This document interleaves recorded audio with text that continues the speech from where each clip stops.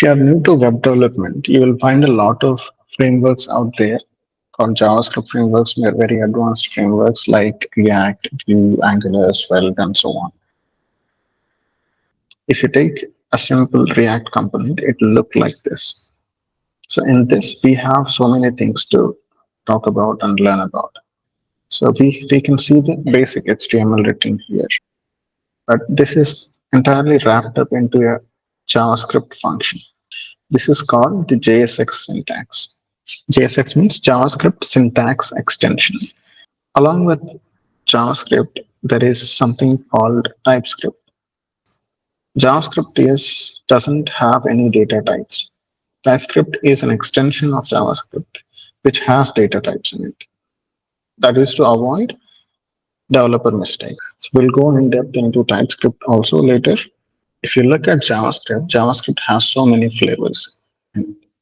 So traditional JavaScript is called vanilla JavaScript. So you also find that there are different variations of JavaScript called ECMAScript, ES6, ES2015, ES2017, ES2020, TypeScript, CoffeeScript, JSX, Node.js, React, Angular, Vue.js, Babel, Webpack, Gulp. It's all confusing initially, but as you learn one by one, it will become more clear. If you are confused about that, you can just learn vanilla JavaScript or pure JavaScript, then you are good with it. There is nothing else you need to learn about. And as you progress with JavaScript, you will get to know other things. JavaScript is nothing but vanilla JavaScript. Everyday what the code we write is all vanilla JavaScript. So you would have heard about ECMAScript. ECMAScript is nothing but a browser specification. European Computer Manufacturers Association. So ECMAScript is a standard that European Computer Manufacturers Association has defined for the modern browsers on how to interpret JavaScript. So ES6, ES2015, 2017, 2020, these are all different versions of ECMAScript that are not yet supported by the browsers, modern browsers. So mostly they are all backward compatible. The browsers, if they implement it, they are backward compatible. Sometimes you'll find people writing code in ECMAScript syntax, which is a future version of JavaScript that is supported by the future browsers, but not yet fully supported by the current browsers. For converting the future versions of ECMAScript into the current version, we will use tools like Babel. TypeScript is another version of JavaScript. It's a variant of JavaScript with types. Once you learn JavaScript, then these things will become familiar for you. Now let's look at linting and formatting and indenting. If you want to make sure that your code is perfectly formatted, you will need some tools for formatting and also for finding the errors in your code while writing the code itself. There are tools available to find errors in your code and also to format your code. So let's install those tools. One such tool is ESLint. Let's click on ESLint. ESLint is useful for finding the errors in your code while you are writing the code. Let's install ESLint. Click on install. Now ESLint is installed. Prettier is another tool that is useful for formatting the code. Let's type Prettier here. So if you see here, so let's click on this, install this also. Press publish and install. Without any indentation, we have typed this code. So we can actually indent this with right clicking on it and format document with Prettier code formattation. And I can also choose the configuration to format by default with Prettier. Let's click on configure as default, Prettier as the default. So if I just go click on format document, it will automatically format the text for me. So now it's all formatted. That's how you format the document. Right now, let's look into how to build user interfaces with HTML. So for that, I'm going to start my VS Code. So this is a workspace I had already. So I'll put this entire code in a repository, but for now, for the class purpose, let's have some temporary workspace here. So I'll create a new directory. Okay. Yes. So HTML is a markup language. So it doesn't have any compilation logic per se. It's only used to represent data. It doesn't do any calculations or anything at all. So it's just a template representation of what we show in the browser. So all the logic and everything, styling, everything happens in a different technology called CSS and JavaScript. So for any basic HTML or any basic web page to work, we need to have an HTML context. So let me create a new file called index.html. The convention usually is the base folder or base HTML page will be index.html. It's just a convention. We need not conform to that convention. We can name a file as anything. So .html is the extension used for HTML content. So basically, in any HTML page, there are certain predefined components. So one is the document type. So if you see here, basically, VS Code has this feature which will templatize this entire template. It will generate. If I press exclamation and give a tab, it will autofill the details for us. This is the basic HTML template. Let's type it down manually right now, or we can just go through each of these components. Any HTML page, if you take, has these components as a bare minimum. So it has document type. Document type specifies this tag. Actually, the HTML tags start with something like this and ends with slash something. This is actually an XML syntax, but HTML is also an extension of XML. So this something is not a tag. So HTML has a predefined set of tags that we use for different purposes. Head tag, HTML, body, title, meta, all these are different types of tags. We'll go into what these tags are, what tag is used for what purpose and all that. But basic syntax wise, this is the starting tag and this is the end tag. So if I am using a division tag, if I specify div as the division tag, so it automatically has a closing tag. This is the open tag and this is the closing tag. Whatever content I write here will be within this context of these two tags. This is the opening tag and this is closing tag. Just like in programming, when we opening brackets, all the code that we write will be here. Similar to this syntax, this is also the HTML way of representing content. Any content that goes into this division will go in between these two opening and closing tags. So let's go in depth into what these different tags are. So any basic HTML has these elements. Document type is the first definition of it. Represents what is the type of this document. It is a HTML document. If it is doc type XML, it will be an XML document, but we'll go into XML later. For now, let's stick to HTML, and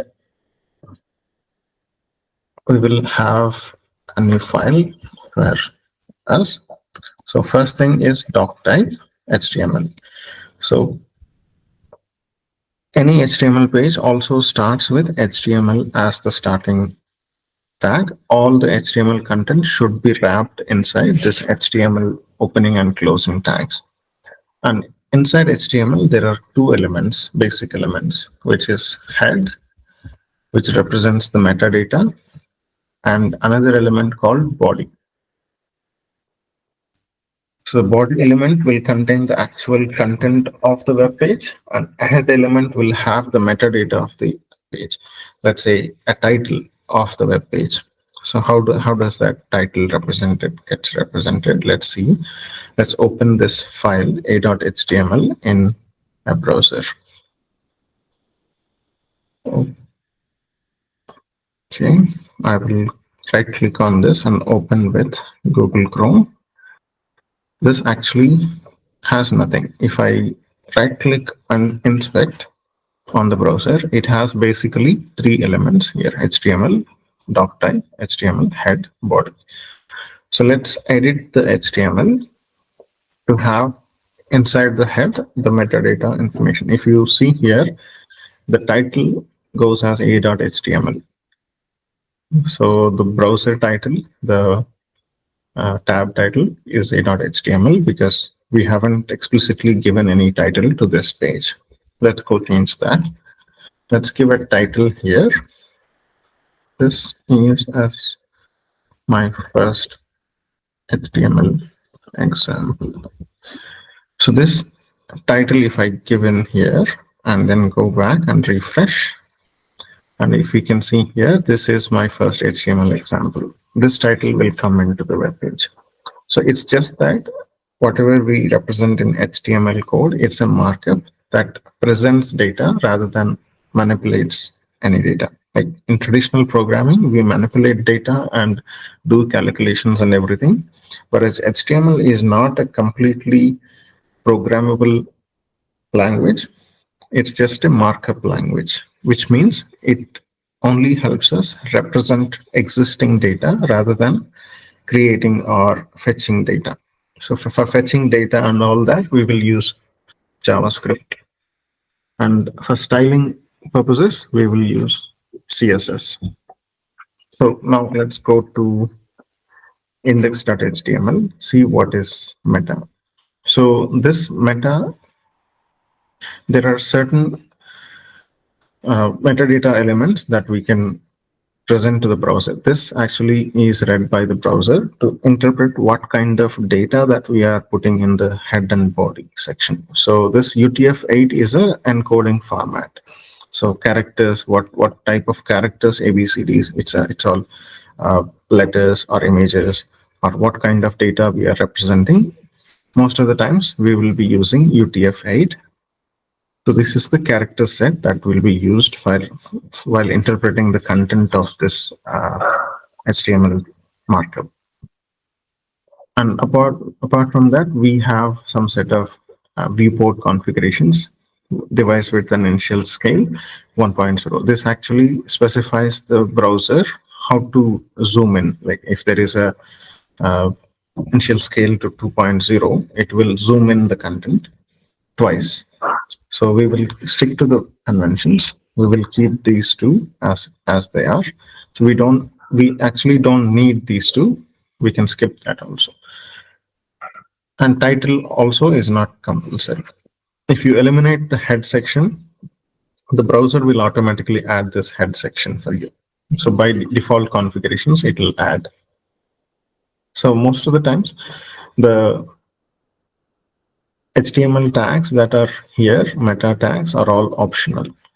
We don't need to specify it compulsorily. Let's go into body and say something. So there are certain tags. Heading tag, I'll go over what all tags are available. But for now, let's demonstrate heading tag. H1 is a heading 1 element, the type of heading. This is a heading 1. Heading 1. And let's copy this, or let's use a.html for that. Or I'll just copy this entire thing and move it over to index.html. Let's remove this. And now instead of a.html, I'll just use index.html. It has nothing yet. So let's go change that. Now I will add a h1 element, heading 1. Let's go back and refresh. So this is a heading one element, which is the bigger first titles. Let's use something like H2 now. H2 represents a subtitle, subheading. Let's refresh. This is level 2 heading. So we have till H6, H3, H4. So as I said earlier, HTML is used only for representing data rather than creating or fetching data. How to represent each individual element is what markup specifies. So we can use H1 to H6 for this. Let's see what this looks like. So these are the different heading elements. Okay, that's about how to represent actual content. Let's say now I want to style these content. So the tags and all, reference of all the tags available and other things we will look into in the next upcoming classes. But the basics of HTML is like this. If you know the different tags, we can use for different purposes. This time we will use styling elements also now. So let's do one thing. First, for adding styles to it, let's say I want to change the background of an element or color of the text, etc. Let's use something called style tag. The style tag is used for manipulating the style of the web page. So here I can specify some set of rules. Let's say I want heading 1 to be in color red. Color. There are properties that we can use in CSS. We'll go in depth into CSS rules, what kind of properties can be set on elements. All that we will see next. This is just a demo of what can be done in an HTML page. Color I'm going to choose as red. And this is the syntax for specifying an element style. Now H1 will have color red. Color red means the text will be red, and I can actually choose background color also. Background color blue. There are predefined set of color names. Instead of color names, I can also use hexadecimal RGB representation. This is called RGB representation. So let's say I will use 0F. This is one kind of color. So the first two digits represent red. The second two digits represent blue, green, and then the last two digits represent blue. So, any color can be mixed up with RGB, basic colors, RGB, red, green, and blue. If we mix up these three colors in different combinations and different set of intensity, we can achieve any kind of color. So we will go into color theory, how to build new colors and all later. For now, I can either use a name of the color or the hexadecimal representation of the color. If I go click on this, and this is a feature of VS Code. This is not usually available everywhere. So if we see here, we can actually select which color we want to use. And let's go change that to something like this.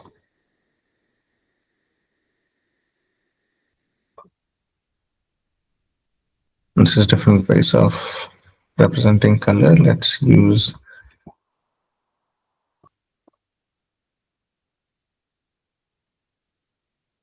this color. We have to end with semicolon.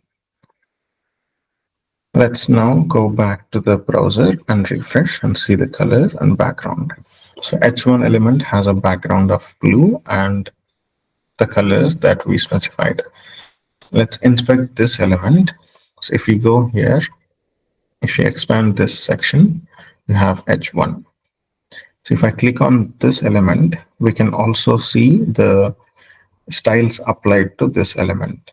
So if you want to experiment and try out different combinations, you can also manipulate here instead of directly manipulating on the code. We can do something over here, and let's use red instead. And this is temporary. When I change the color here, when I refresh the page, it will go away. It will go back to the version that was saved in the file like this. If I have to retain it, I have to change it in the code rather than changing it in the browser.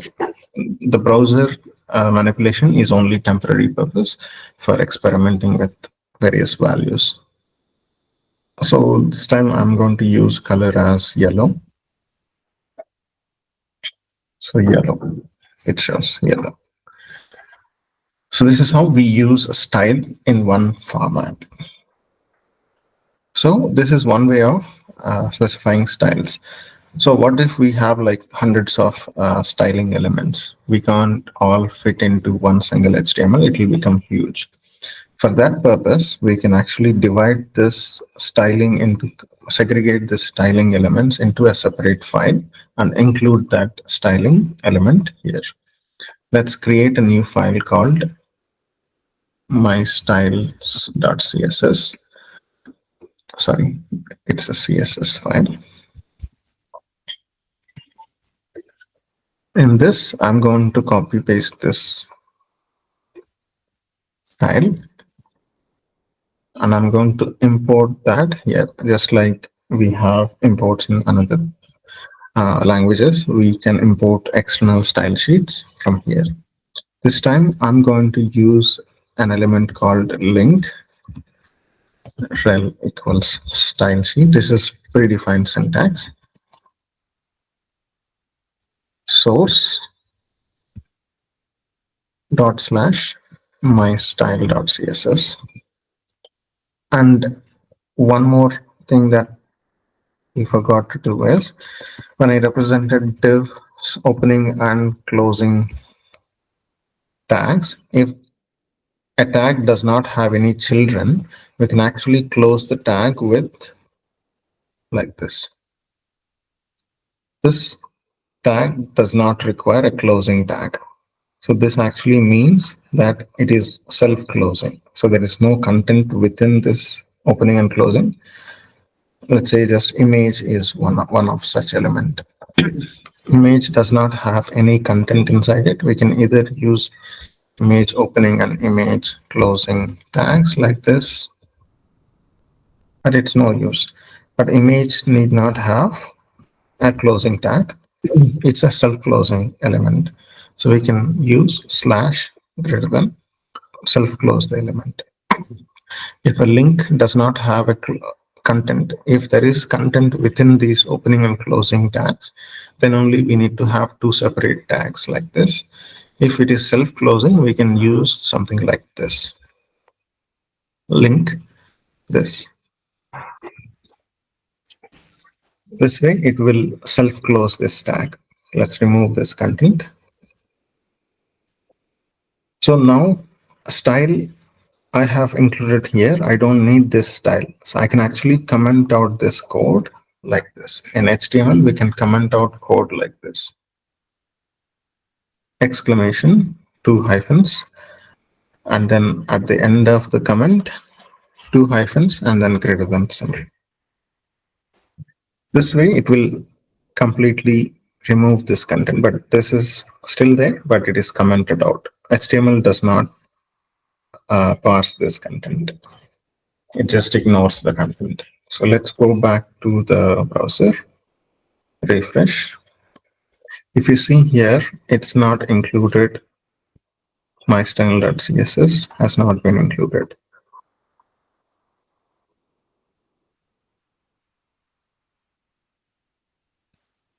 And there is some problem.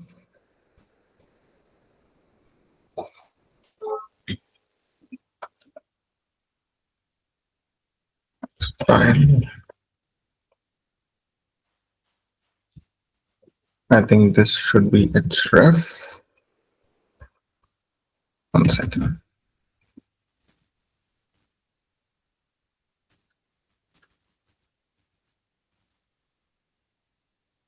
Yeah. So it's not a source. It should be href. This is the property that link has to have. Href represents which file I need to include in this code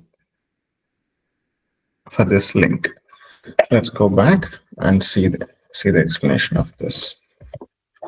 If you see here, this link actually is nothing but it's copying this entire content into this HTML. It's including this content into this HTML. Instead of writing it over here, we are just writing it in a separate CSS file and importing it here. And if we go see the element, same set of rules have been applied, and we can see the which file it is written in. If I open this, it will show me the content of that file. So in this place, I have index.html and style.css. This is how we include style sheets. What about JavaScript? Let's say I want to write some JavaScript. I can write it here. Actually, I can write something like script. Let's include this, and there is something called script tag, which allows us to type the JavaScript. Type I can specify as text/JavaScript. This is just a hint to the browser, but it is not required, compulsory. It's not a compulsory thing, but it will be helpful for the understanding purposes. Type text/JavaScript. So let's use document. Okay, get element by ID of hello dot text intent equals hello world. And I need to have an element. Let's say this code is actually manipulating the DOM elements. This code, I need to put it in the bottom. Let's demonstrate that why we should put it in the bottom. I'll create a new element called division that has an ID as hello, and it has previous content. Let's reload, and it has previous content, but we have written script here, document text content. I wanted to make it as hello world, but it did not work because by HTML gets loaded top down, top to bottom. So as soon as the script is loaded, it will see if there is an element called hello with an ID hello and change the element text. If it is not finding that element, it will ignore.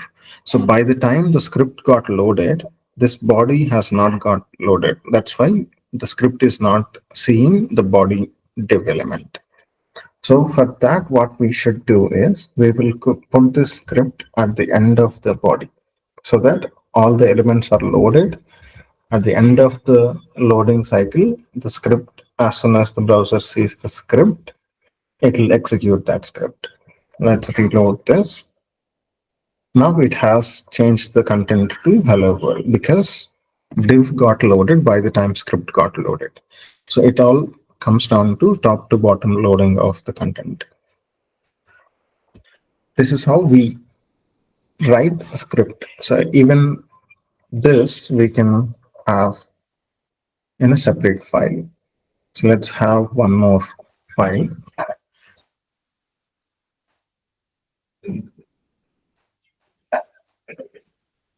My script.js. The script, I'm going to put it over there. I'm just going to comment out this portion like this, and then include the script here. So There is one way to do it with link rel as um, script, href as / my script. Let's reload.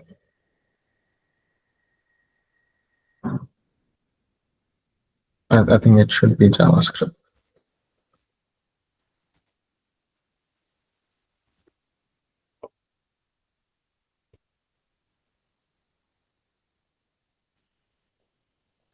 Test text / JavaScript. Okay, my mistake. So we should use script itself. So we should use script tag to include this script type text / JavaScript, and then source as / myscript.js. This can be self-closing. Let's try this one. Okay, it's not closing.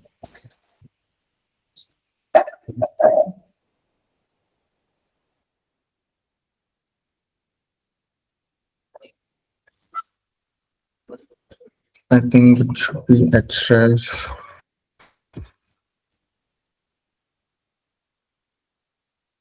Let's try this way. I think it's not self-closing. Script. Let's use it this way. Yeah. If we lower it this way, it's working. Yeah. This is the opening tag and source and then script. So scripts, we should always include it like this. All right, this is how we segregate from style sheets into separate files and scripts into separate files. So we have seen three parts here. So we have seen the basic HTML structure and then style sheet structure and then script structure. This is all the basics that you need for digging into web development or UI development. It's all about styling these elements, and scripts can be more complex. First thing is this script is a plain JavaScript. So as you create more complex applications, the code, if we write it in plain JavaScript, it becomes more and more complex. That's why we have frameworks like React and Angular and Vue.js. So what those things do is it will allow us to write object-oriented programs with JavaScript, and then it's a wrapper on top of JavaScript. It allows us to write high-level logic so that it will convert that into low-level logic with JavaScript. So there is a library called jQuery, which we can use for simple experiments with JavaScript. So first thing is to include the jQuery in the HTML. Basically, when we are trying to do a post request, we can do it with fetch API. There is something called fetch in JavaScript. Let's try doing a fetch request to http://abcd.com. This by default sends a get request. So as soon as this JavaScript loads, it will do a fetch request to that. Fetch request actually does send a as AJAX request. Let's go to the network and reload the page. And if you see here, it is sending a HTTP GET request to abcd.com. But it is throwing an error, response headers FSC. It's not available. Strict origin on cross origin. Okay. If I have something like an API /API,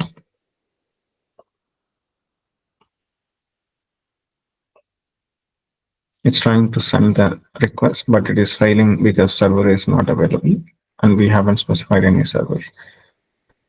So this is useful for fetching data from servers. If I have a server running or where this HTML is getting loaded from, we can actually call this slash API something like size of an element or something like a post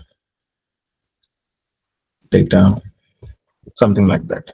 So this is a basic way of fetching data.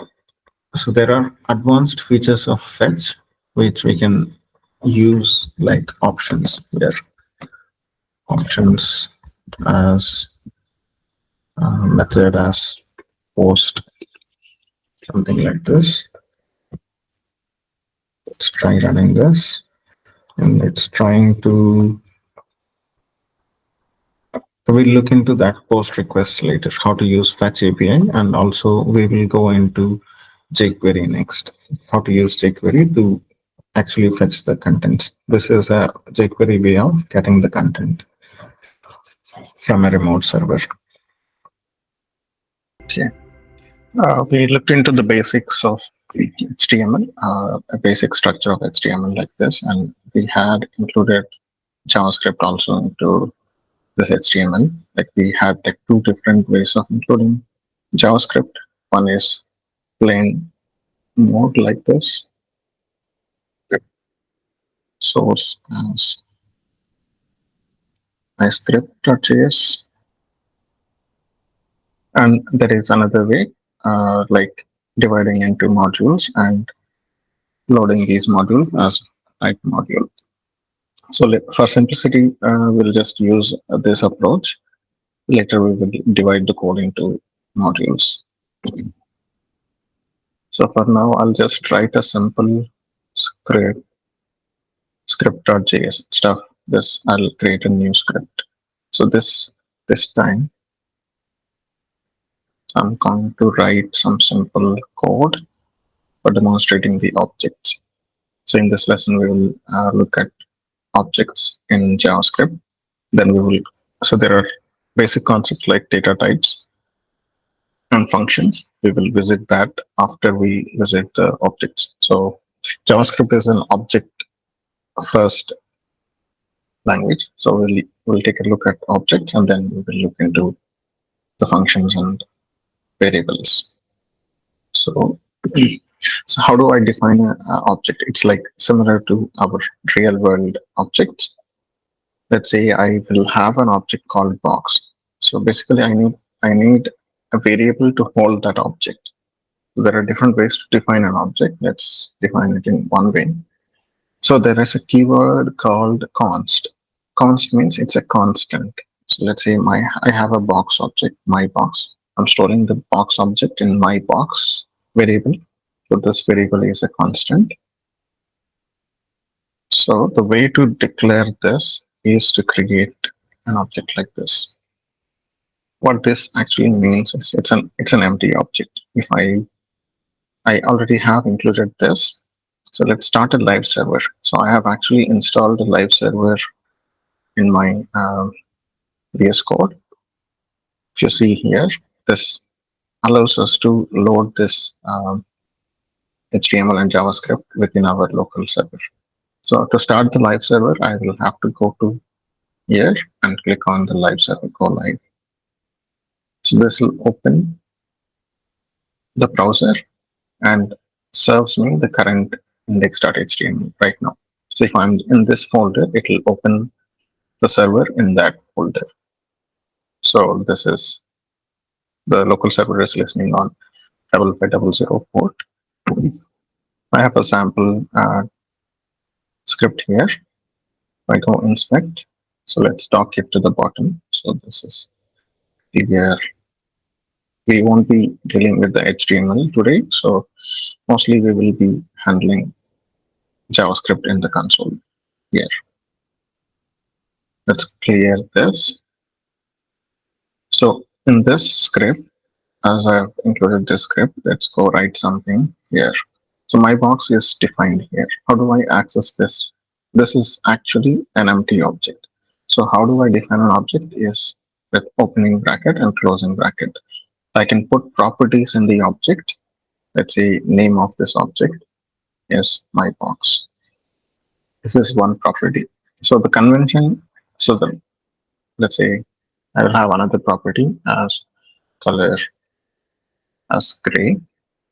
So at the end of this, we don't need to have a comma, but it doesn't harm us to put a comma also. So this is usually uh, we'll use a comma at the end so that if we add more fields to it, we don't miss out on the comma. So even if there is a comma, it will just be ignored by the JavaScript browser. So this object is defined and it's included in the HTML. So in order to access this object, I can actually do it on the console here. So if I go refresh this, let's try to access the my box object. So now we can see this my box object here. So it has a prototype. So this is actually inherited from the default object, that is a JavaScript object. So any JavaScript object inherits a set of properties and functions or methods. In object-oriented programming, we call functions inside an object as methods. So this is an object. Any object in JavaScript inherits the properties and methods of the parent class object. Every object is a subclass of the object class. This is by default given by the JavaScript runtime. So we can see the constructor, and these are all different methods in the parent class. So this is a simple object which has two attributes, name and color. So like this, we can have nested objects also. So inside this object, I can create another object and put it in here. Let's say this has holes in it, or I can just put as strap length, strap. So we'll say if this box has straps to carry it, let's say define an object called straps, strap length, and left side length as 10, and right side strap length as 10. This is a nested object. So within my box object, I have a strap length object, which is another way of embedding an object inside another object. If we see now, I print my box, it has a nested object. If I expand this, you can see the nested object here. And this is how we define nested objects. Now, let's say I want to define a method, a functionality on this box object. If I want to drill holes on this object, or let's say increase the strap length, something like that. So let me introduce new properties. Let's say holes. It could be an array. So all these data types and data structures, we will go again in the future classes. So inside this holes is an array right now. So inside this, I will have objects itself. The first object, it's an array of objects I'm declaring holes as. And this can be like whole number, which wall it is, hole is in, number of holes. So the hole radius, let's say 3, and I will have another hole number 4, radius 2. So I have two objects inside this array, which is a property of this object, my box object. Now let's introduce a functionality to drill new holes in the box. I will just write a function here, drill hole. It's also a property. So property and the actual value are separated by a colon. So in an object, left side thing will be the property, and right side thing after the colon is the value of the property. So here, drill holes, I'm going to define this as a function, which is used for manipulating this particular object. Let's define it as a function. So all the syntax we will go in depth in later. This is just a demonstration of how objects work in JavaScript. So drill holes, I will create it as a function. So at this point, we can give the wall number as a parameter to this function and radius as the second parameter. Now I want to drill a new hole and add it to the holes.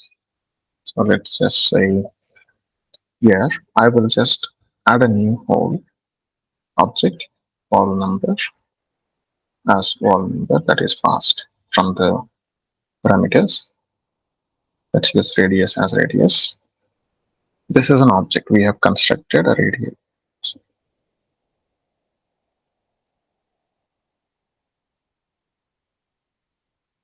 object. Okay, this is an object. Now I have to push this to the holes object. So what I need to do is this dot holes dot push this object. What this statement does is it will refer to the current object. This keyword actually is used for referring to the current object, for manipulating the current object that we are dealing with. Okay. So this object now refers to the current object, and then inside that holes is a property within the current object. I'm just accessing an array, built-in array function called push. Push actually does push add an entry. It appends an entry into the array. This push is a function on the array object. It's a built-in function in JavaScript for array elements. So I'm using push on this holes array of this object, and I'm pushing the value as an object. Okay, so this also is an object, and this also is an object. So if you are confused about like the dictionary in Python, so Python dictionaries are different, and these objects are different. By default, Python JavaScript by default JavaScript works with objects. That's why it's very simple to declare an object in JavaScript. In Python, we would have to go into like creating classes and then all that. So even the class syntax is available in JavaScript. So this is a very simple way to create an object instead of going through that complexity. We will look into the creation of objects using classes and constructor functions also. There are two other ways to create these objects. This is a simple way of prototyping an object. So I've defined the function here, which in this case is called a method, and I've implemented the functionality to add the add the new hole to the object. Let's try experimenting on this object in our console. Let's go to the console. We have my box object. Now I have, if I expand here, I have color, drill holes as a function. This takes 2 arguments.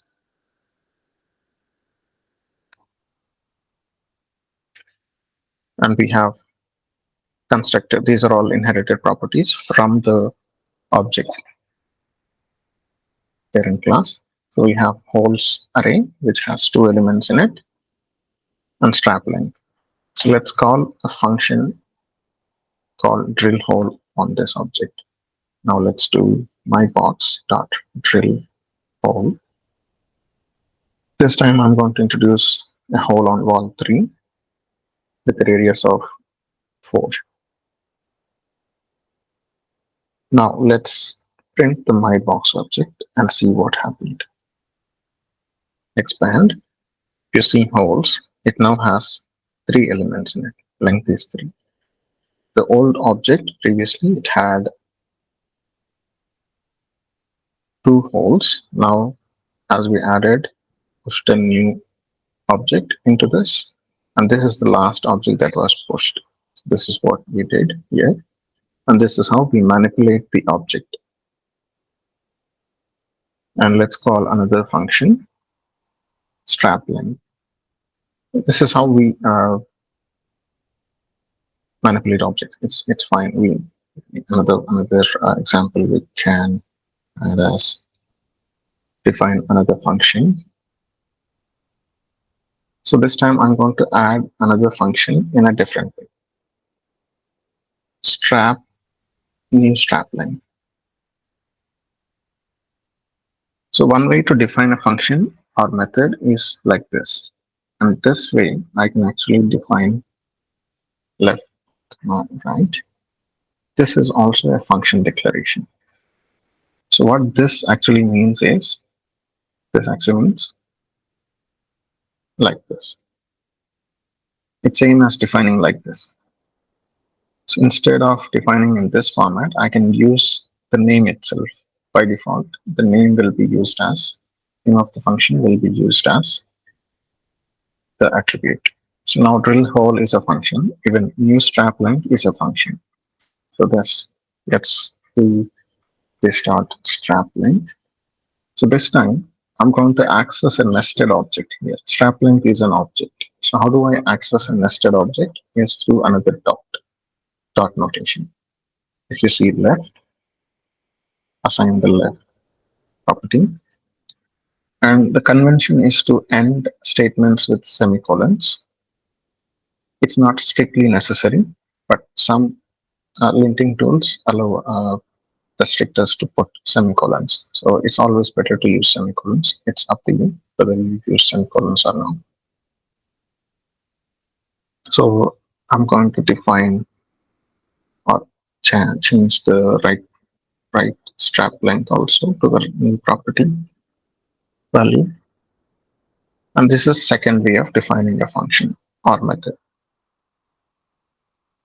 Now let's go back to the browser and see my box object.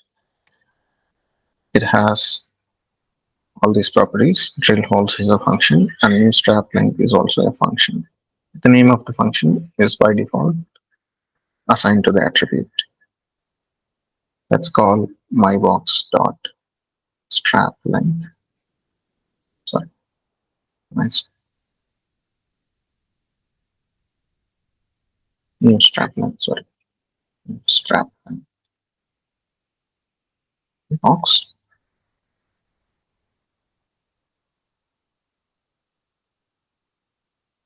So this time I'm going to change the strap length from 10 to 20, 20 and 30. That's it.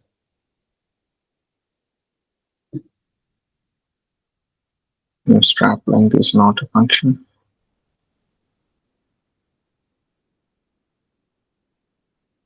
I spelled it wrong. Use strap length. I'll just correct this. Strap length. So it automatically reloads when we do a live server.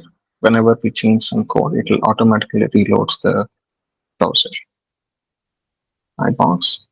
If I see the properties, new strap length is a function. Let's change the strap length from 10 to 20. iBox dot new strap length of 20 and 30. Okay. Now it returned nothing because we got a return value as undefined because we are not returning anything from this function or method. So we will use the name as method from now on. So from this method, we are not returning anything. By default, it is undefined. So if I am returning something, return strap length, then it would give that strap length in the console. But let's not do it right now. We'll visit that later. As we are not returning anything, by default, the JavaScript methods will return undefined. Let's go back. My box. If you see now, nothing. We have changed the code, so it reloaded. We need to again call the same function. If I now print my box, you can see the left strap length got changed to 20 and right strap length 30. So this is another way of defining a function or method. So we have looked into one way of doing this. So one observation here we need to do is we have used a constant called myBox. So what the significance of constant is that my box value cannot be changed. The properties of this object can be changed, but this my box itself cannot be assigned to another object or value. So this will throw an error. So the reason why we declared this constant as constant is this variable as constant is we don't want anybody to change the reference of this to another object. By accidentally changing that, we will lose this object entirely. That's why we defined this variable as constant. So if you try to change that constant value, it will throw an error. So, but we can actually change the properties of the uh, object color. Let's say blue, I will change. It will now we'll see color as blue. So the thing is, so whatever changes we do on the console, one more thing, whatever changes we do on the console, it's all temporary. So unless we change the code in the script file itself, this is all not retainable. As soon as we reload, all those changes will be gone. Now the color will be back to gray. So it's all temporary here. So that's about constant, why constant is being used. And if we are into debugging, let's do a console log of this my object. Let's put some statement here, console log my object, my box.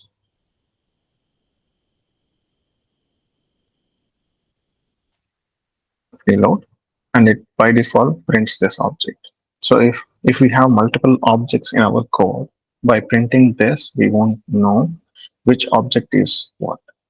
It doesn't give us any name or property of the object. So for that, we can actually add some statement like this is my box.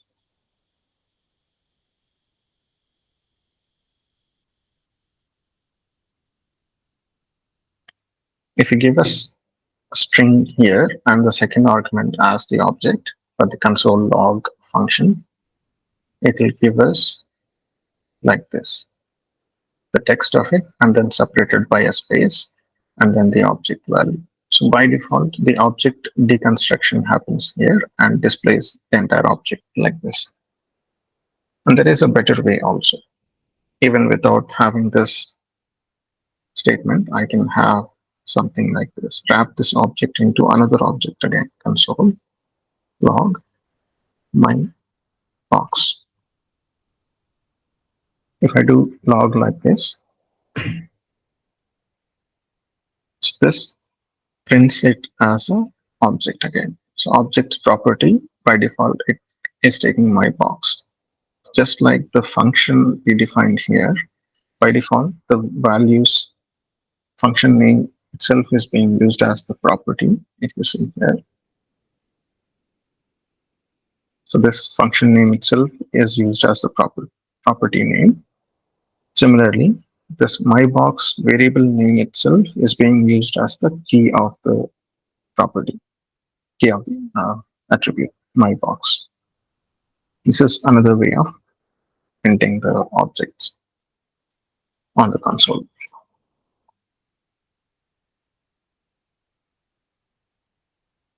So just like we had accessed these values, we can access values, nested objects in any way. Let's print the strap length.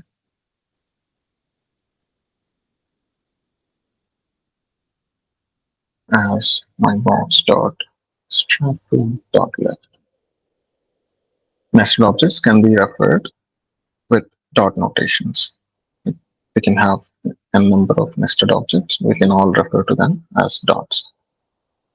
And there is another way of accessing these attributes. We will discuss that in a bit. Yeah, that is a dot notation. So we have another notation called string or key notation.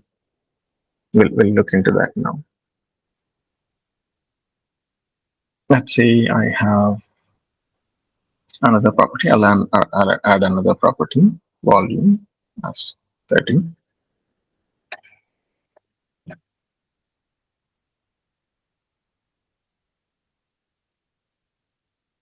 Let's go here.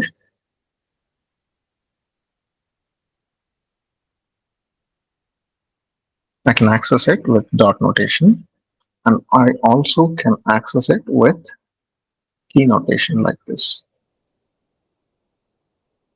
My box of volume, the same thing will be accessed.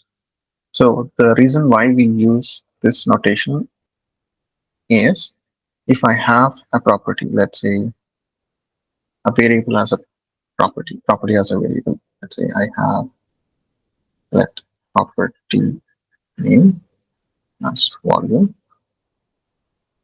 I can actually use dynamically this property name volume, or here I'm going to demonstrate a simple syntax to use variables inside strings. If I use back quotes, just like f strings in Python, we have back quoted strings in JavaScript. We can use dollar and opening bracket and closing bracket, property name equals my box of property name. So I can actually use something like this also, just like we demonstrated earlier. Volume equals volume in becoming dot this. So if the property is coming from somebody, or if this property is being generated dynamically, what kind of property we want to access from an object, we can't always know the property beforehand. So if that property is coming as a variable to us, we can access the object's property by variable also, like this. Instead of property name, if I just use quotations volume, that gives the volume of the box. Let's refresh, and this is what is being displayed. This is why we use this is how we use key notation. And now this is good for temporary purposes. If we are defining an object and every time we want to construct a new object, we have to go through this. Let's say I want to create a new object called my box2. I still have to define it like this again, same way of defining, and then use that object. But there is a better way. If we wrap this up into a template, and I can always create new objects, just like in Python or any other language, we can have classes defined. Classes give us the prototype of an object rather than the object itself. From the prototype of the object or the template of an object, so that template, we can create multiple objects. From that template, we can create multiple objects. So let's create a new script called box.js. This time, we are going to make this object as a template. So the way to define that template is to declare it as a class. The convention is to use a capital letter for the first letter of the object or class. Let's define box as a class. And class supports one thing, constructor. Constructor is a special function or special method that allows us to initialize the object. So this accepts a set of parameters. Let's say all these properties, name, color, strap length, holes, all these are functions, methods we will define in the class again. So name, color, these are all plain properties. Let's make them as constructor properties, name, color. Let's use this as strap length left, strap right. And also we can actually indent this code by right clicking on it and format document.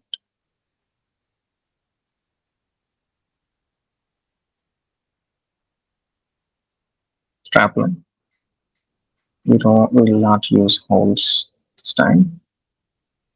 I'll use volume. And now the constructor, we have received the parameters in the constructor. We have to initialize this object. So this is making our object as a template rather than creating every time all this by hand. We can actually make use of this box template to create an object. How to use that? How to use the create the objects from this template? We will look into sometime. So this time, as we receive these properties, we can initialize this object's properties like this. This dot color, equals color. This dot strap length equals an object that says strap length as strap length left, right, strap length right. This dot volume as volume. Now we have defined the constructor. We have to define these methods also. Let's say holes, I will define by default as these holes. I'll just use an empty array right now for now.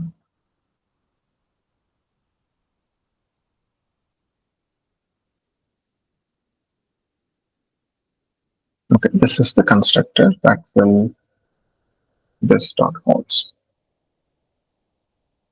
We should use equals. Now we have to define the methods for increasing the strap length and also for drilling holes in the box. So this time we are going to use this syntax, not as attribute and value. So in the class syntax, we cannot use attribute values, but we can still use it inside here, define the methods also, but that's not a better way. This is a better way. Let's define new functions for drill holes.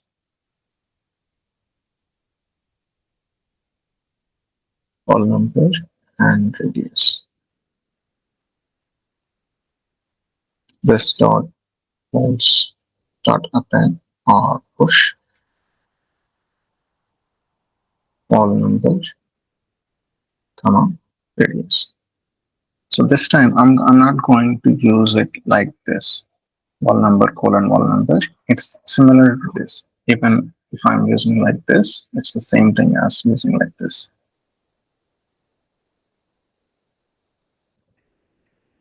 So this statement and this statement are one and the same. If I don't use any key property name for the variable name itself will be used as the attribute name for this object. So wall number itself will be used as the name and the value will again be the value of wall number. So this is a shorthand for declaring this key value pairs for object attributes. So this time we have defined the method without the function syntax. Same thing we'll use for strap length also.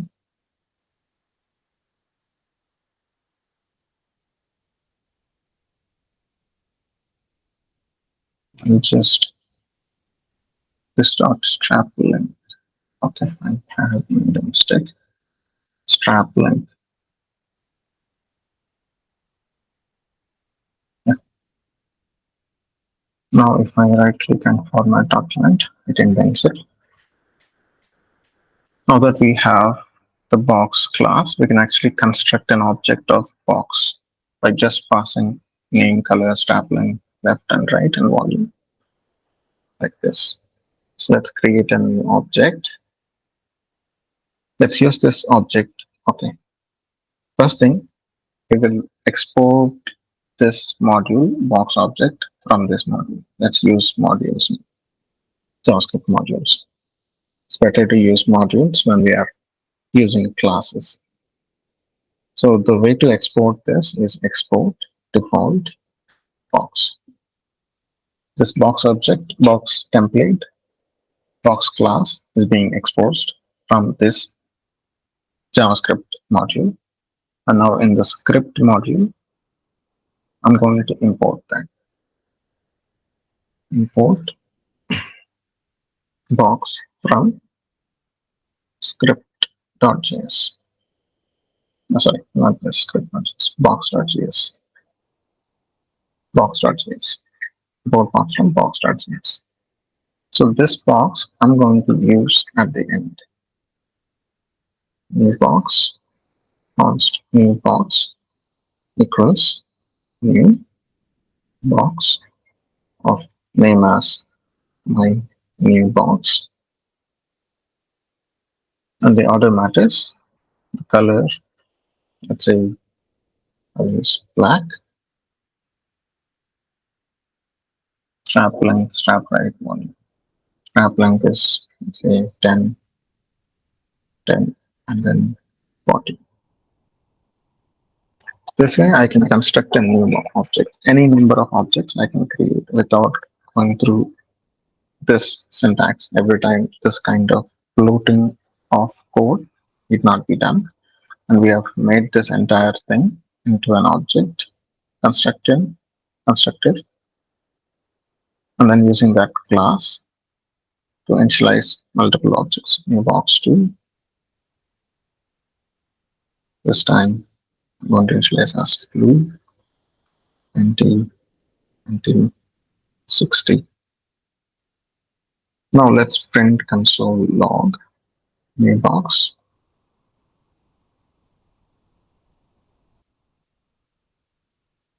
New box 2. To actually demonstrate this, we have to go to index.html and import this box also as a module. This time we are going to use modules because we are using import statement here. Script cannot load it as normal script. It has to be imported as a module like this. Type as module. I'll just comment out this part and add a new statement here just for reference. Script source, type as module. This time I'm going to include both box.js and script.js. Source as box.js. Because it is in the current directory, I can just use box.js. Always the browser will look into the current directory to find the file. So if it is in the parent directory, I would use // If it is in the root of the website, I can use /. All this we will look into when we are visiting HTML syntax. So box.js, now I've included that as a module. Similarly, I will include script.js also as a module.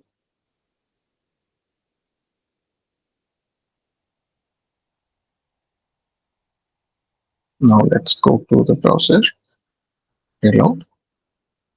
The box, new box is constructed, the box object. We can see this initialized, and the box 2 has color blue, this has black, this has blue. Now let's manipulate my box 2, new box 2, dot color is red. Is not defined. Okay. New box 2.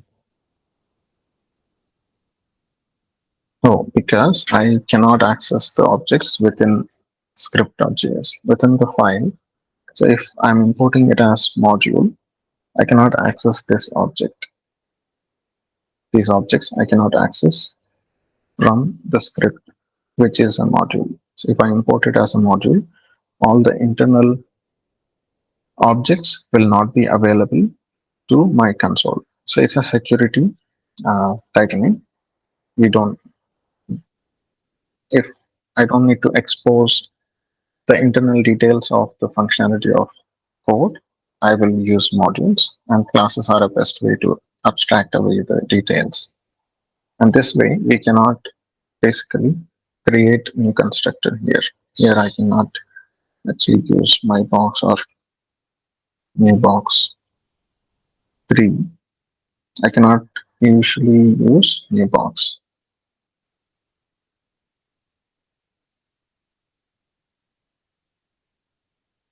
Let's try importing box from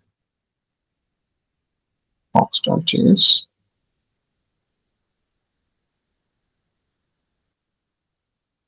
So you cannot import statements outside a module. So this JavaScript console is not inside a module. We cannot import another module inside this. So this is a good way to abstract away the functionality, internal details of our implementation from the browser or from the console. Yeah, that's about how to use objects from constructors.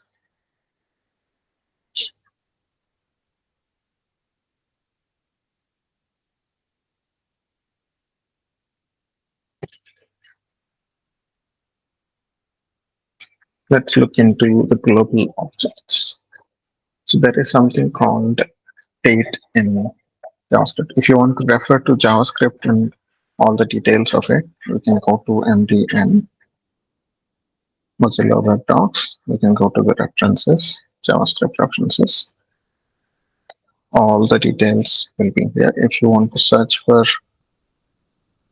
object here, all the properties of an object you can find here.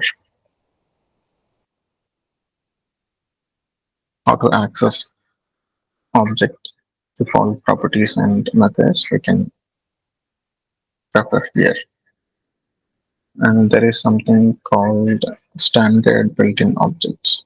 If you go to standard built-in objects, so JavaScript by default comes with a predefined set of objects that are readily available to everybody inside the JavaScript content. So for that, we can refer to these, and there is a object called date. Let's search for date.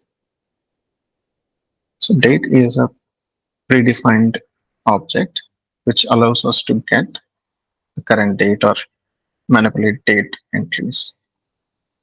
Date has a new constructor like this, and you can pass in a string, and it will parse the string and convert into a date object we can compare and use. Let's use that now in the console. But these standard date types are available inside the console itself. Let's do a date here. We can now see the date printed. So if I want to pass in date information from here, let's say something like I have December 12, 2018. Let's see what it gives.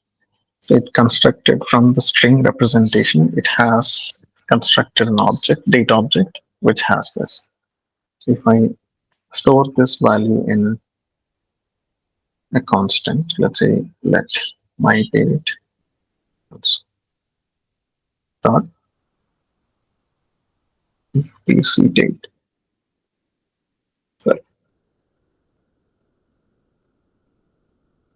So this gives the date of that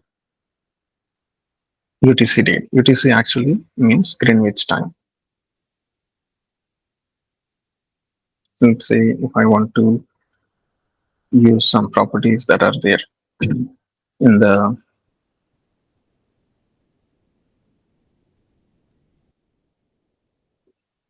get means get month.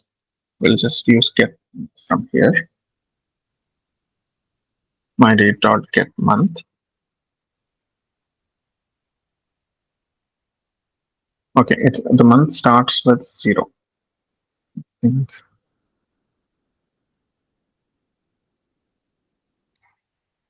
Okay, 11 index actually means if we go to the definition of it, you can see January gives 0.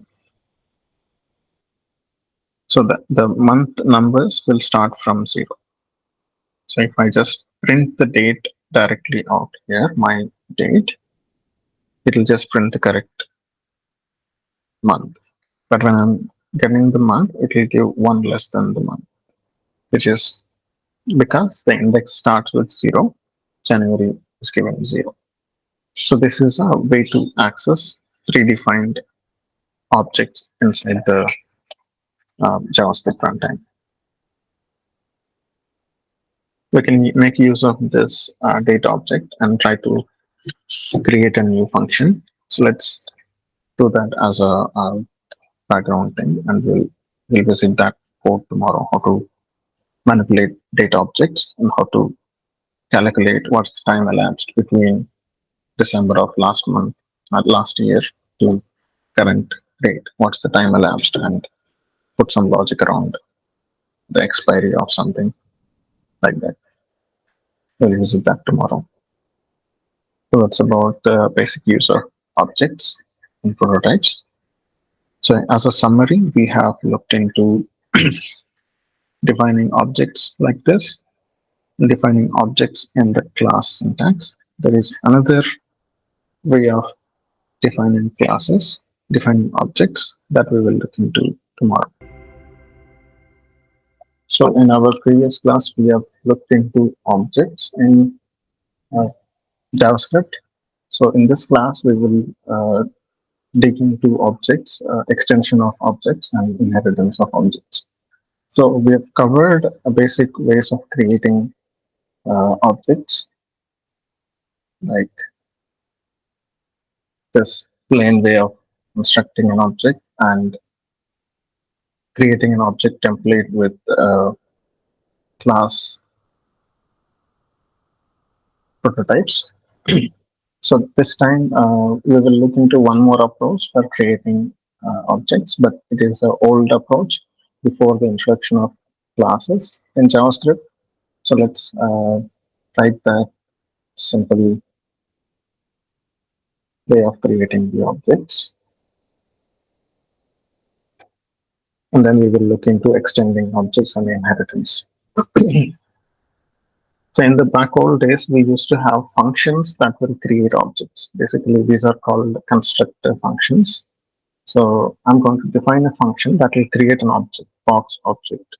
So we had already seen box as a class. We will now see how, let's say,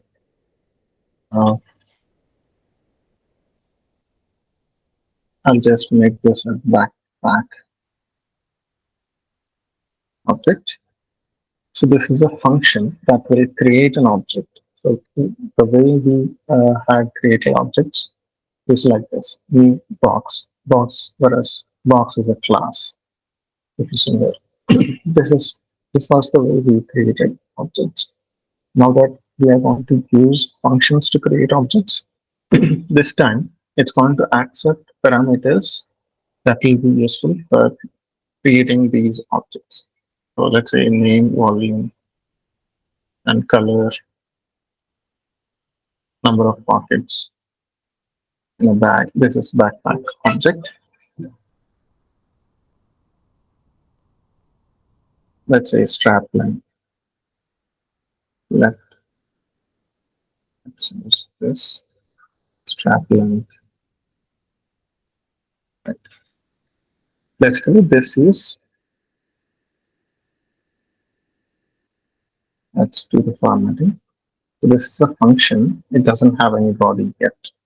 So this function accepts these parameters. Using these parameters, we are going to create an object and return that object. Let's have one more variable. Open. So this time, instead of using a constructor, class and constructor method, I'm going to use directly this. This is an old way of creating objects, but it is no longer used.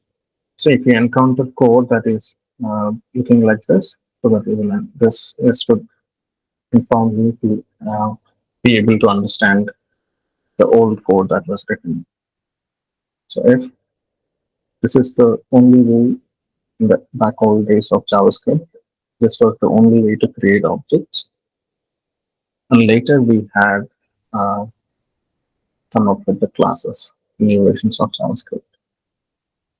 So if you encounter this kind of constructor functions, you'll know what it is. So basically what we are doing here, we are creating an object. So this actually refers to the current object that we are manipulating. Number of pockets, and this strap length equals strap.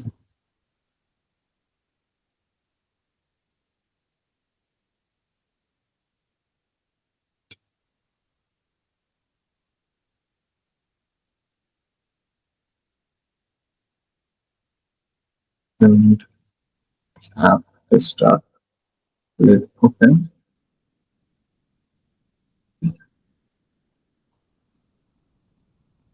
Now, if I want to declare a function within this object or the method within this object, I need to make sure that I'm using this syntax. So this is old, but not required. So any new object that you create has to be created via this template or via this kind of method. So this is only to understand back or old code if it was written in that. So this time, toggle lid method I'm writing within this object, that to within this function. So this is a function that's going to accept lid status as an argument, and then it's going to change lid open state to lid status. This is another way of creating objects. So how do I create a backpack object? It's like this. My backpack. It's also like this only. New keyword we should still use. Even with the old syntax, we have to use new keyword. So here we are going to pass something like name, my the volume 30. All these parameters we need to pass.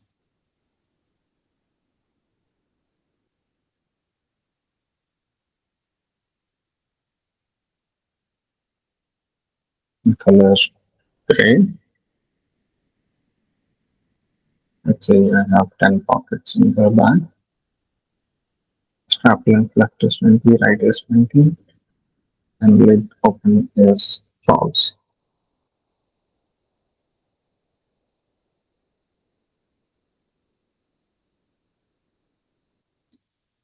So let's print this thing. So log. So what this does is, if you create a key called my backpack, and then value it replaces with backpack. Let's start the live server. Go here, start live server, inspect, in the console.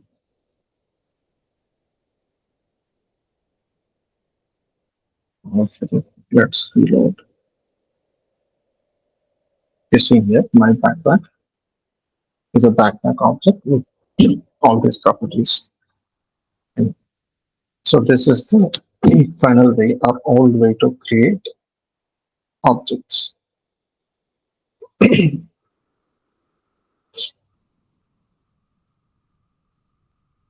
So now we now we will look into how to extend these objects. Now we already have seen uh, inheritance in Python. So how do we do that same kind of any object-oriented programming language will give us these kind of properties, inheritance, abstraction, all these concepts. We'll look into how to create these inheritance in JavaScript. Let's do this backpack, make use of this backpack as the base class. Let's create a new backpack.js.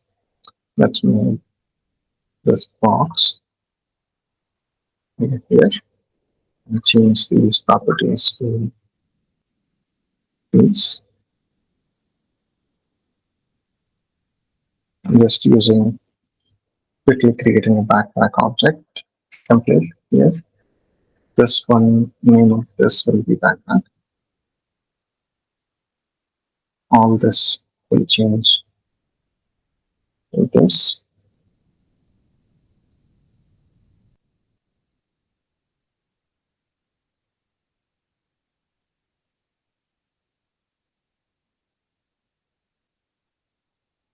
So here I'm removing this functions and I'll use toggle led function. Instead of toggle led function, I'm going to use toggle led itself.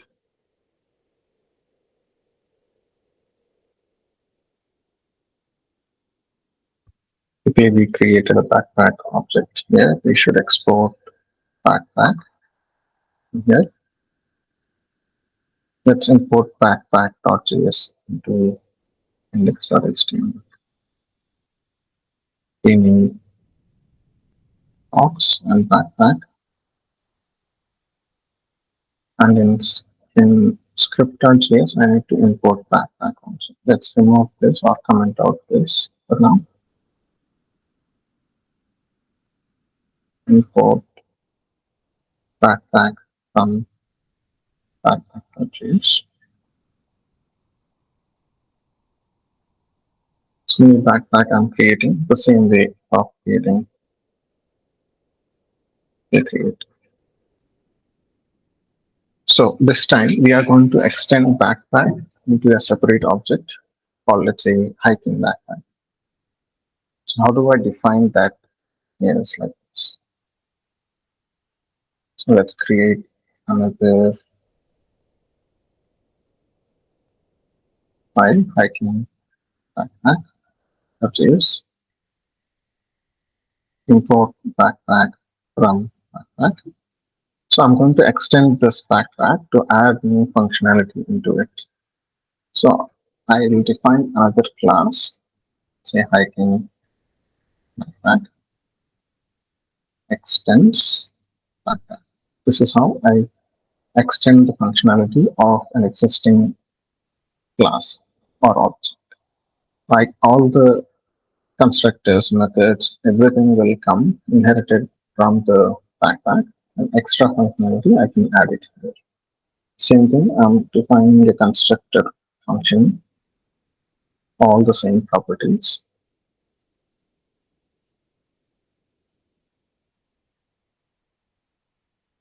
And some more extra properties I'm going to.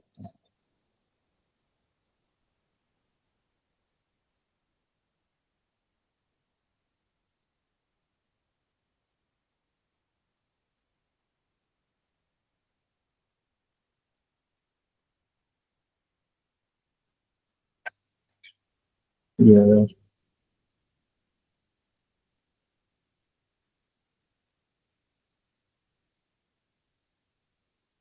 Let's add one more property, hydration capacity.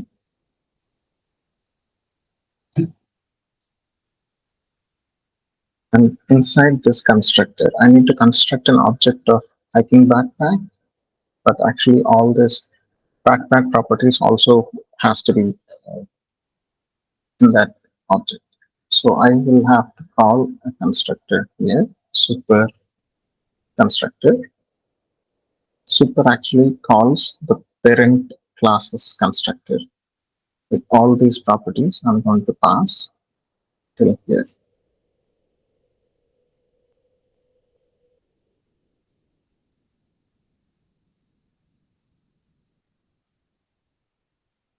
So what this does is it will call super superclasses constructor on this object. And then after that, I'm going to create the hydration capacity extra parameter here. Initialize that with the past and value. So this is how I create an extended object that has all the functionality of backpack, but with an extra set of functionality. Let's try creating this object in script.js. Let's import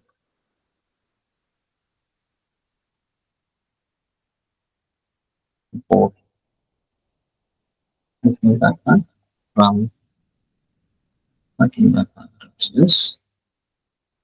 This time I'm going to create a new object, my hiking backpack.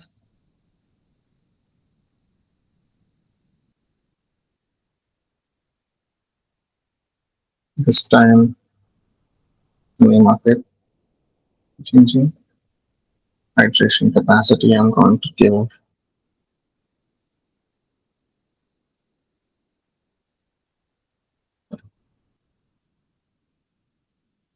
it's formatted. The last one is going to be 10 liters.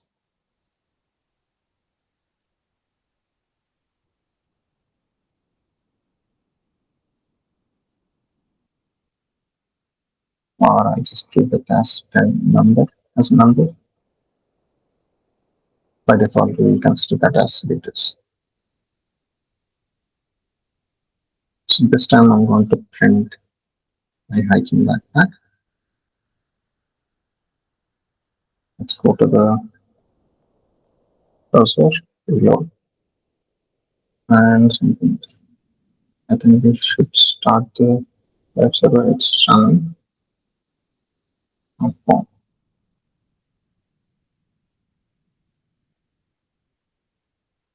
Backpack.js.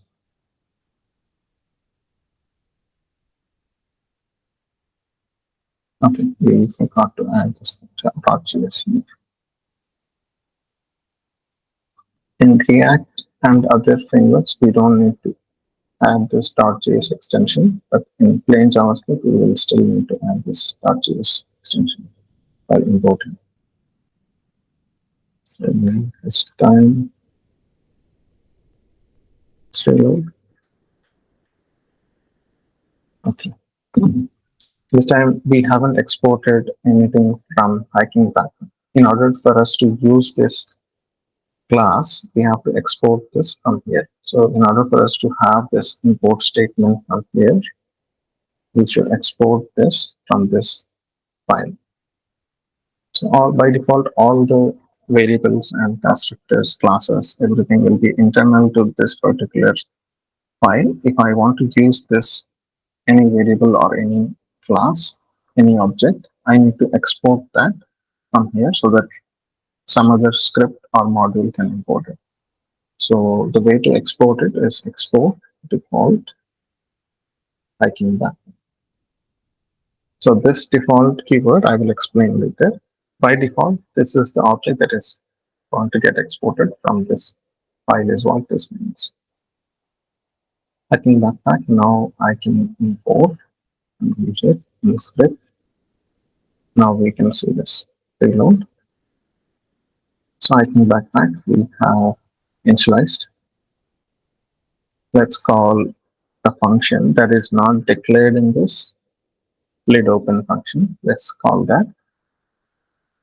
But it is actually declared in backpack. All these attributes and methods will be inherited by hiking backpack. So we can still call these functions, toggle lid function on the hiking backpack. Let's call that function my hiking backpack. Let's see. Okay, this we cannot do it over the console because it's a module. So modules by default are not available to the console, but they are available within this script module. This is also a module because we have defined it here. So let's use that, call that function from here. Let's call non-hyphen dot delete open. To right now, initially it was false. Now let's make it to true, and then print the hyphen backpack object. It's this time up following let open method.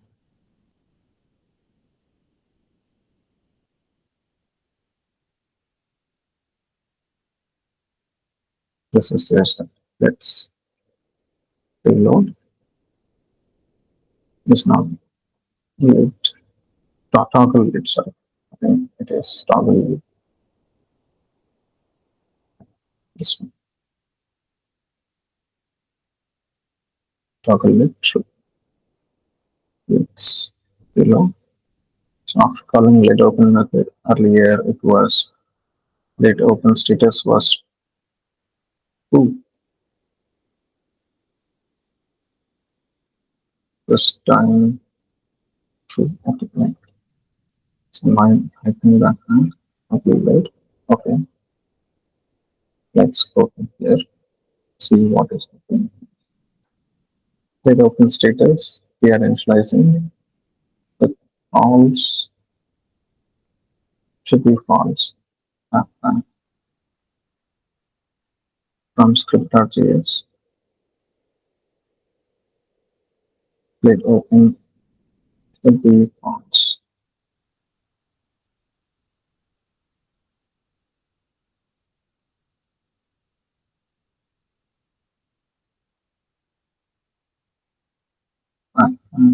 Let open.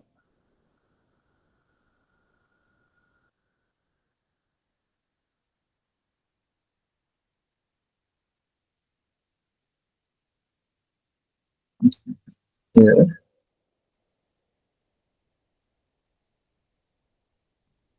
Let open is true. Let's just print let open status instead of printing entire object before doing any manipulation. Let's just print.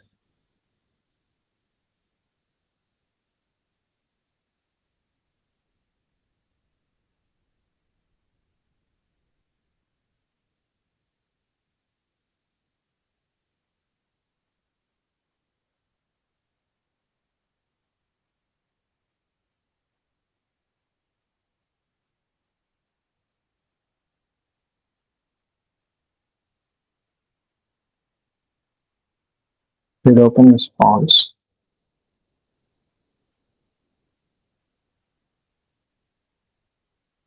Print this.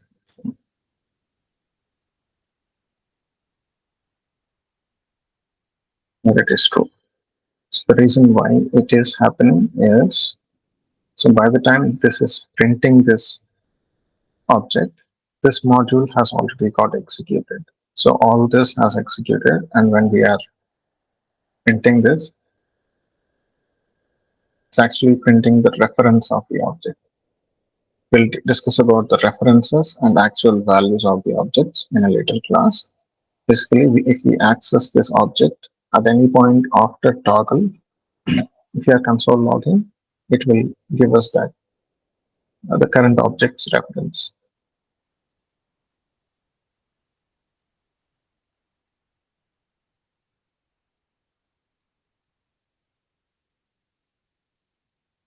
I'm just trying to demonstrate how to use, how to extend the existing functionality. So if backpack has a toggle lid function or a method to use, manipulate the object. Let's say if there is a object called door, in order to open the door, we have to do something on the object. Right?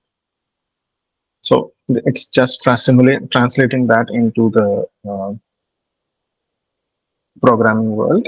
That's what I'm trying to demonstrate here. This toggle lid is a function or a method that is on this object. So if I want to manipulate this object, I can call this function and perform some operations.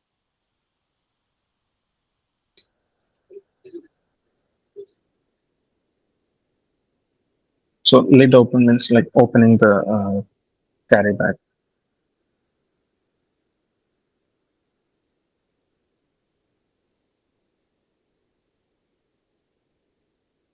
Okay.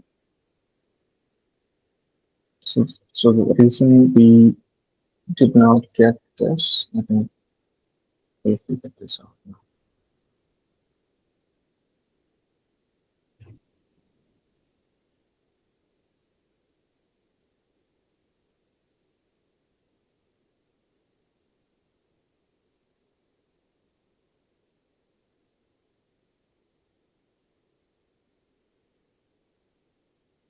Okay, this is a problem in the console. This console is actually giving the current state of the object, current reference to the object.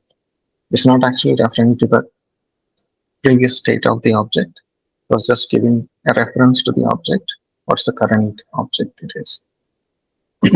So this console will be helpful if we are debugging the current state of the object. If we need to find out the previous state, we will have to log this object entirely. Let's say I'll just do copy.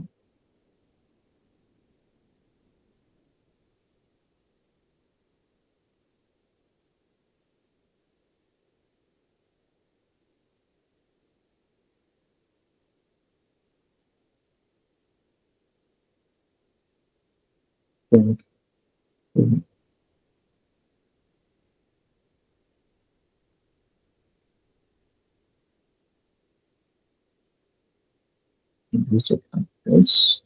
Let's see if this works.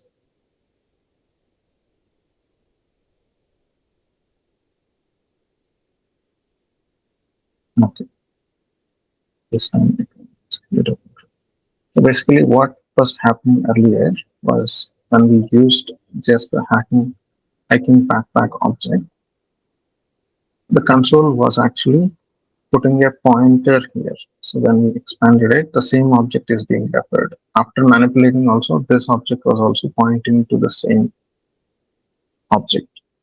So what's happening with dot dot dot, what we are doing is we are creating a new object from the current state of my backpack object.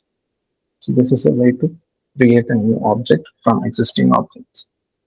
It's a copy of the object rather than a reference to the object.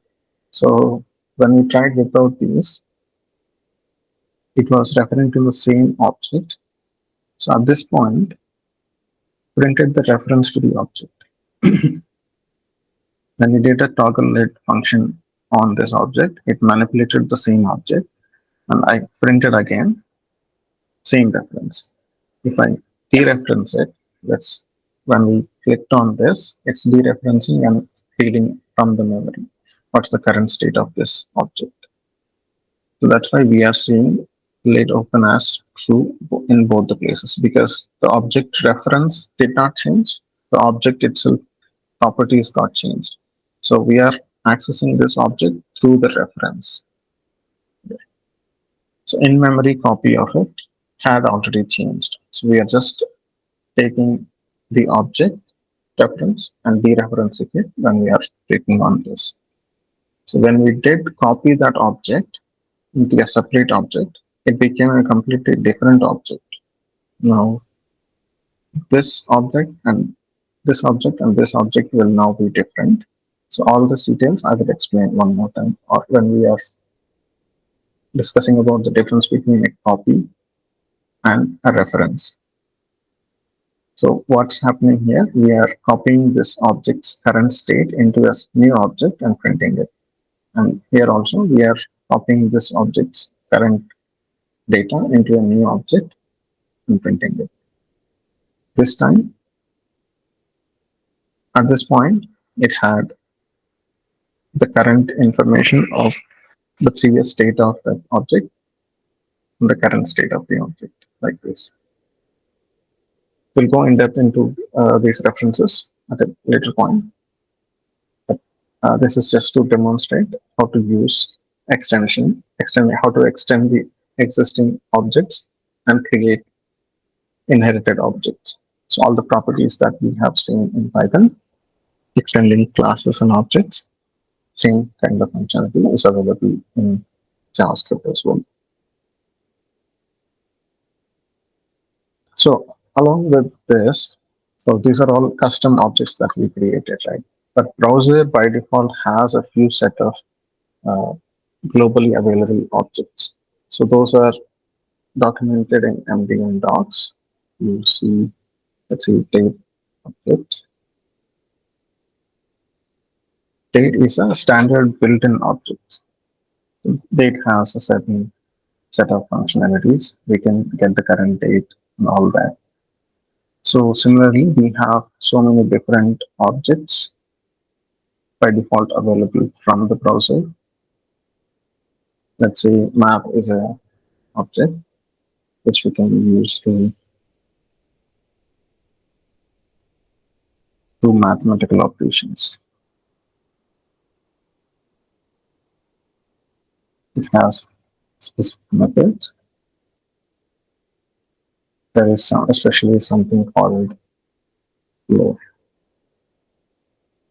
What does math.flow does is it'll it'll wrap up the floating point number to its nearest integer or to the lowest integer. Let's say I will demonstrate an example. Let's go to the console. Math.flow 1.03.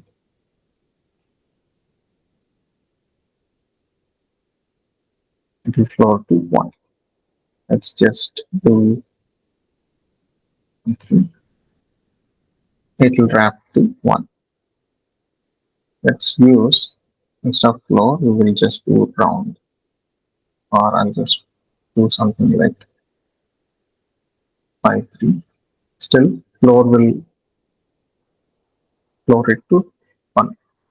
Let's use math.round, which does wrap it to the nearest integer.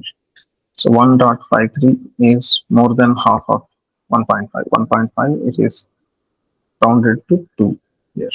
So if I do the same thing on 1.23, let's see, it rounded to 1. So similarly, we have other functionalities, other standard built-in objects. All these we can use for different purposes. Let's say date, we will use date object for now. If I just do date, it gives me the current date in the full format. Let's just try to string date dot to string. This also does the same thing. So by default, when I'm calling it on console, it's calling the toString function and giving the value. Let's say toDate function. Let's say date string. I think there is something called toDate. Yeah, toDate string, which we can use to only do the date string. Date string.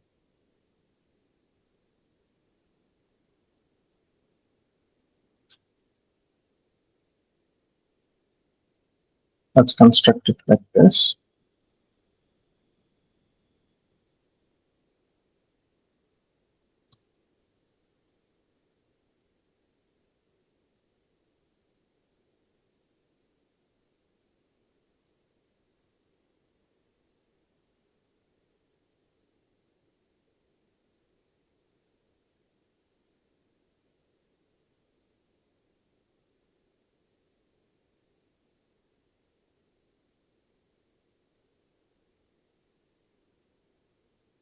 I do this, only date will be given. So for various purposes, we can actually make use of standard built-in objects in JavaScript. If you refer to this, you will understand various aspects of JavaScript. Get the link from the video. So these are the default built-in objects in the browser.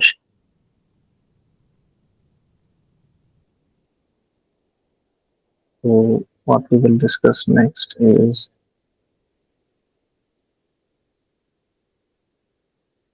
manipulating DOM from the JavaScript. Now, all these experiments we have done only in the console and in the JavaScript world. How do I reflect that on the DOM object? So the main purpose of using JavaScript is to have dynamic web pages that have interactive elements and dynamically generated content. So let's look into how to manipulate the DOM elements. So what I refer to DOM is this. So this structure is called the DOM, document object model. It has a sort of tree-like structure which has all this body, name, nested elements, all this. This entire structure is called the DOM, document object model. We can actually manipulate these DOM elements from the JavaScript. So let's try in the console. So now that we haven't touched anything in the DOM yet, let's do that now. So let's print document. So document is a built-in object. If you search for document,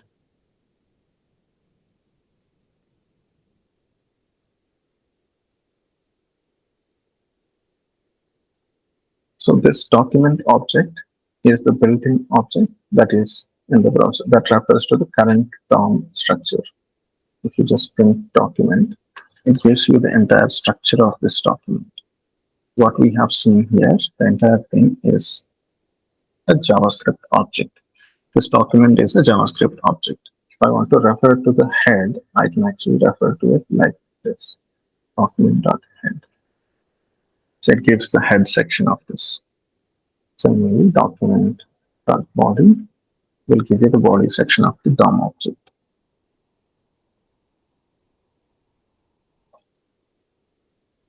Let's try doing some manipulation on this DOM. Let's say we want to replace a specific section. In this section, this entire thing I want to replace. Let's go create some structure, and from JavaScript, let's manipulate this structure of the DOM elements. Let's go into index.html. Let's wrap this up into a new folder. So I'm wrapping, I want a new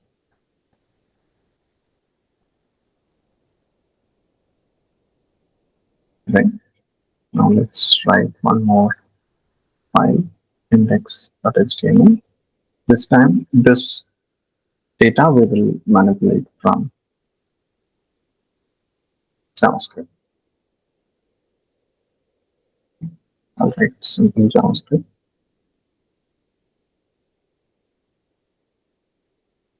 And body.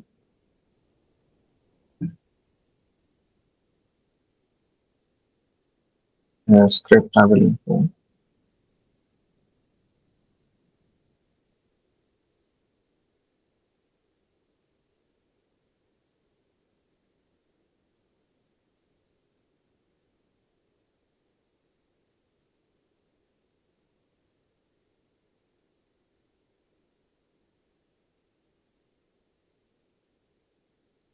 These two I will copy from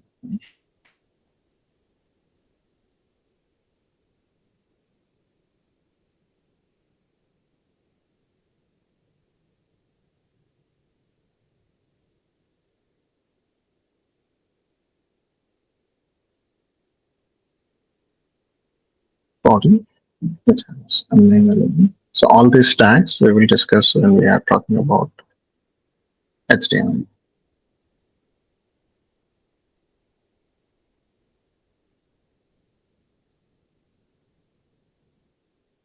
So I'm giving a title. If you see the HTML, it's interactive. As we're running the live server, we can see all the details. So this time, all the features of the backpack, I'm going to list here. Volume, color,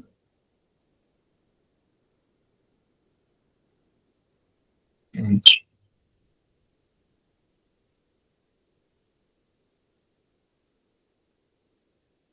number of pockets,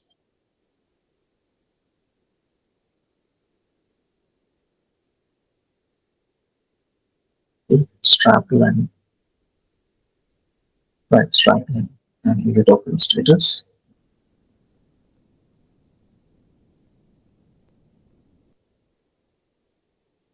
This time I want to have those values coming from the JavaScript. This volume, all these property details, I want it to come from the JavaScript rather than me hard coding this data. For that, we will have to use template literals. What I'm going to do right now is in the script.js, I'm going to copy this entire text, put it here as a template. I will create a new script itself. Let's move this back to part one. Let's create a new script itself with our packable reviews. Create a new script. This time, what I'm going to do is I'm going to create a new object or a constant content. So there are template literals. Actually, we can use backcodes for creating templates like this. If you see here, this is all a text. It's all wrapped up in the backcodes. So basically, strings we can define it as my string with double quotes or single quotes. You can define them within single quotes also. So with this format, if I have to add a new variable within the string, let's say my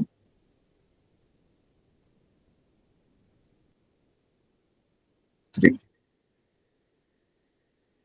So my is equal to. So if I want to print this, I actually have to do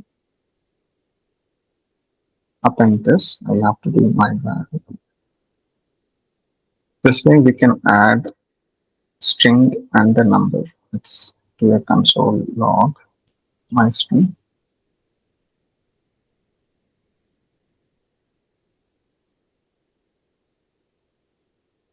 Very low. So my variable is 3. So if I have like too many details, let's say my variable 2 is 5, and then I will have to append my variable 2 like this. Now if I sneak here, reload,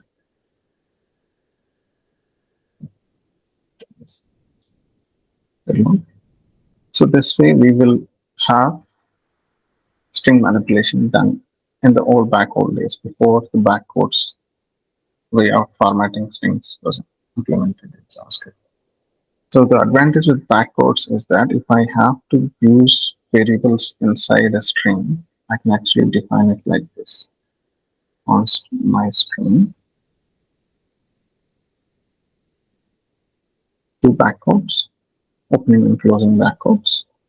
I can just do my variable equals dollar to clever brackets, my brackets, and then my variable b. So this way, we don't have to do append operations with plus. So this time, any kind of text, any large, any length, with a text of any length can be constructed without using these append operations. These append operations are costly in programming. So let's see if you reload, the same string got constructed. So this time, for manipulating these data elements, I'm going to put the volume, color, age, number, all this as template literals like this from the my backpack object. So that's why I'm going to use the back codes. Let's comment out these statements. Let's use volume from here. Let's just try before adding anything here. Let's just try to manipulate this entire thing. I'm going to remove from here, and let's see the back. If you see the from object, we have the main element h1. We don't have the fuel content element. This content element we don't have. Let's add this content element to the DOM tree. So instead, let's have within this main, I forgot to add a tag called. So all this, let's put it in the article. Then, so within this article element, I'm going to add this content, this entire content over here, which is below. Within this article element, we have h1 right now. We will add this with. Now I'm going to refer the document object. Document object is available to the entire JavaScript context in the browser. Within this document or body,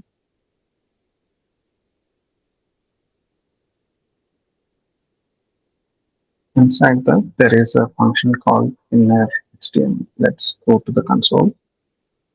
Comment out this part to the document object. So if you see document body, this gives the DOM structure. I just have dot inner HTML. If you give me what text it has inside this inside this body element, what all HTML elements are there, it will give us. So I can just use some string here, some data. I'll just replace the inner HTML with some data as a text. And now printed, some data is there. If you go to the elements, see body, it only has some data. We have actually replaced the entire content with some string we have. So this is what I'm going to do from the JavaScript document.body.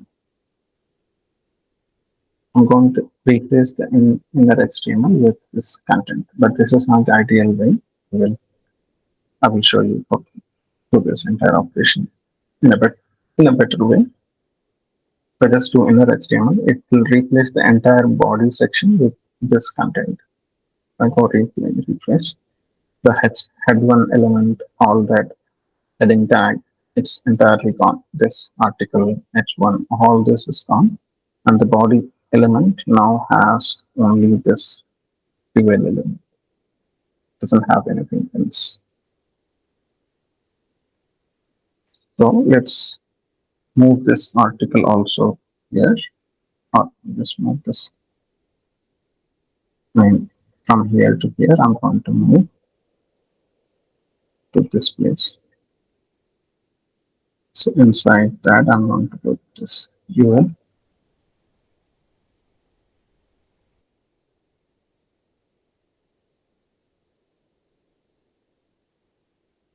I'm going to format this.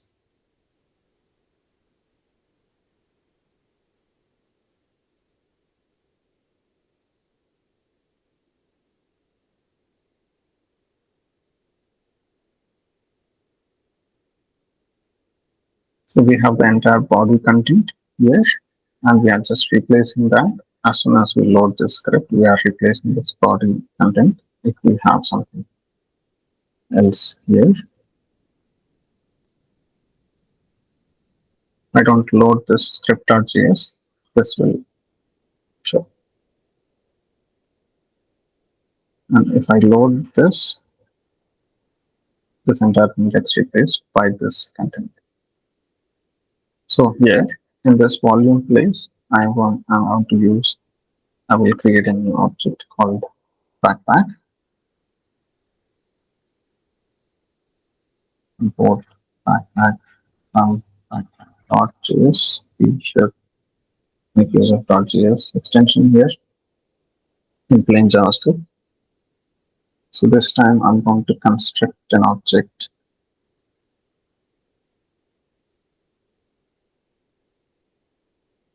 my backpack. I'm going to create with the name all that. Name as everyday backpack. Here I'm going to use the name of the backpack. Here instead of this, I'm going to use sign open bracket close bracket my backpack dot name, which is nothing but the name. So this time volume I'm going to use 30. The volume I'm going to use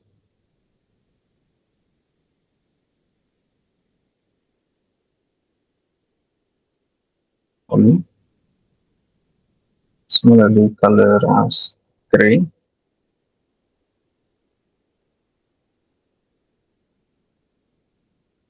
As you see here.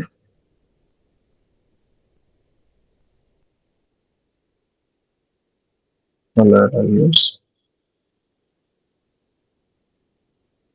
Let's use this one is number of buckets. Let's use 10. Start length as 20 and left length, right? Let open state is false.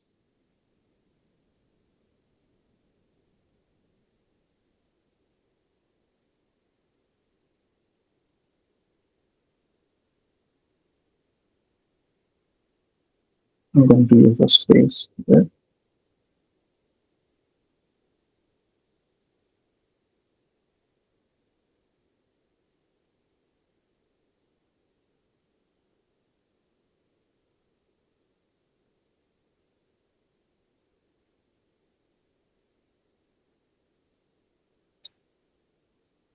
Here's start length dot left. Start length dot right. And this age will be for now.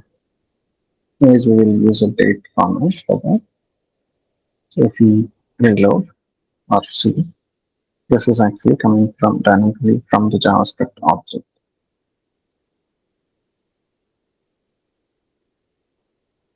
So this is how we use JavaScript to replace the content in DOM trees. So if we navigate to any page, I get this data from the database, this template gets replaced by the value that came from the database. And there are built-in functionality to manipulate document objects. Let's take a look at these methods. There is something called insert. We have used inner HTML right now, right? So we can actually append child, append child, append. So these functionalities are all available in JavaScript, which we will use to add dynamic content in the future classes. For now, it's just enough to know that we can replace any DOM object with the content dynamically generated from the JavaScript. Basically, in React and all, you could have an element called object, division with ID as app object. We if you see in our previous lessons, we had used this ID and tried replacing this division with the content that was dynamically generated with React. So all the frameworks use similar approach. This is basically manipulating DOM objects with JavaScript. So that's about for today. Next, in this next lesson, what we will look at is appending elements dynamically to the end of the list. Let's say I want to add one more URL element or a list of new property to the list of properties. All that we will see how to use. So, but before that, we can actually take a look at this documentation, see what all document object model methods are available within the DOM trees. So with JavaScript, we can actually create element and then append elements. Append will add to the end of the tree. If I select an element, let's say I want to select a specific element. Let's just click on this and see this element. This H1 element, if I want to select, I can actually use it like this. Document dot query selector. I can actually select H1.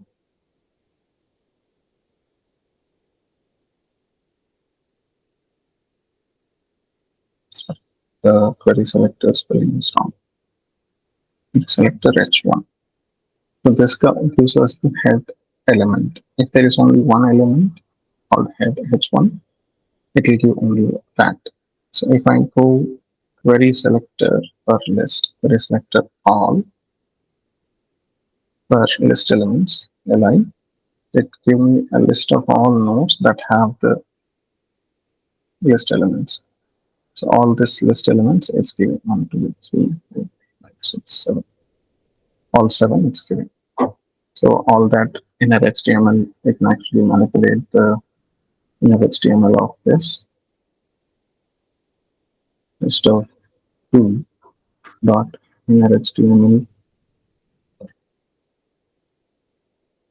or hello from JavaScript using here. So this text got changed to hello from JavaScript. So that's how we manipulate DOM objects. We will look into these append child, and query selector, how to select queries, how do you select elements based on specific pattern. So these queries are all called CSS queries. If you see here, this is actually a CSS query. So how to farm CSS queries, we will look into next. So once we have looked into these, we will actually discuss about HTML and CSS in these queries, and we will revisit JavaScript to know all the details of functions, variables, constants, all that. So this query selectors is an important concept. Once we know this query selector, we can actually manipulate DOM objects and add styles to these DOM objects. So there are some things called attributes and classes. Let's just get a brief idea of what that is. Document.body.attributes. If you see, these are the attributes. Let's just try creating a new element with attributes. Let's just say ID available as something.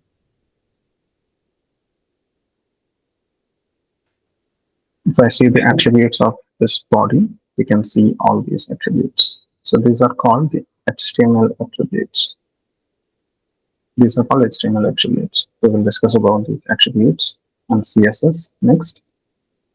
So we will start looking into HTML, CSS, and then revisit JavaScript to know about these selectors. Okay, now we have our HTML and we have an object constructor here. Like that, and script we have used this backpack object and created a dynamic content to display this content in the HTML. So we manipulated the inner HTML of this particular body element. Let's go start the live server. So this is dynamically generated content from the JavaScript. So uh, apart from this selector, we have specific items we can select. So basically, if I have a complex HTML structure, if I want to select a specific element from the DOM tree, I can use query selectors. There is something called query selectors. So if I go to the browser and inspect this, or in the console, if I want to select a specific list element, if I just go see this list, I can actually select a specific list item and then manipulate that item itself. So in order to select these, we need to make use of CSS queries. Basically, what CSS queries will give us is the ability to select specific DOM elements based on a criteria.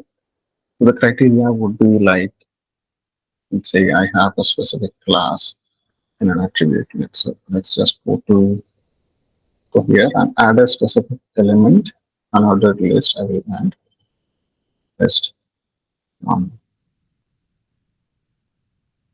just add some variables here.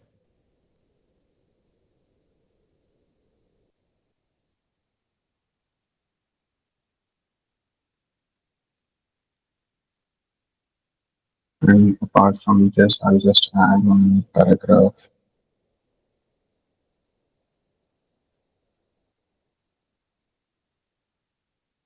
I'll add one head file.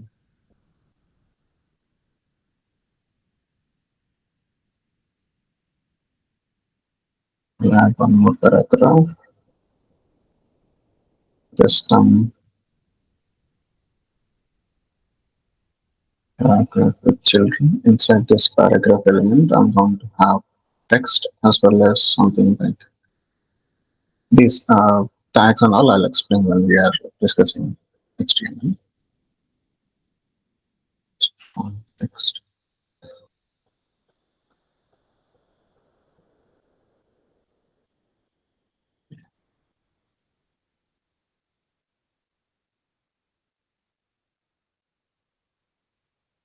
And I will have a text element here. Inside this will have article.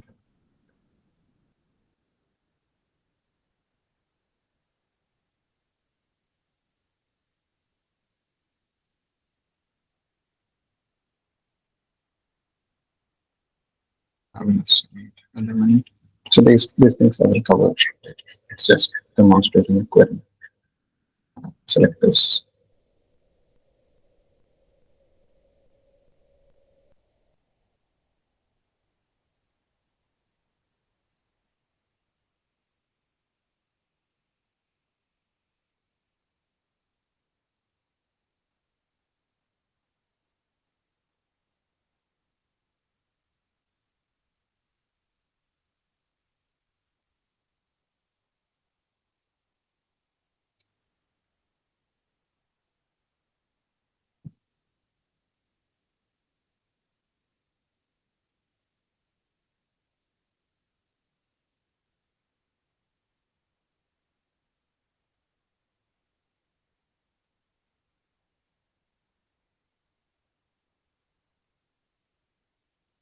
So for this thing, I'm going to add a specific ID and do as an ID. And for this, we'll add classes.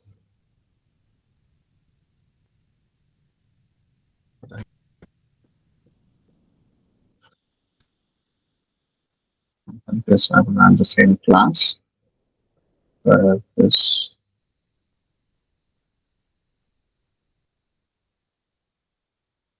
okay. So we have HTML, and we can select this particular elements you go to the browser, if you see here,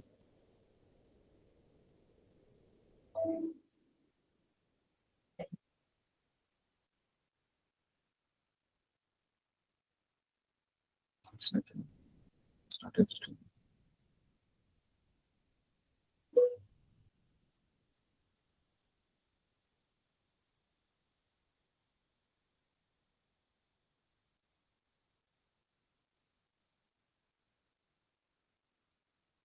Okay. JavaScript is replacing the entire content of body. That's the reason the image doesn't extend. Let's comment out this part for now.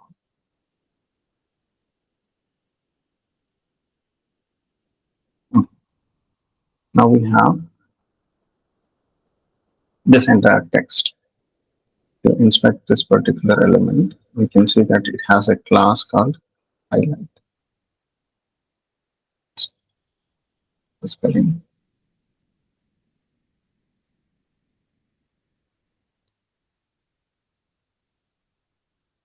So let's say I want to select this particular paragraph element and any element that has the class highlight in it.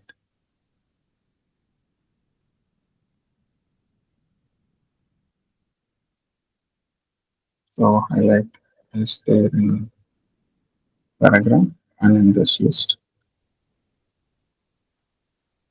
So these two elements, if I want to select, I can actually select it with the CSS query.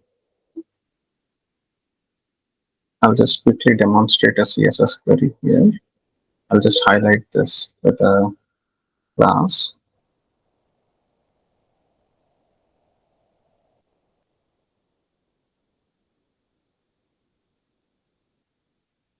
Inside here, I'm going to write a simple CSS style. All this we will explain when we are discussing HTML and CSS. This is, as we are discussing the query selector now, it's important to know the CSS selectors. So for this, selecting a specific class elements is through dot notation. If some element has a dot highlight as a class, it will select all that elements, and I'm going to select background as our outline and just change that to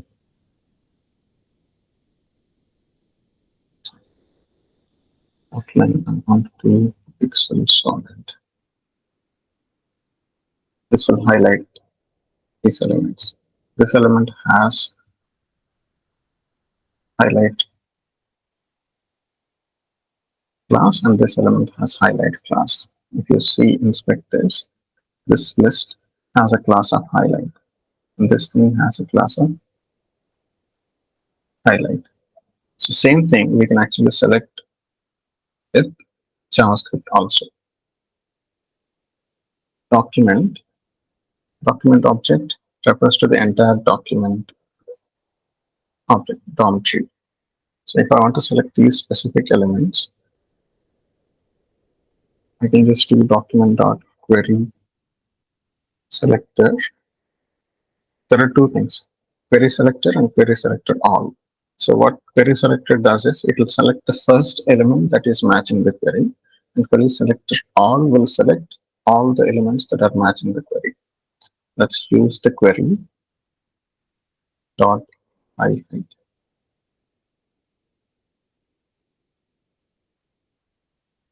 This will give us the first element that is matching this. So if you inspect this, this is the first element that is matching this criteria. It gives that element. So I can just change the inner HTML of this to my string text. If I execute this, it will change this text. Reload and show it again. Observe this. The second element is going to be selected with this. And inner HTML, I'm going to change it to my custom text. I've changed this with this query selector. Now, what if I want to iterate through the entire list of all matching elements. So this highlight is actually matching two elements. If I do query selector all, it will give me two elements, not list of two elements. First element is the list element, this one. And second, this one. And second element is this one. Just expand the second element. Second element is the paragraph element. So if I want to manipulate each of these one by one, I can actually use for each loop.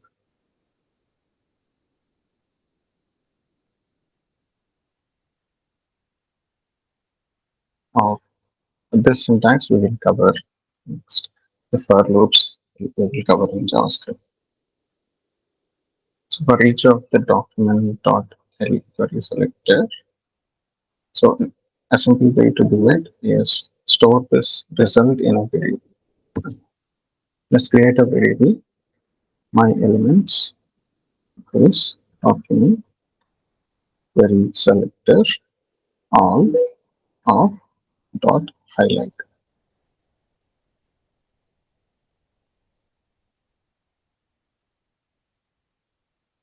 Now if I print my element,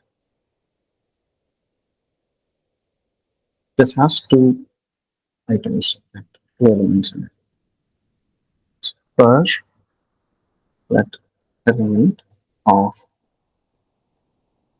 my elements by just do console log of element of inner HTML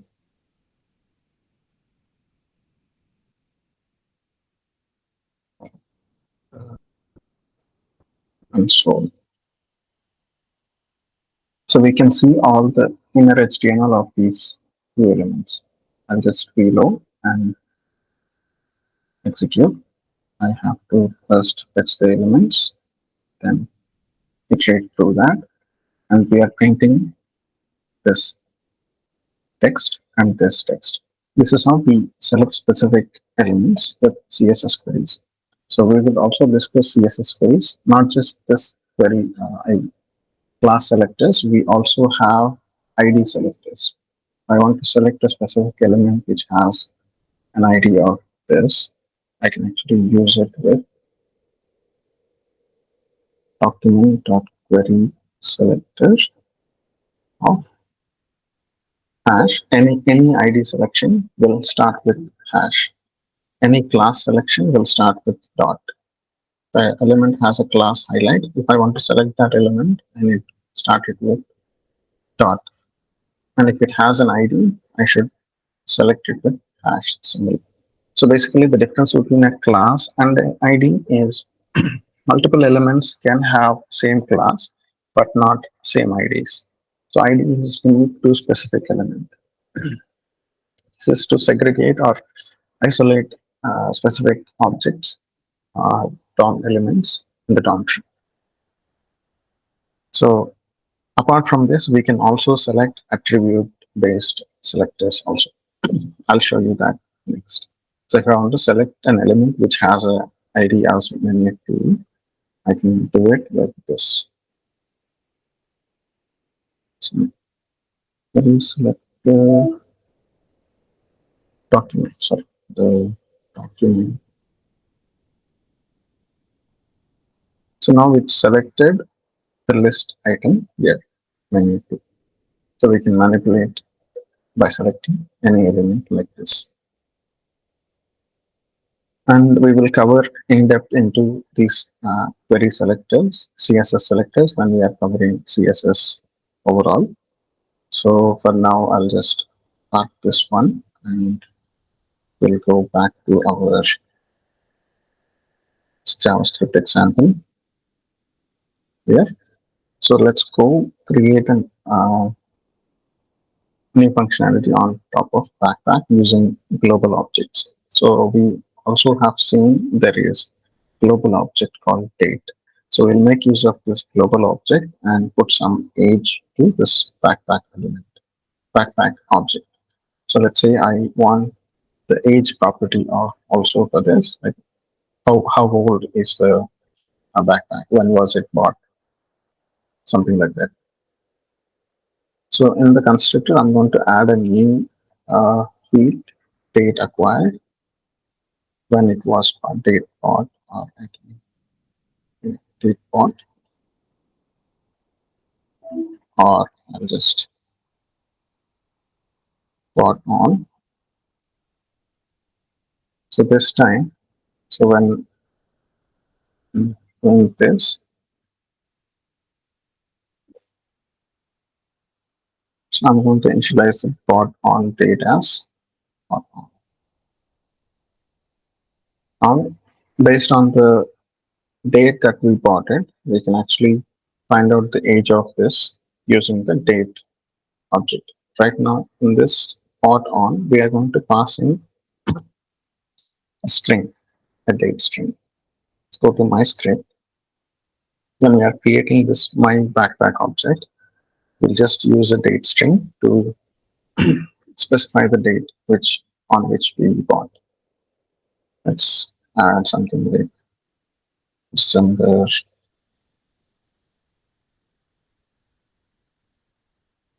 25th, 2024 at 3 p.m. IST. This is a date string that the data object will understand. So we can specify it in any format, but this is a standard way to pass. So now when we are constructing this object, we are taking that string and storing this also as a string. But in order to find out the age, so we have to find out the current date and the bought on date. Let's say how old. Let's create a function called how old.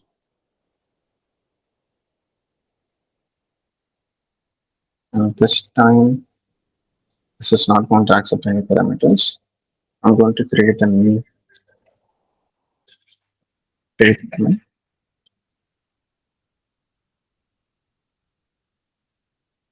Just 1 second, I'm getting it started.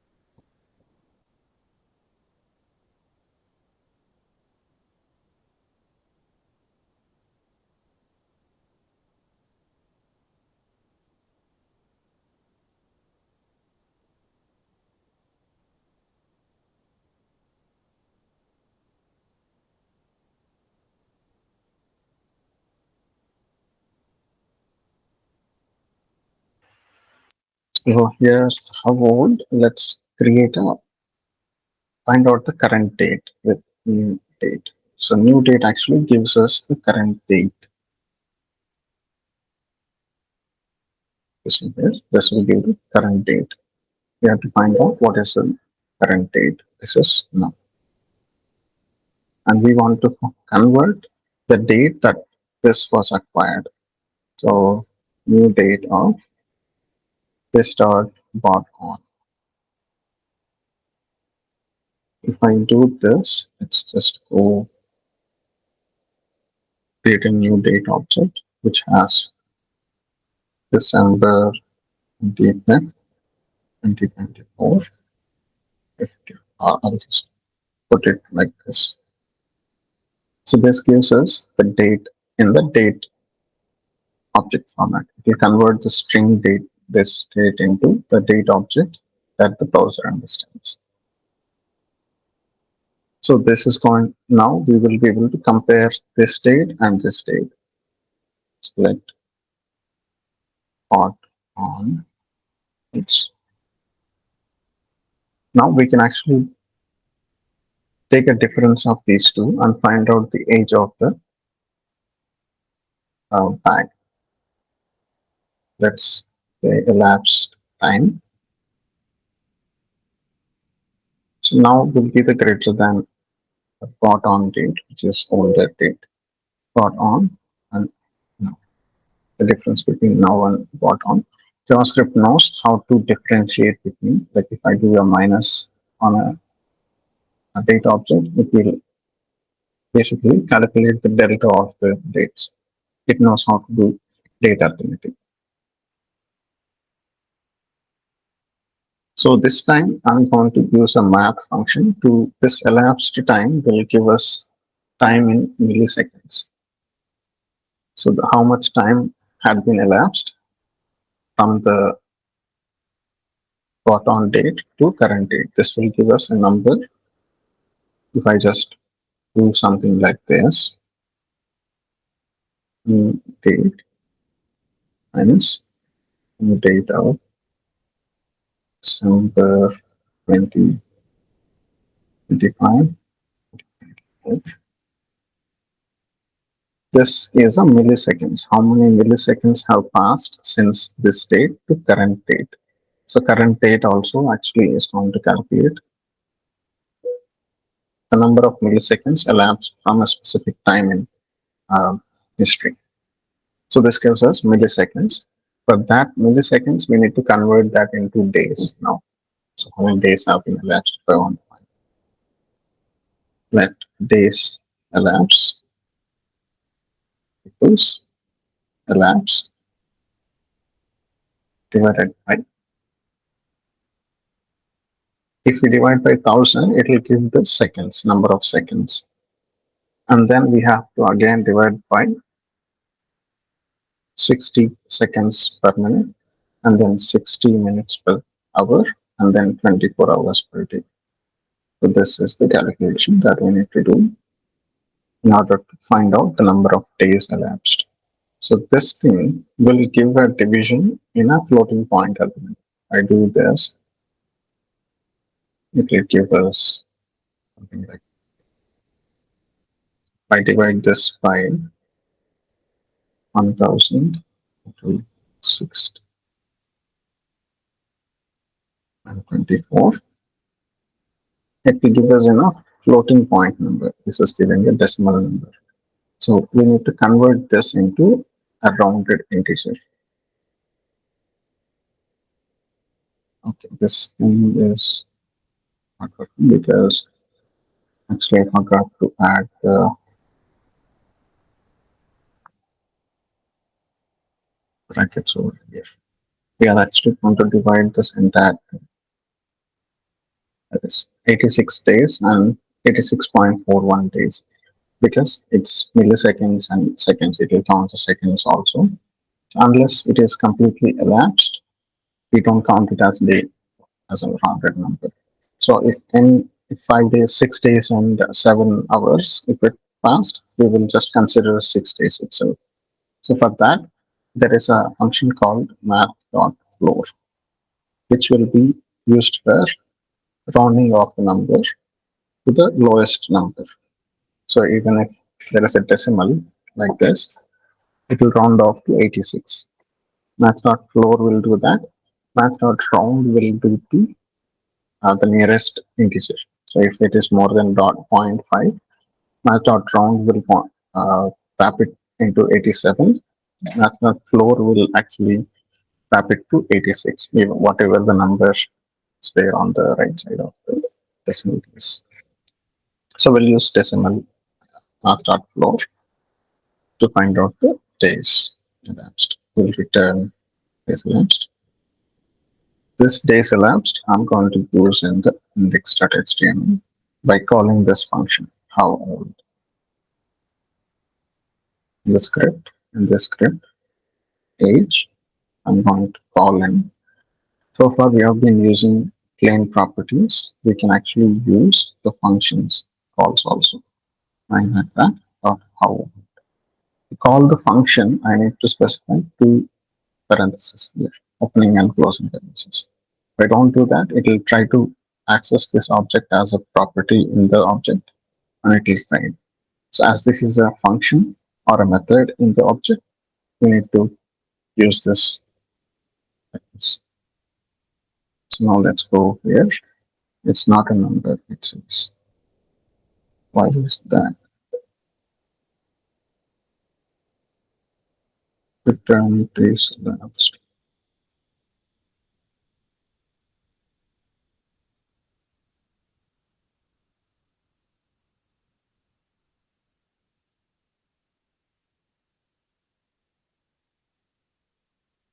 Class Let's do one simple thing here. I'll just do a console log of outbound. Let's see why that is.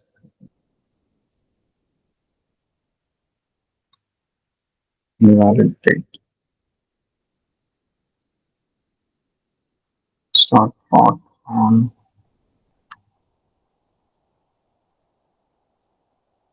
I should not use comma.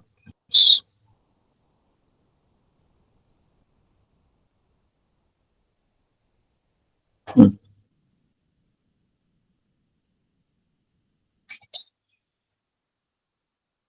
1500 minus. Let's try using this instead. Last parameter is supposed to be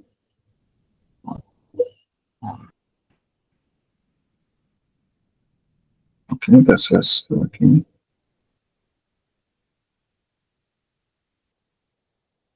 Let's try creating a new object with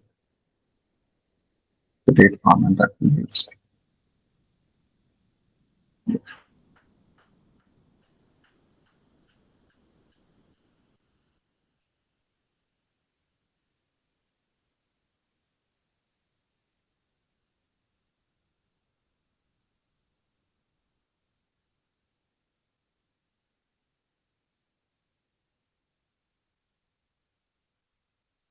Silver 25.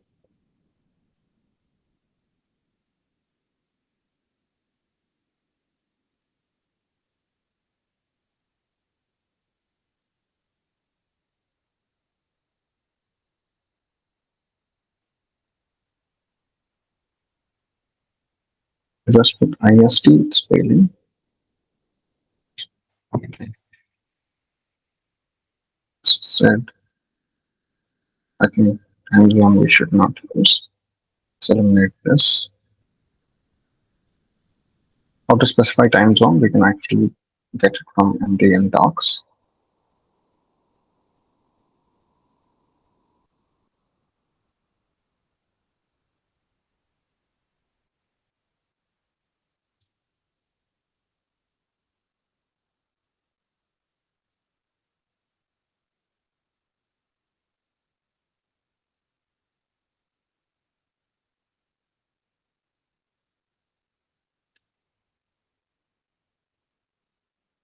We can do that later.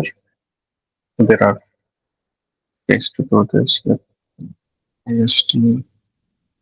It's not the time zone. The ST. Let's try using this.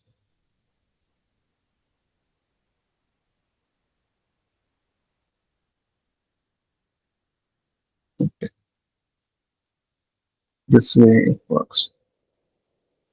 Okay, for IST we need to use this. By default, it will take the current time zone. In India, it is IST, UTC plus 530 hours. So let's print this age also. Now we have the age. We are constructing this age from this parameter, and we are good with that. So that's how we use global objects. We have used date object and math object here.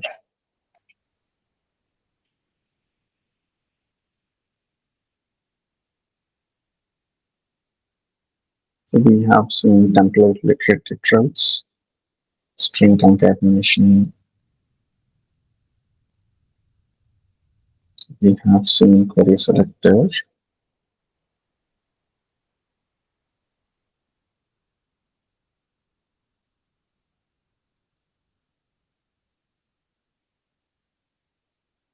We can actually manipulate classes. Now we have used query selectors to manipulate HTML text. Now we will use this to actually manipulate the classes. Let's go comment out this portion. Log this. This time, what we are going to do is, for this, I'm going to add a new class with JavaScript. So I'm going to select an element, document dot very selector of highlight.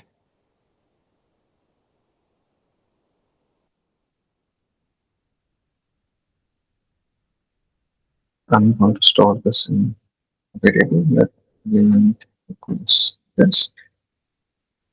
So what I'm going to do is here I'm going to add a new class to this particular element.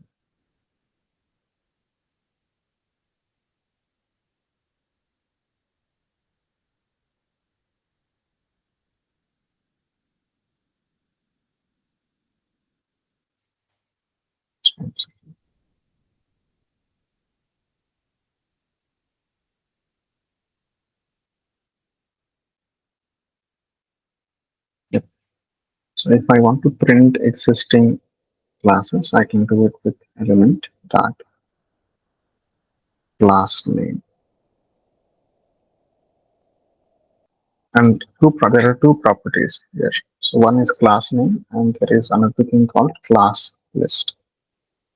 So a list of classes we will get with class list, and class name will give us only the class names in a string form.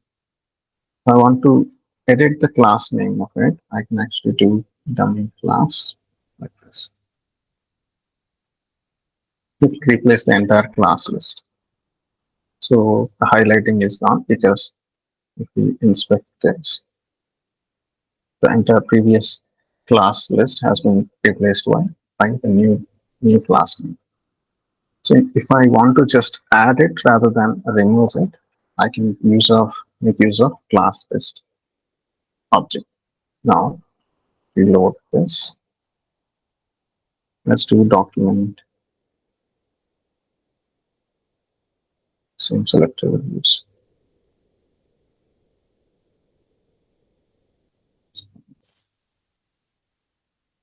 So this time element dot class list we will use. Class list object has all these functions for adding and removing classes. So I'm going to use add function, add a new class. So now if I go to this element and see, it has both classes, highlight and new class. Similarly, I can actually remove the class if you want. Remove a class name. If I go back, here you can see that the class has been removed. Let's say there is another function called toggle. If the class exists, it will remove toggle. Let's use toggle. So if the class exists on the element, it will remove it. If it does not exist, it will add it. Let's do that once.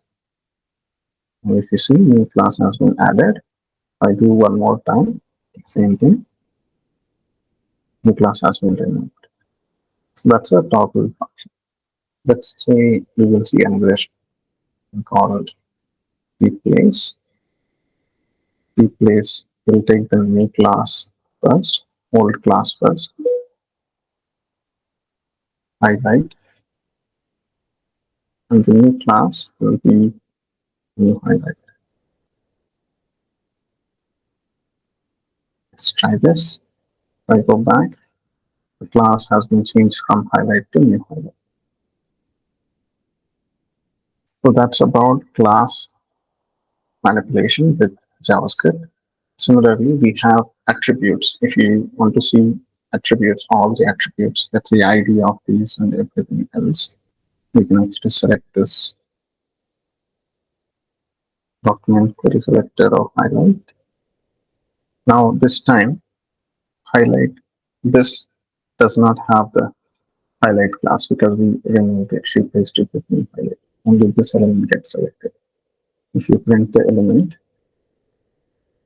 we have the paragraph element. If I want to see all the attributes, I can actually see the elements attributes like this. All the attributes will be coming as a node now. We have a class attribute appearance. If I will add one attribute to this. Let's say I will add ID also to this. Right? Parent and reload. I'll remove this highlight also. Highlight. This time let's reload, select element with the class name highlight. Let's see element attributes. So it has ID attribute and class attribute. ID attribute has name as ID. Similarly, class attribute has name as class and the value, node value will be highlighted. Similar to this value here, highlight. For ID, we can see the value as my paragraph. Basically, these are new IDs, new classes we can dynamically add based on certain criteria in our JavaScript code. And based on the IDs and classes, we could have CSS styles written. Then when I add a new class to an element, automatically the browser will see the corresponding styling properties of that class and apply those styles to that element. So this is how we dynamically change content in HTML DOM. So if I want to manipulate styles of a specific object, let's go create. Same thing, we will just select this paragraph element. We'll just change the background color of it from JavaScript. Same thing, we can do it with CSS, but if we want to dynamically change based on certain criteria, we can do it with this element dot style. If you see, so this gives us the entire styling of this element. If you scroll over there and see the border property, outline property, outline will be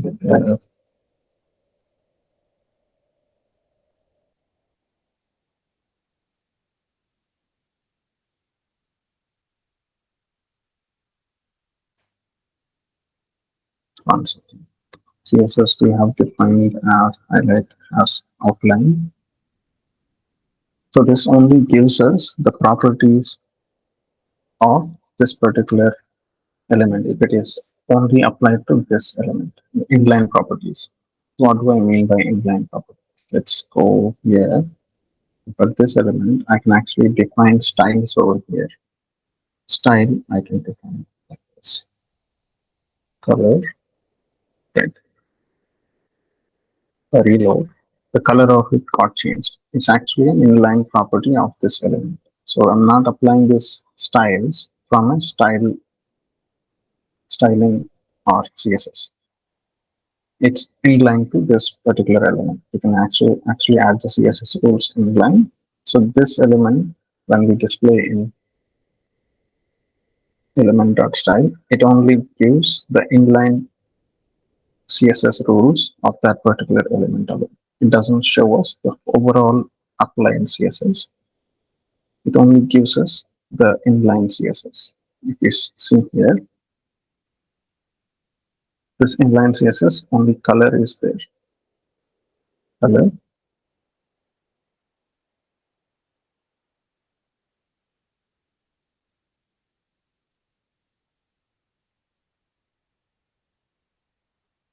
So if you see color, color is red. I just specify outline as 2 pixels solid blue. That also comes here. And print element style and expand it.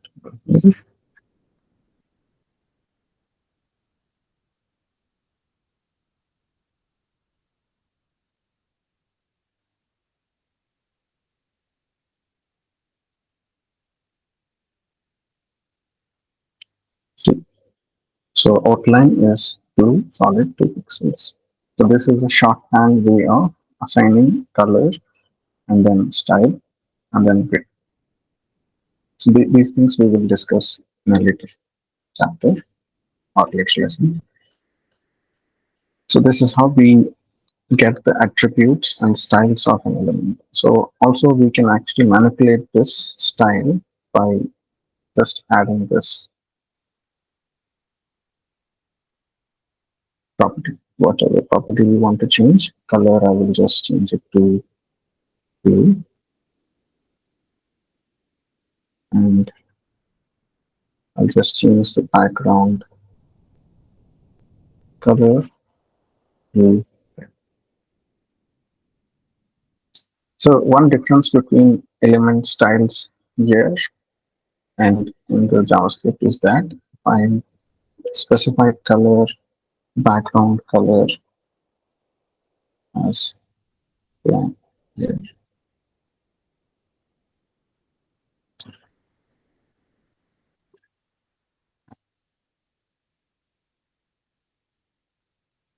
Here, the background and color will be separated by hyphen, whereas in here, in JavaScript, background color will be in the camel case. This is called camel case syntax. So this exactly translates into this. By specifying here, payload, you see the background color from the element, it's black. So now if I change this to blue, it's blue. So in CSS, we will specify it with hyphens, and in JavaScript, we specify with camel case letters. That's the only difference.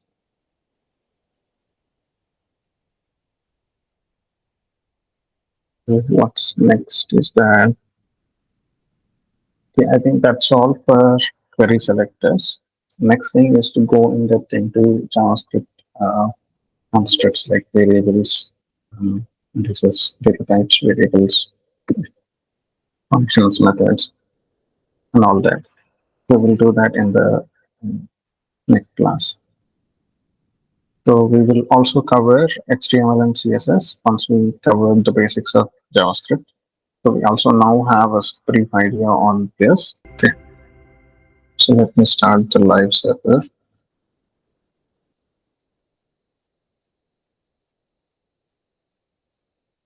I'm going to align it to the right and this one to the left. Can edit the code here and see the result there. Just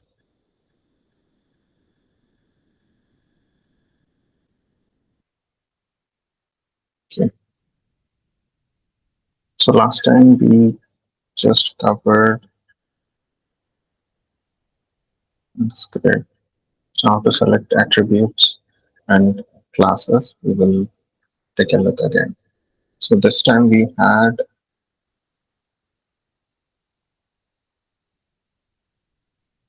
these elements with classes as previously. New highlight. We have just changed the class in the console. Let's just check.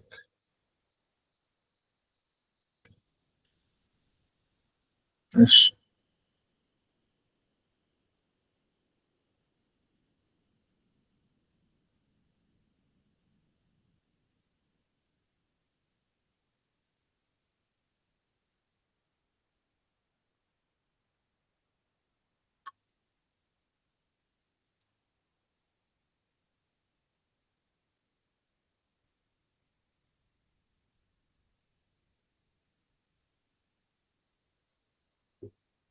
Okay. Now, if I want to select an element by a class, I can actually do it with document dot query selector with the class name. So for selecting class name, we should use dot notation, highlight or new highlight. I'll just use new highlight here. Select an element, one element. So this query selector will only select the first element that is matching this class criteria, this selection criteria. So the elements can have two elements or more elements can have the same class name, and it can have multiple classes also. Right. So this has two classes. This element has two classes. This element has same one class, which is highlight. If I select document select by highlight, it will select the first element that is matching this criteria, which has a class of highlight. So instead, if I try query selector all, it will select all the items that are matching this criteria. So let's say I have this list item with an ID as item 1. I can actually select the items by ID. So if I want to select by ID, I should use pound symbol or hash symbol before and the ID of it. Item 1. This selects this particular item. If I have something else, let's say item 2, which does not exist, it gives a none. There is no element that is matching this criteria. And once I have selected an element, let's say I'll select the first element that has this criteria, I can actually get all the attributes of this node. Let's save this thing in a variable. So element dot attributes. So all the attributes it will give us. Even class is an attribute. And if I have something like, let's say, title attribute.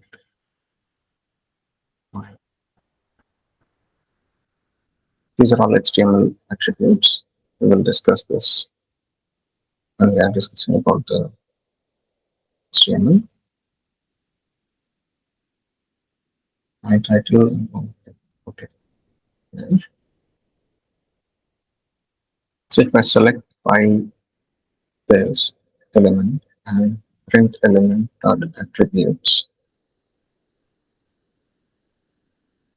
it gives us all the attributes. It even gave us the title attribute. Similarly, we can actually change the class of this. Let's say add the class element dot class list. If you do, it will give the class list. So same thing. If I do want to add a new class to it, my new class, it adds that class to it. If I now print element class list, my new class also got added. Similarly, I can do remove, replace, add, toggle. Toggle we already discussed. If the element class exists, it will remove. If not, it will add. And replace will replace element dot class list dot replace will take the first item as the old class which need to be replaced and the new class which needs to be put in. So that's about adding or removing classes. So we can similarly we can actually add the attributes also. So we have this title attribute for this element.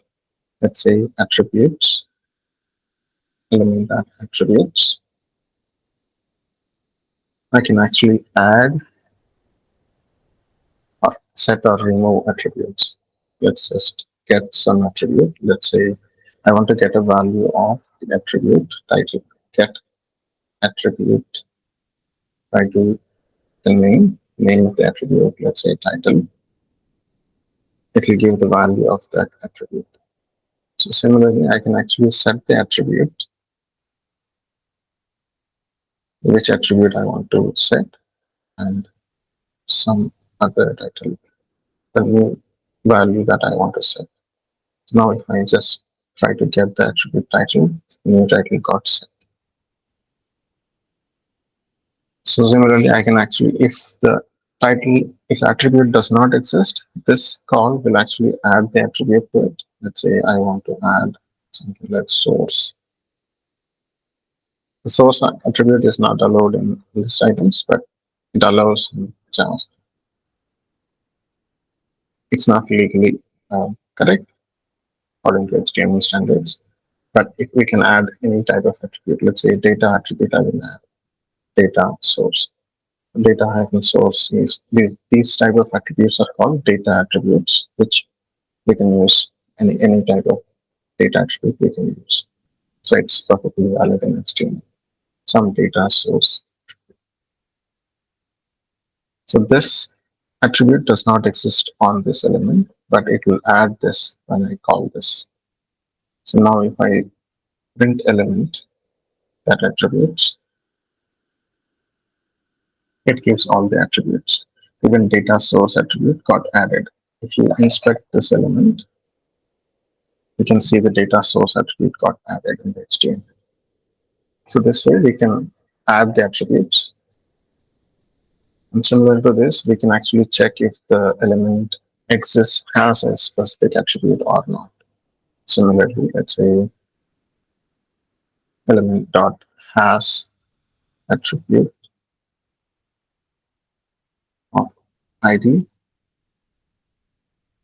doesn't have an attribute ID. So this item does not have a ID in it. So I can actually add the attribute also.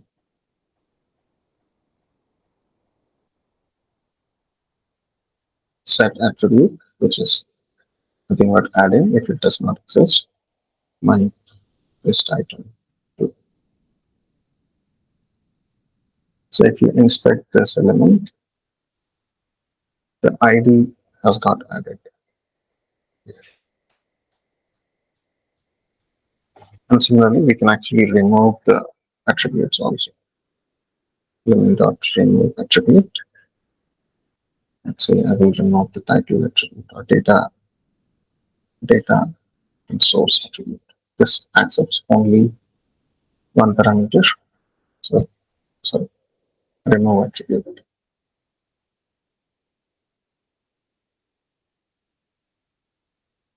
If we inspect now, element dot attributes doesn't have the data attribute. Same thing reflects in the HTML. Okay, this is how we add attributes and remove attributes.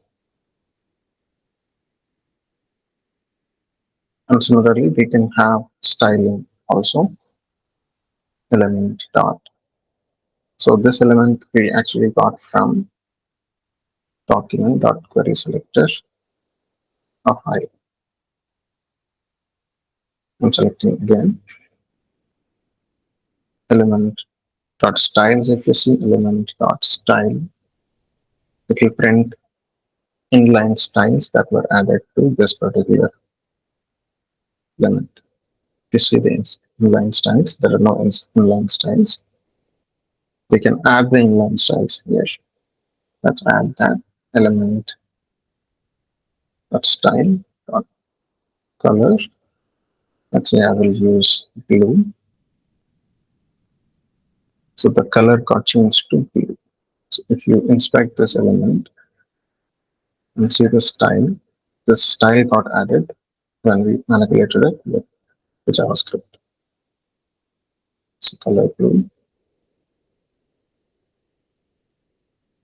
So even the same thing, color, if you just access this, it will give you the value of the style element.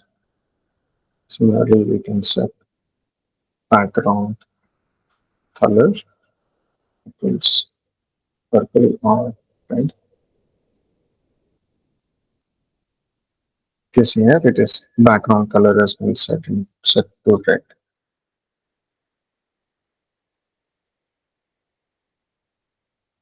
So the CSS attribute is background hyphen color, but in JavaScript, it will translate into camel case like this, background capital C color. So this is a subtle difference between CSS and JavaScript.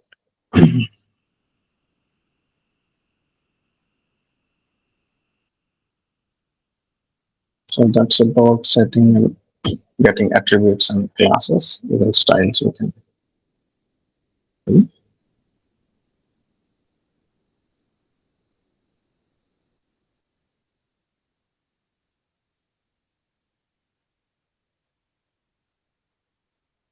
So next thing we will look into is the variables and data types.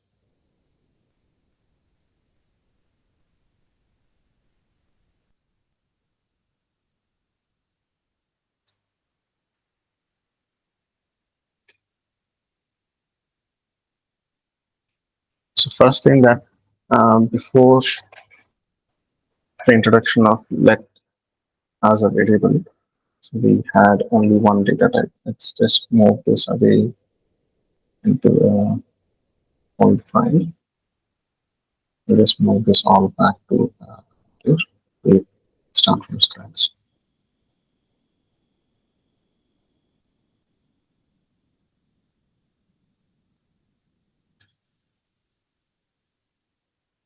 Let's create a new HTML file, index.html.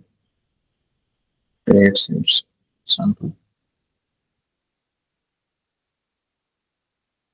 And have something like style.script versions, which will include in here.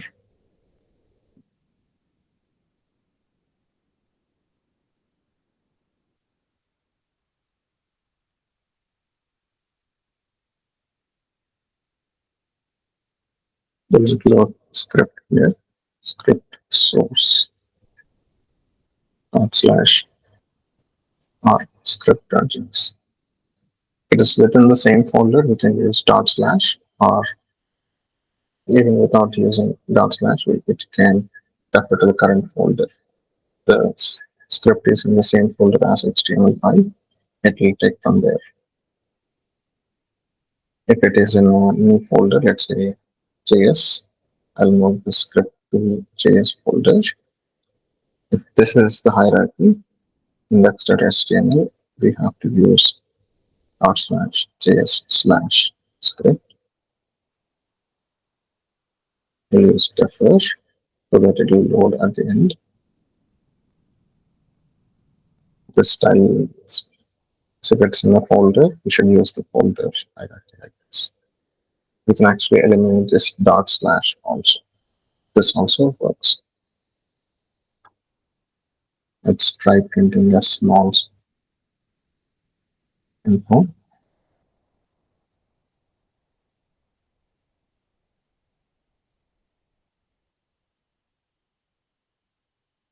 Let's reload.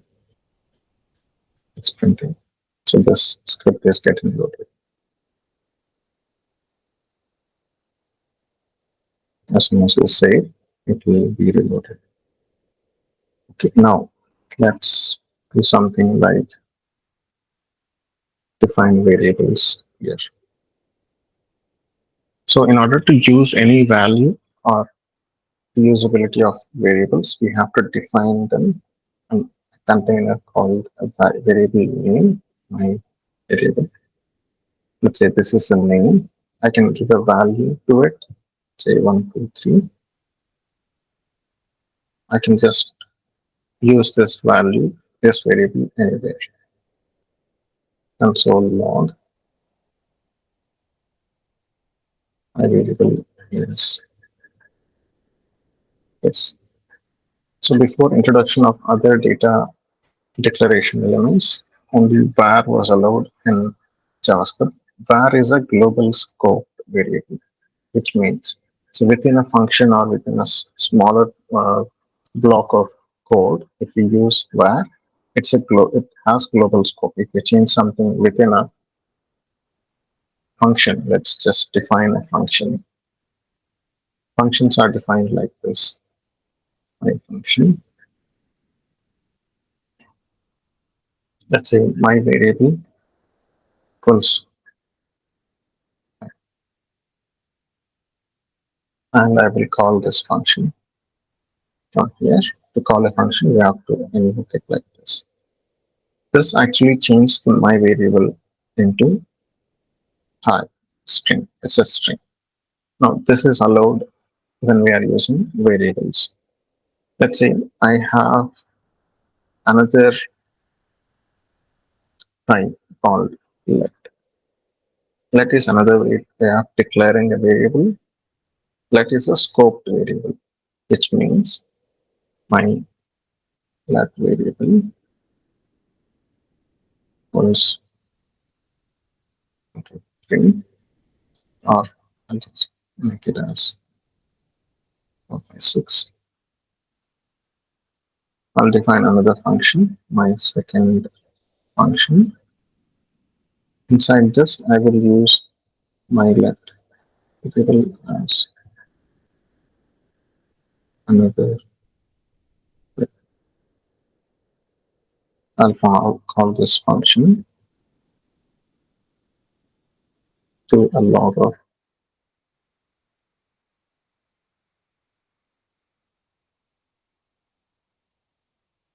my let variable. So if you see here, my let variable is still 456. Even though I called this function, it did not change this value because it is a scoped variable. Inside this, if I do the same statement inside a function, side function,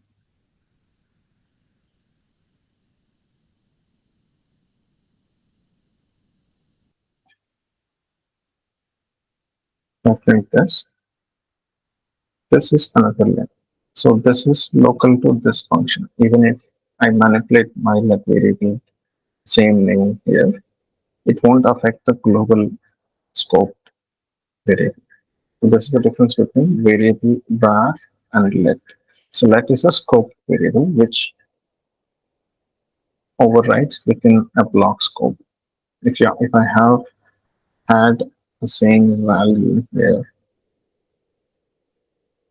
var, I'll just print the var. Inside this, it would have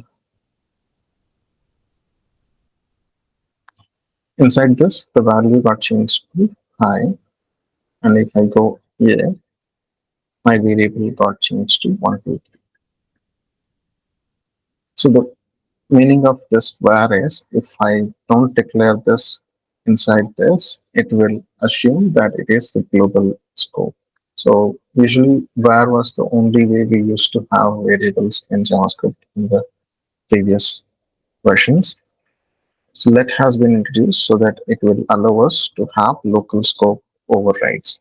So var, so most of the times whenever we're using variables, you should always use let unless you have a specific reason to use var. Var is a global scope variable, which is confusing if we change it in multiple places.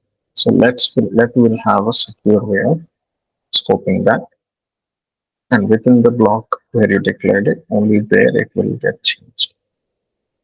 So that's about let and var. This is how we define variables in JavaScript. Let's see the data types of these variables. So let's say I can also have variables, multiple variables declared at once. Var x equals 4, y equals 5, z equals 6. All this is still allowed. If I just print x if I access y, z, it's all set all at once. There is an empty value. If I don't assign any value to it, it will be by default undefined. If I try to access that variable, it is undefined. So if I try console log of empty,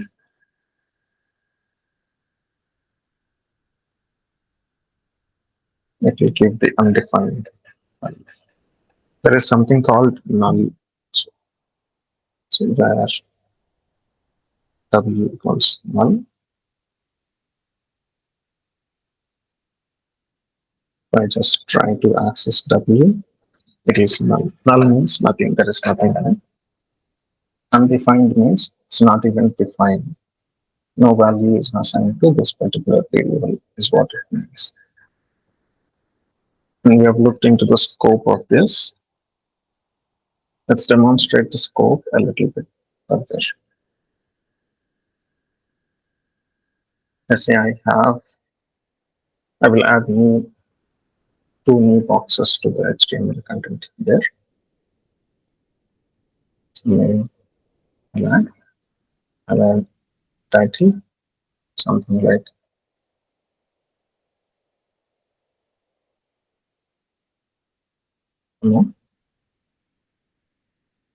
here I'll add one more division,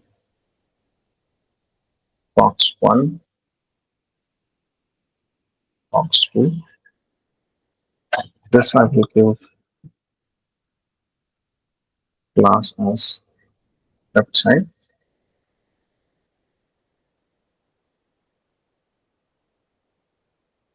So I will define some styles here.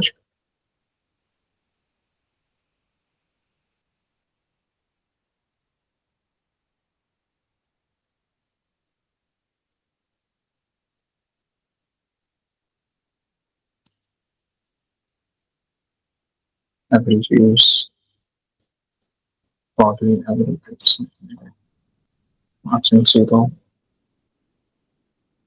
Display, I'll use flex. Flex is a layout mechanism.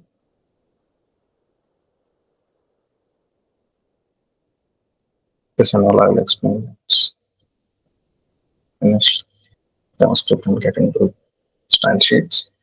So justify content center. It's actually indenting the content into the middle. Alignment is center. So I have font size as 2.6 and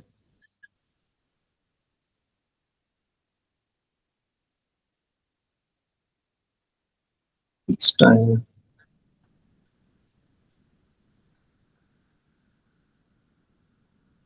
we define class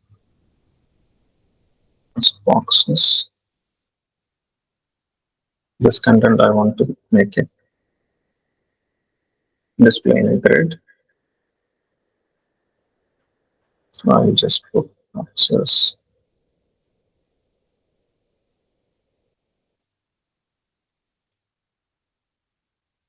C line here, we can manipulate CSS styling here. Rectangular columns. I want to put it in 2 columns. One.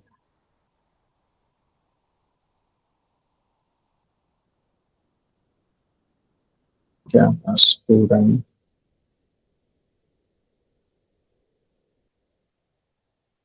Next with system. I'll use title for this.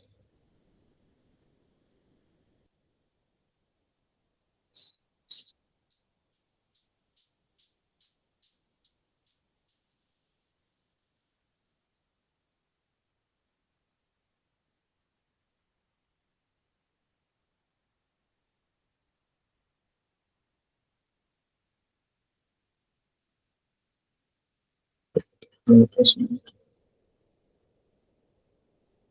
One.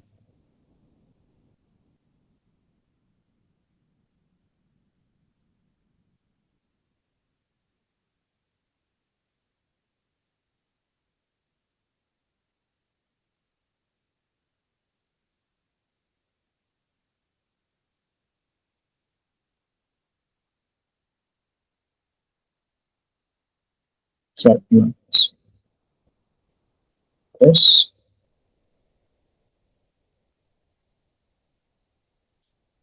And put it outside.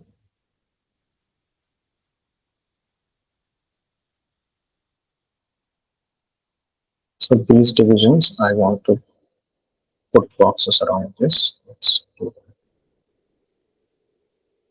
So boxes, inside boxes division, each division will have box size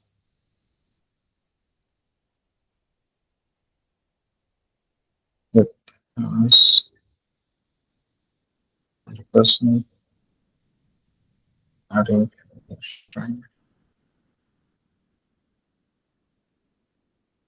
font size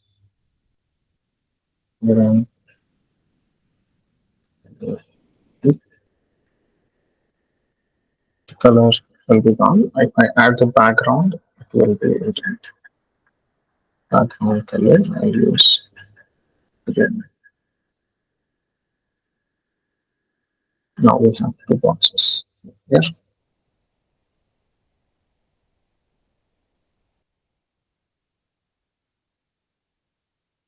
So now these two boxes we will manipulate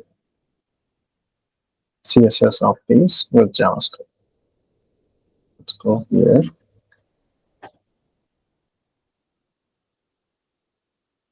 We'll select this particular box, right side one, which has the class name sprite, and then change the color of it to something like purple. Okay.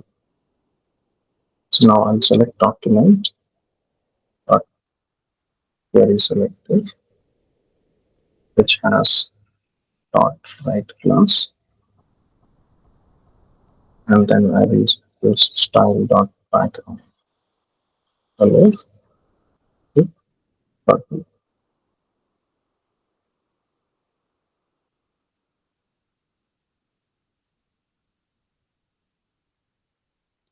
So not this style, should use style instead. Now it changed. So the thing is, this time we are going to use, let's reduce this.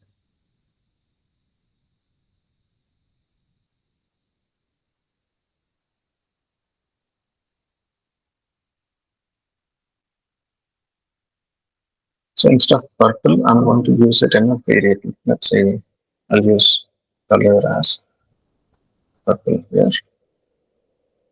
And this variable I'm going to use.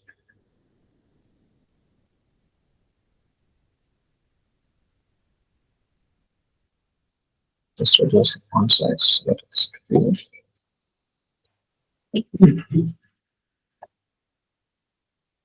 So this is good.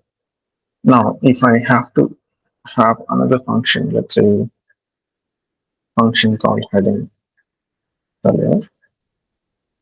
Now I'll change the heading color from this using this document query selector, which has title in it,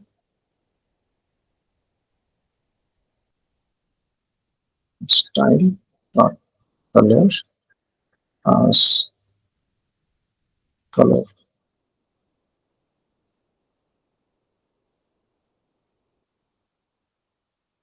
Let's copy it. It's the class is title.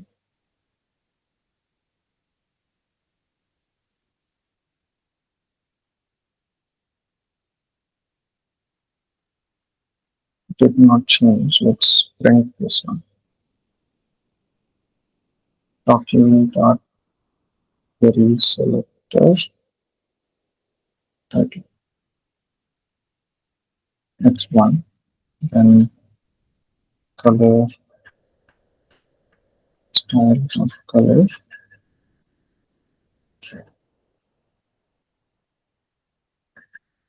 Oh, style.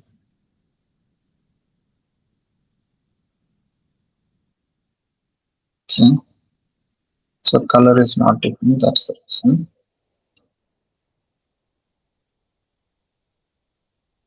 Okay, we are not calling this function here. We declared it. We haven't called. So now we called it and just got changed it to purple. Let's say I want this to be blue inside this. I'm going to change color as blue. And I changed this. but outside also it got changed. If I change here inside, it's affecting the other one also because we use the same name. We can instead use a different name here, even when we have the same name. The advantage of using let is same. So instead of color as blue here, I'm going to define a new variable let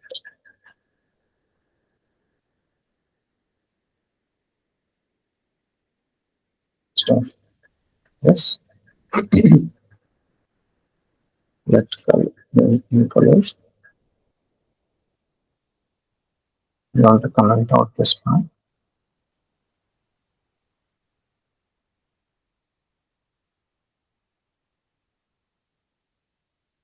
Use let new colors. Values new colors.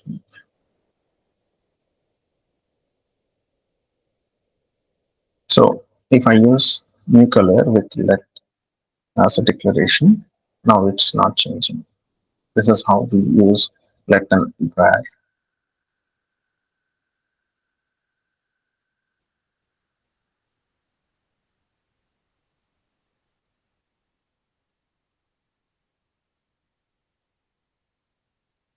Let's find out and see if any other things we can do with variables. Let's say I want to use x is value for. Let's try to find out what's the data type of this. So for finding out the data type, in Python we will use type. In JavaScript we will use type of. So type of x is number. Let's just try initializing these values with some numbers. Let string demo. Let's my string. I do console log. Type of string demo. We use type of operator here. It's string demo, which will give us string. Type of string is string. Similarly, we'll use integer demo.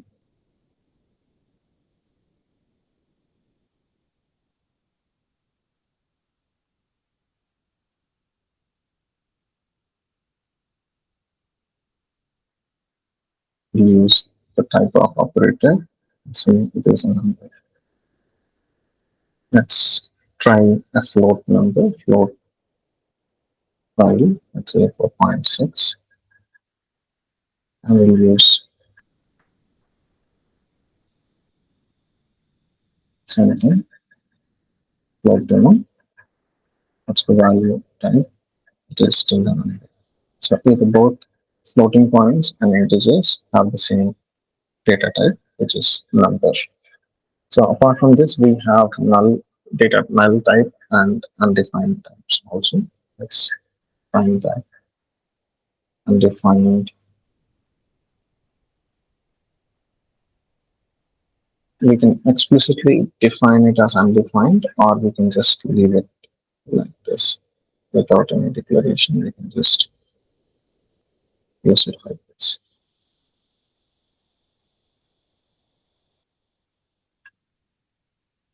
Without initialization, if we keep the variable, it is by default goes to undefined data type. And there is null data type, which is explicitly initialized to null. We print that.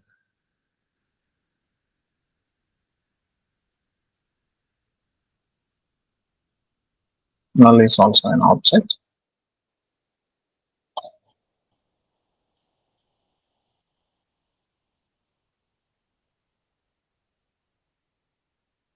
So if we compare it with if null, no, print true, else, okay, sorry, I should print it as console log.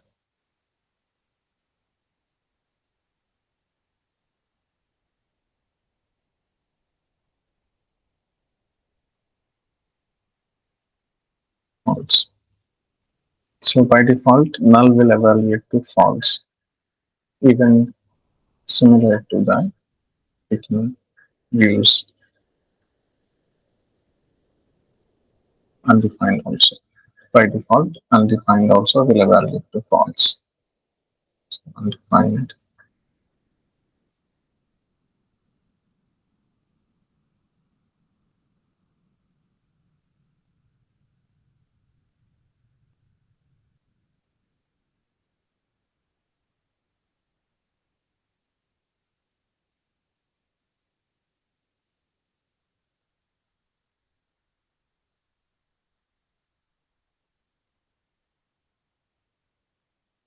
By default, null and undefined will evaluate to false. Wherever in our logic, if we use value like this, it will be always false.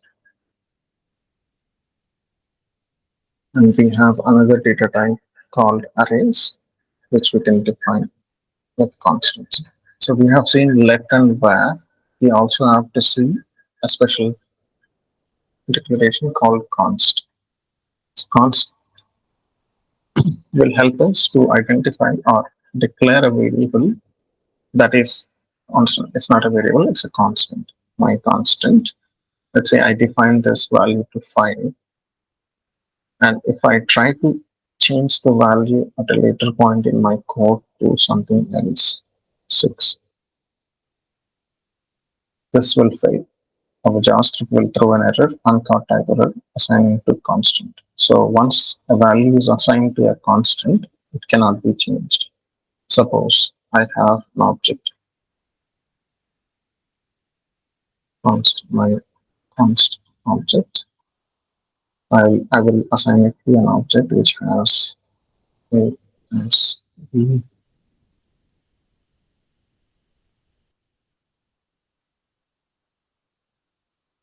Now, right, I try to change the my const object to something else. Let's say CSD.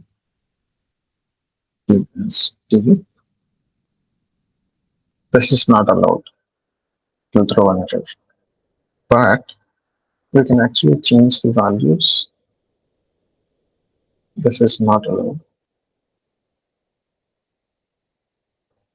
So instead, I can actually change text properties dot a equals c console text object.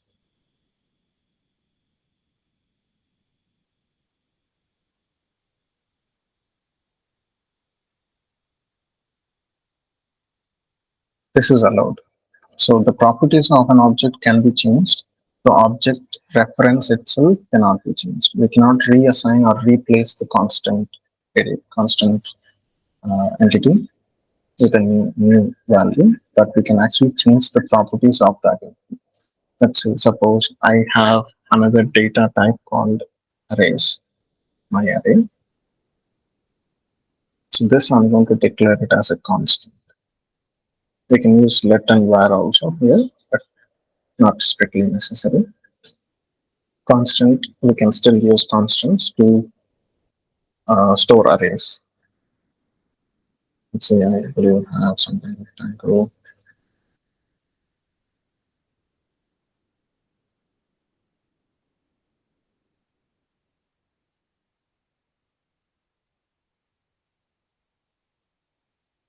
No, I will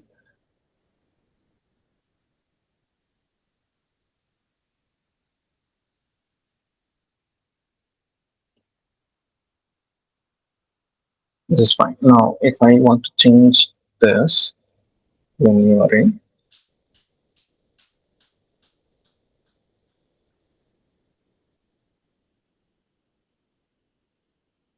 this is not allowed. But I can actually append to this array. So let's say I want to push an element. Append is nothing but push in JavaScript. Something like I guess I already have one. I'll just use cat.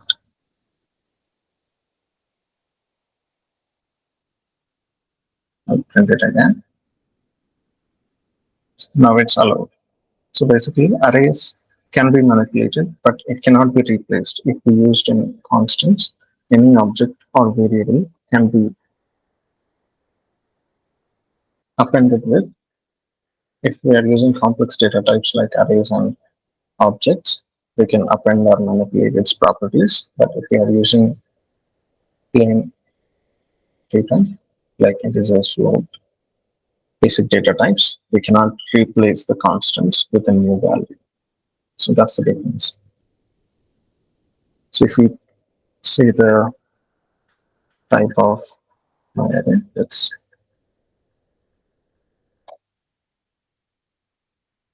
console log type of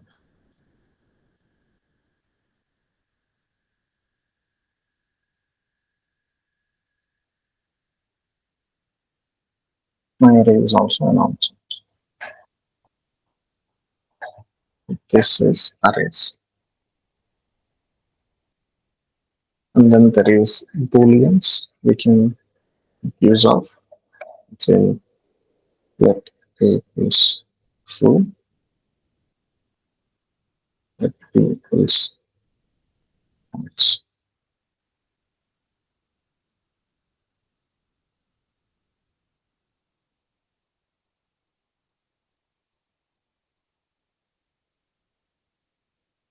A boolean. Now if I try to compare two elements, let's say my R1 is 5, my variable 2 is 4. If I try to print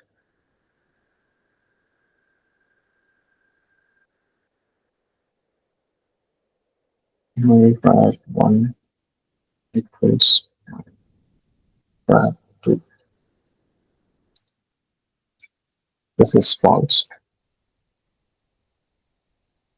Let's say if I change this to 5, let's say change this to a string, this again gives us true, but it's actually not true. It's a value integer and it's a string 5. But what this equal to checks is it's the loose equivalence operator, which will see if both the values are same in the literal context. So I mean, looks alike if both values look alike. If I want to compare strictly whether data types match and the values also match, I have to use three equal results. This is a strict equivalence operator, which will check the data type of the values as well as the data residing in that also. And comparing these two, we'll use this.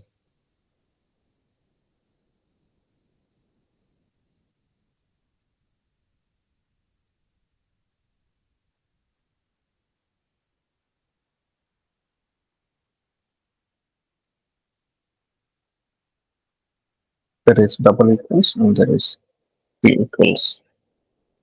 3 equals is always we should use. If we use double equals, it will loosely evaluate the values comparison, compares it loosely. And if they look alike, it will make sure that it is true. Let's say I have strings 5, EP as 5. Let's try comparing these.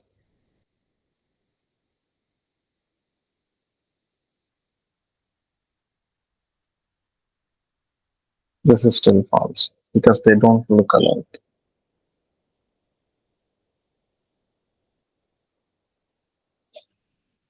So what's next? It's some kind of mathematics we can do with the values.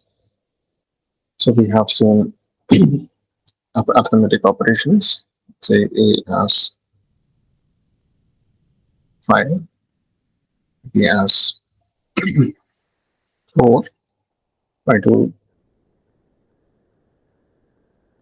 plus B.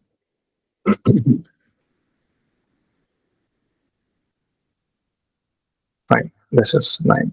This is correct. Now let's try doing one thing with string and one thing with. Let's initialize p to 4. Let's do the same thing again. A plus b.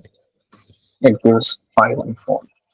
5 for 54, which is not correct. So let's try getting the type of this. It's a number.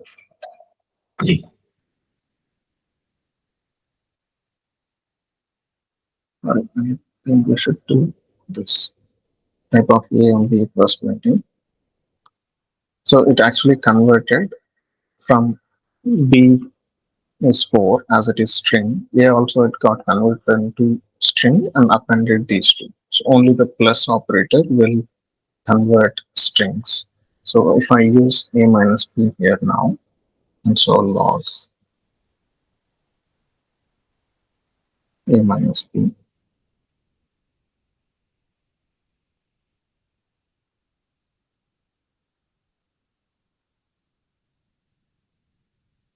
that's 5 B as 4. This actually converted that into integers. Fine, do that. Type.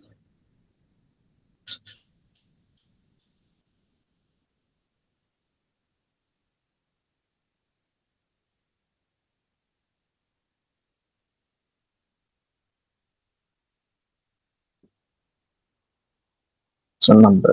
It got converted to number.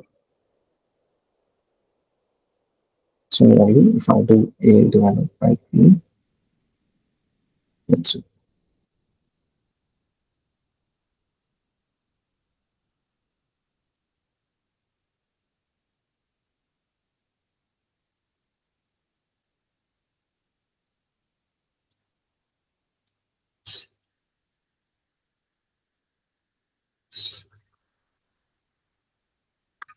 So P also got converted into a number and it gave us the results. Similarly, I can have modulo, which will give us the remainder of these two. Then if we want exponent operations, we can do star star, which is nothing but a to the power of b. So 5 power of 4, it gave the answer. So these are arithmetic operations that we can do on the variables.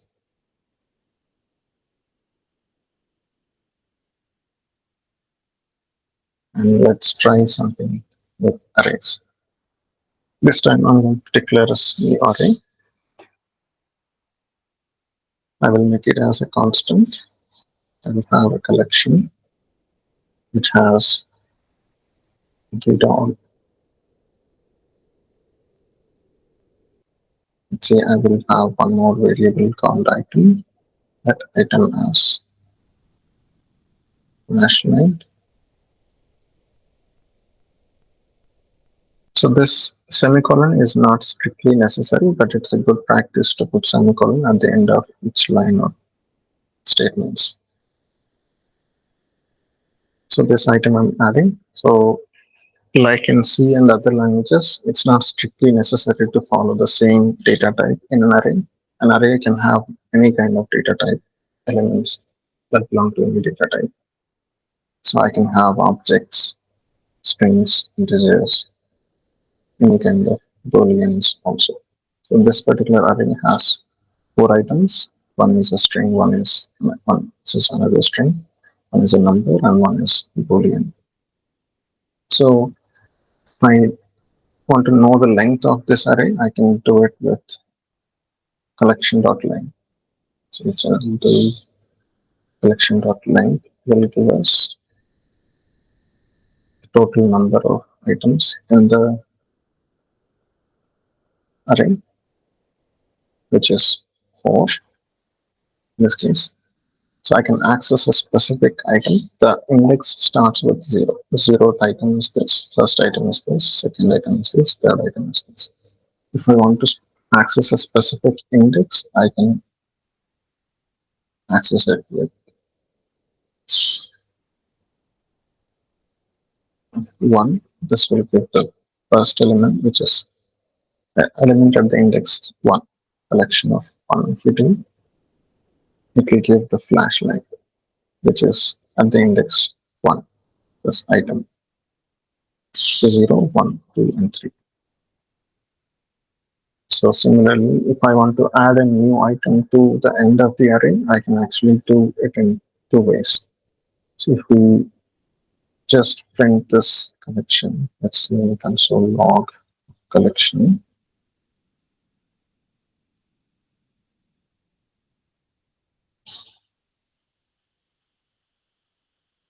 If you expand this, it has few properties. Length is 4. Now, if I want to add a new item to the end of this array, I can actually make use of this length property and add an item like this.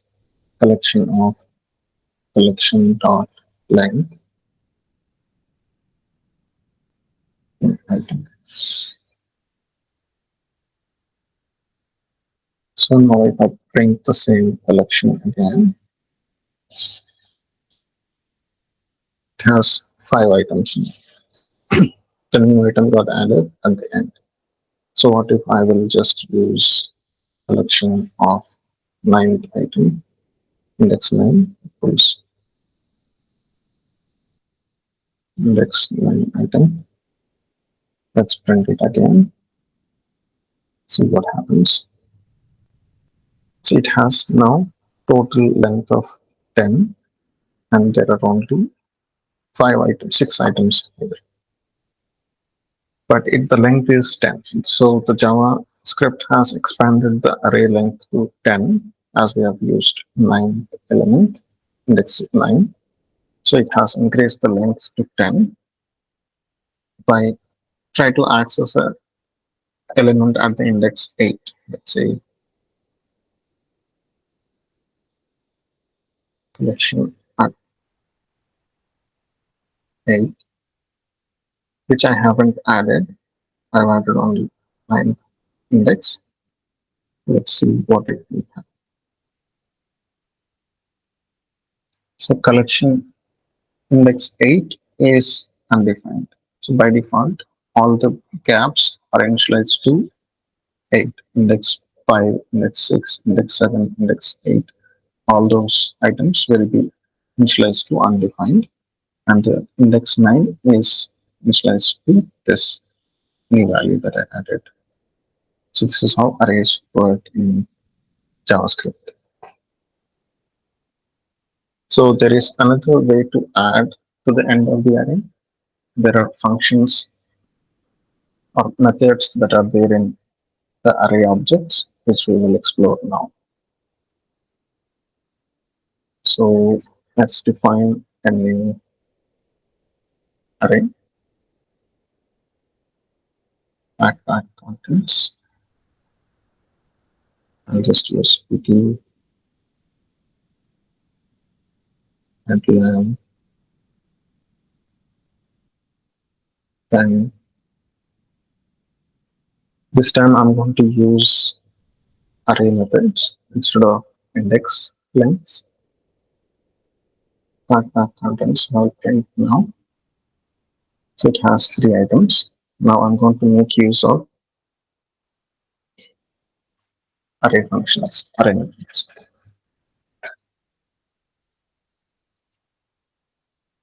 So before that, I'll just use push. To push a new element, I will add a pencil to it. And now print it again.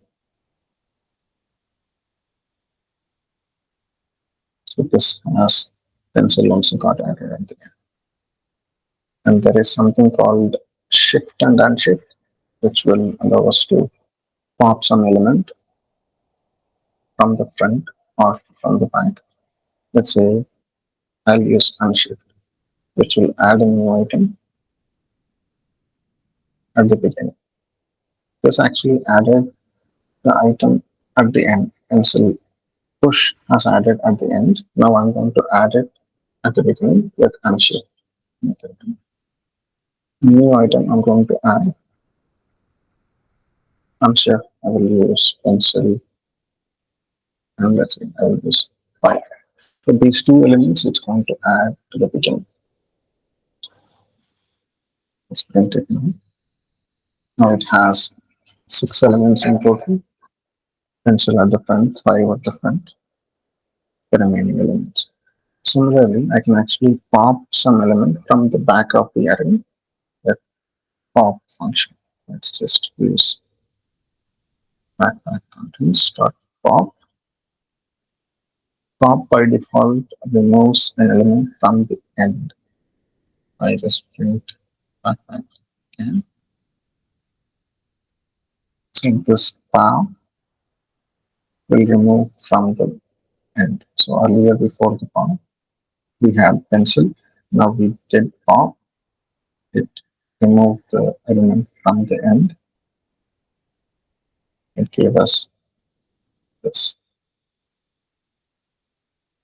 Pencil got removed.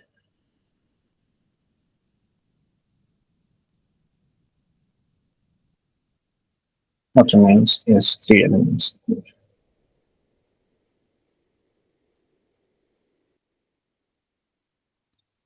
Pop, unshift, and shift we haven't used. Let's use shift. Shift actually shifts by 1, removing the first element. Let's go here. So we have at the end, we have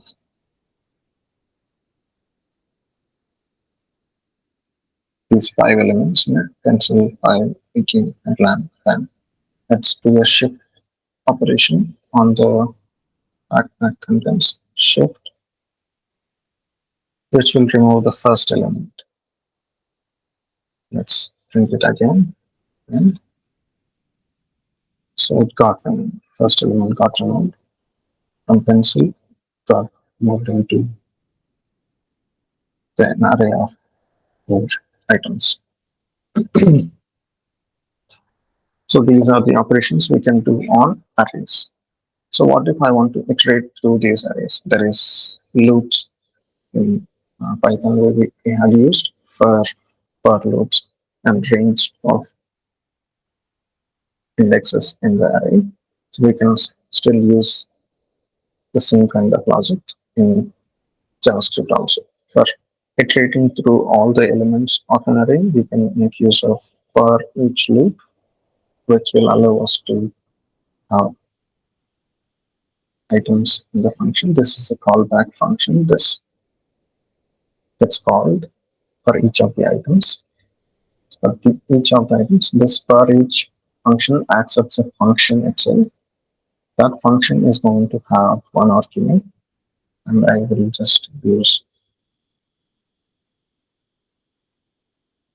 So for each item, it will print this list of items here, the list of all items. For each loop, we'll be calling this function. What we are doing here is passing a function to it. So for each accepts a function parameter. So let's define a function. Let's say let my function equals, it's nothing but declaring a function. Function that accepts item, any argument, one argument it will accept. This does console log of item. So this function we're actually passing on to for each loop. That will do the same thing. My function 2 values, name was already used. So this for each all has called for each of the items in the backpack array. It called this function with that particular item as an argument. So in a shorthand, I have used this entire thing in this place. Removing this. And this is a shorthand way of writing inline functions. So I will visit how to define functions three other ways, but for now we'll stick with this.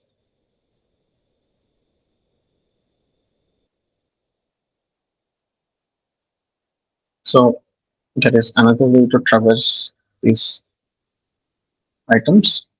We can actually use backpack in use of for loop for let item of backpack contents and so log of. This is another way of accessing the array elements, but array itself will give us this functionality for each functionality, which iterates through the entire list of all the items. So for now, we will stick with this. We'll visit these for loops in a later session. So we'll make use of this for now. And there is another thing called join, another method called join, which will allow us to join elements of an array with a specific string, substring. So let's use join. Just use console log join.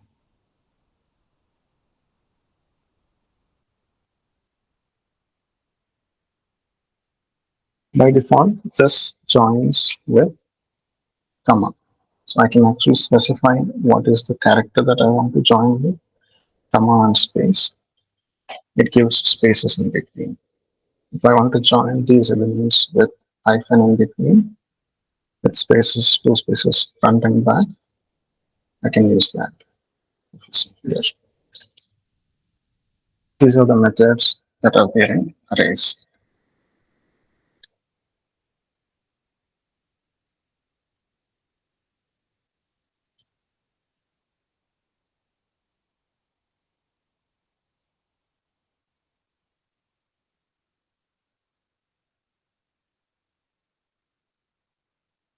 And there is a method called splice, which will remove items from a specific location.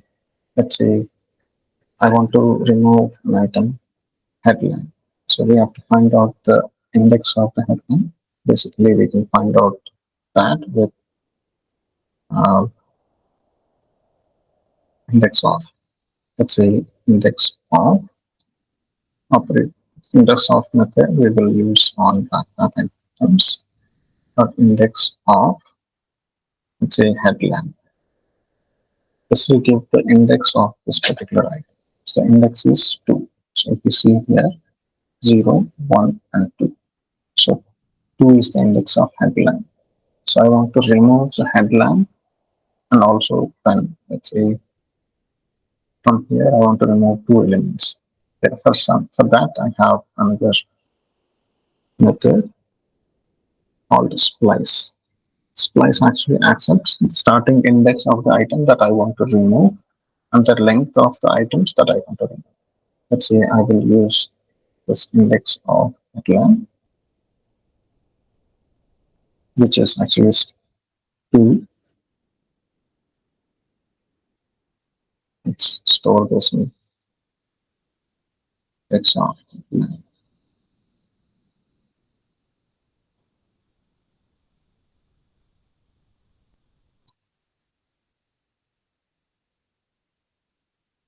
We use let with. Here I'm going to start removing this headline and also the pen also. So starting index is 2, which is the index of headline. And I want to remove 2 items starting from here, 1 and 2. So I'll use 2. If I use 1, it will only remove that headlamp item. Let's see that. So if I print now, it had removed headlamp. And if I use 2 items in a row, this is the length of items to be removed. It has removed headlamp and pen. Instead of headlamp, if I use begin here, index of begin, I use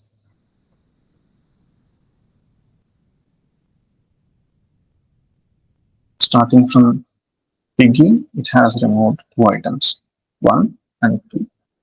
And now what remains is 5 and 10. So this is another method in JavaScript arrays, which we will be mostly using in our day-to-day work. So there is another method called map. So let's use that.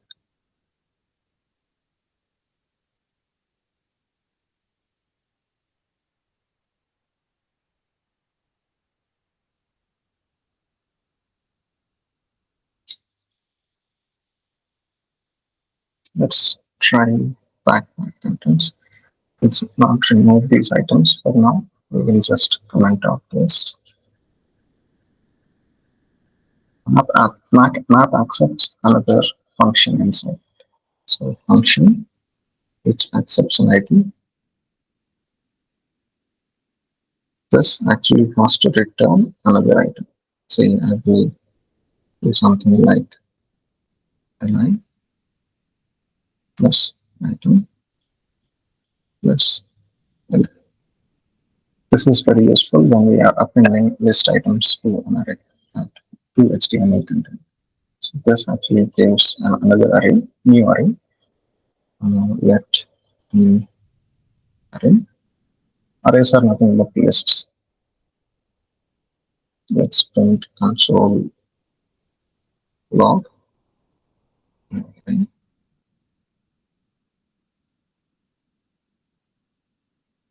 So new array has for each of the items file, wiki, headlamp, and we have this.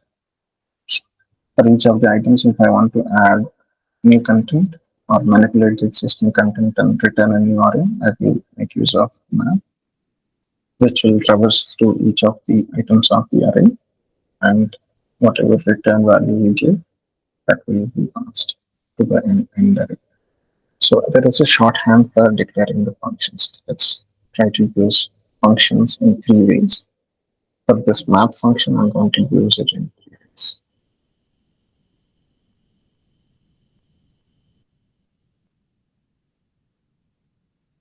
One way to declare a function is my function.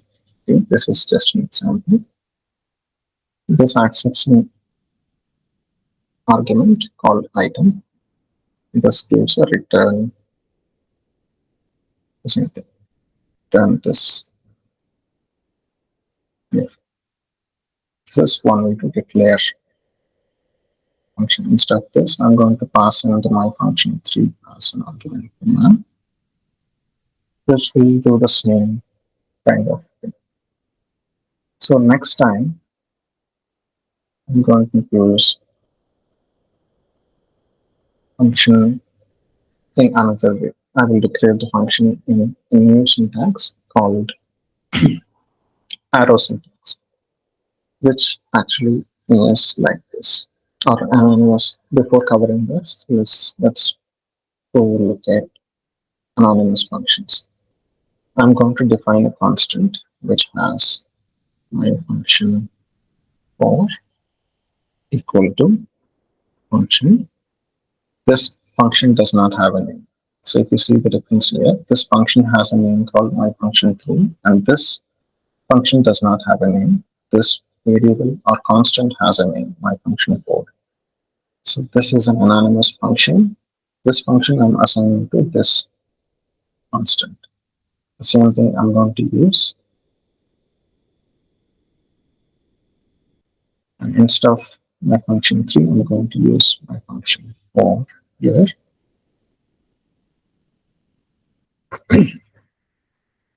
It results in the same set of data. So these two are equivalent. In another way, there is another way to define a function called arrow functions. The syntax is like this. Item equals greater than, this is called the arrow, and return this.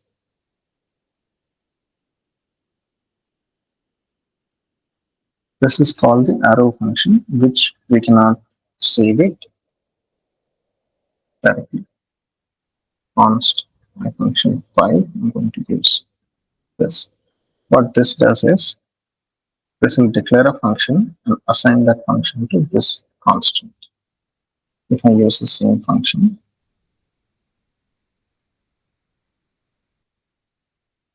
same thing. So there are three ways to define functions. One is like this, second, and third way is like this. This is the most famous. And instead of defining it here, I can actually write it in line like this.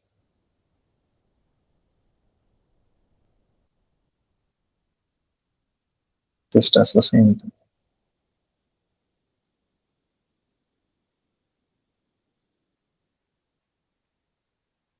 Same thing. It does the same thing. And there is a shorthand. If we have only one statement in the function, only one return statement in the function, I can actually define it like this.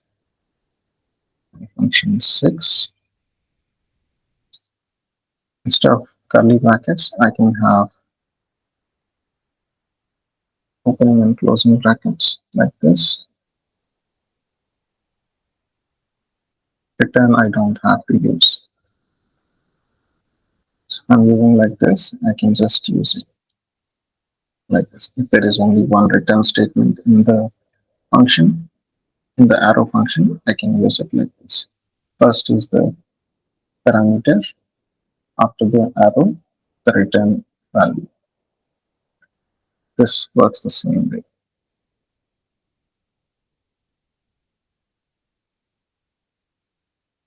Same thing. I can even go even further. I can eliminate this. Brackets also I can remove. This also I can remove. Just one simple arrow. This is the input parameters. And this is the return value, that function. This inline defines a function.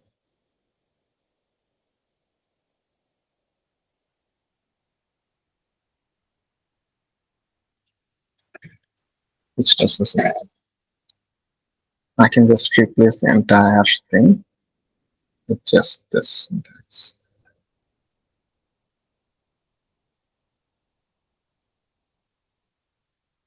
It does the same thing again over and over.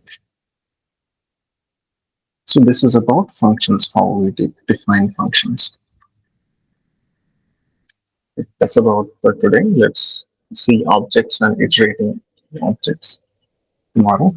There is something called for item in object. This is what we'll use for iterating through items in an object. This we will see tomorrow. Let's start our live server. We have seen functions also last time. Three ways of finding functions. I don't think we covered functions. So we covered till array methods.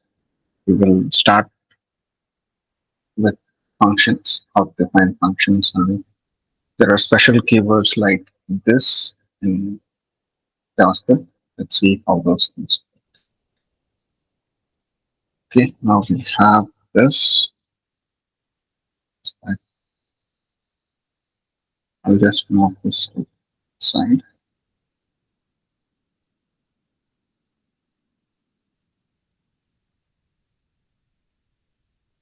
So there is something called functions. In objects, we call it as methods. And if we declare these functions outside of objects, we call them functions.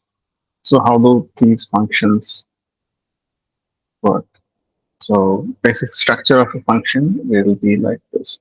If it's declared outside of a method, it should start with the function, do something, the name of the function, and the set of parameters that this function accepts. A and B. A and B are the parameters that it accepts. And within this opening and closing brackets, we will define the business logic And at the end of the function, we either can return a value or we can just ignore this. If we don't return anything, by default, it gives a null value. Let's do call this. For calling the function, we use the function name and two parentheses. And if there are parameters that need to be passed, we can actually pass them in the order that they are defined. So if I do console log of do something here, so log,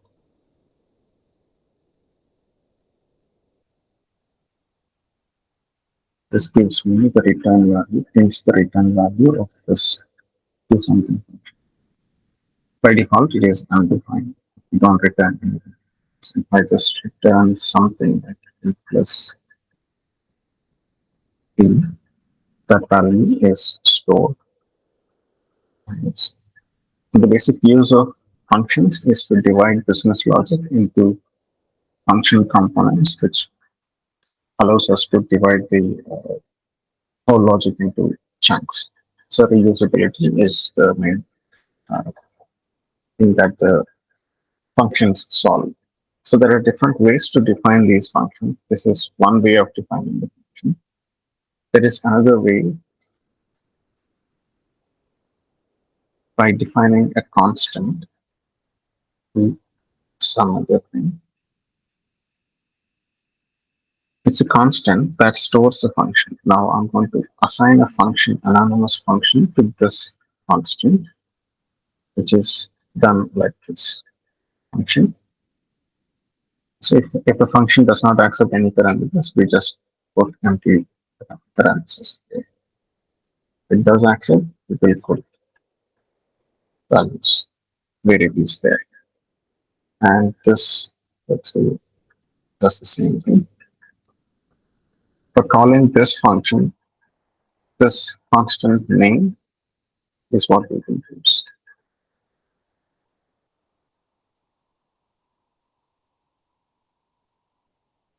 With parameters like this. So what we are doing here is same thing like this. So basically we are declaring a function and the name of it will by default becomes name. Here we are defining a function, an anonymous function, and assigning that function to variable constant. So this is second way of declaring functions. There are something like recent addition to JavaScript is arrow functions. The arrow functions we have briefly seen well when we have looked into map. We'll just cover that one more time. The arrow functions are defined like this. Opening and closing parentheses, arrow mark, and closing parentheses. So this specifies the list of arguments. This function, this is actually a function. This is a list of arguments. Let's say if a function accepts parameters A, B, and C, we would declare it within this parenthesis. And within this brackets, we will define the business logic. A equals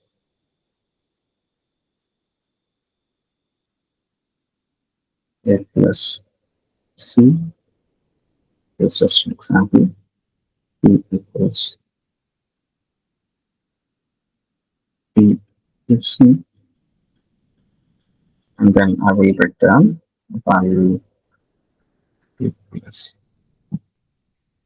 C. And we don't have a name to this function at all. We cannot actually call this function without the value assigned to it. So we can actually assign the same way. Like this, we can define a variable name const my arrow function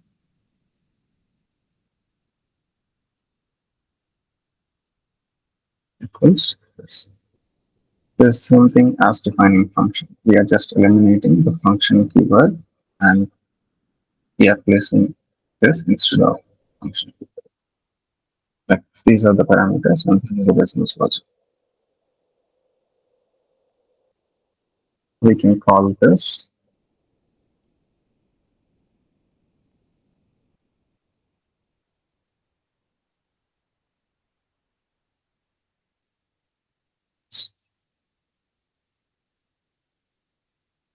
and what if there is a optimization that we can do on this function if there is only one return statement. I don't even have to put these opening and closing parentheses.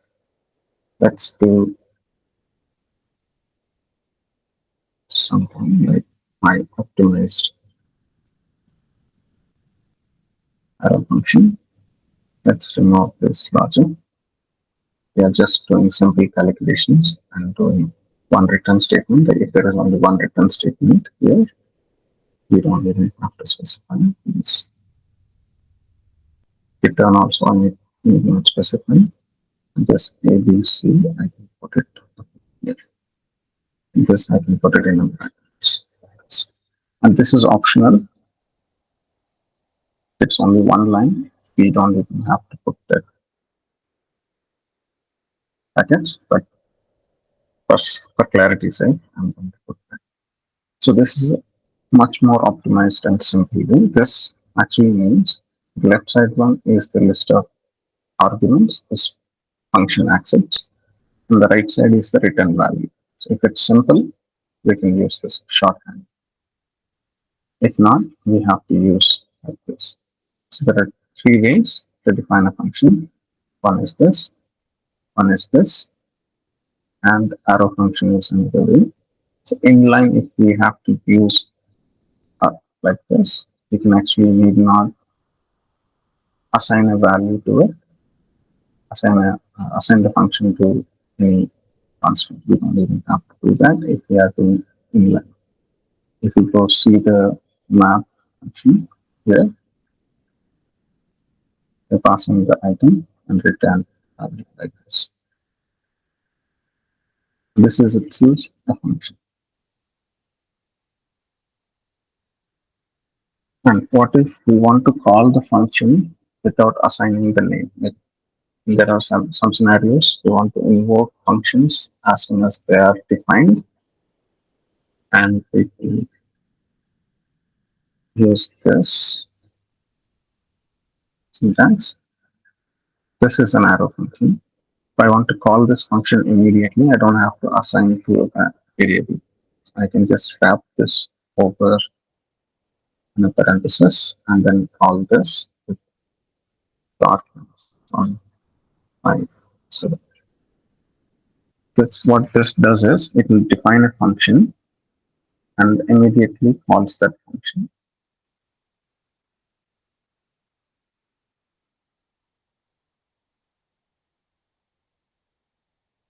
It returns the value, but it doesn't print anything. Let's do something like console log immediately invoked function. Second output, I'm passing this.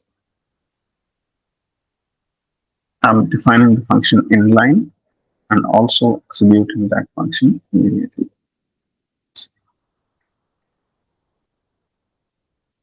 But if it is all confusing, we can just go back to this mode, and that should be enough.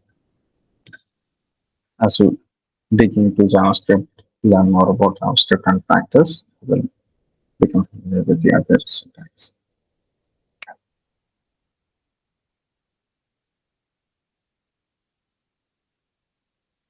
So now we'll look into this keyword in our function.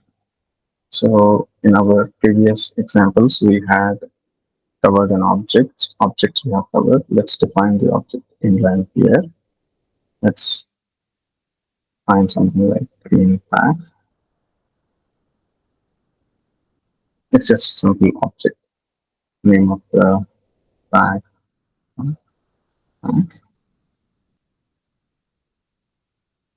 I'm just defining an object here. Color is green.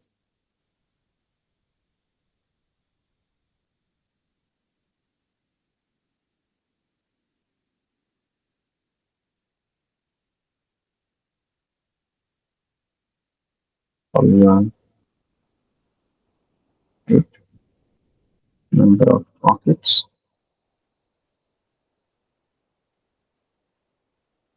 Hmm. So here I'm defining a method, a volume, that changes the volume of this bag. I'm defining a function, anonymous function. Anonymous function is nothing but a function without a name.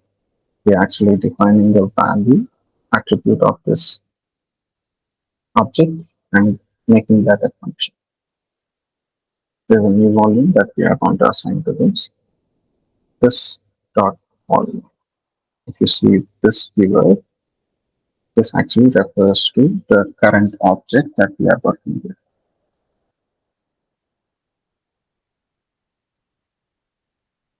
Similarly,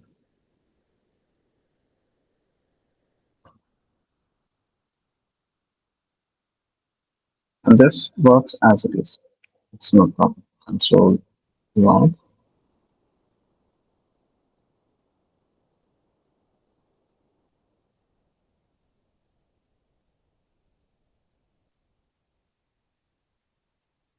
I'm going to call this function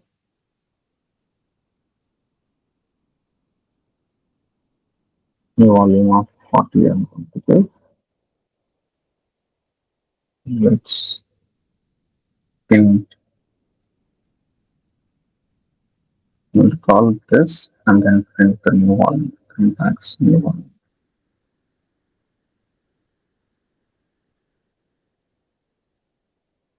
Initially we defined it as 8.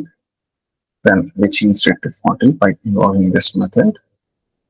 So we now see this. Okay. Now, if I have to do refer to this keyword within this, let's try adding a new function here.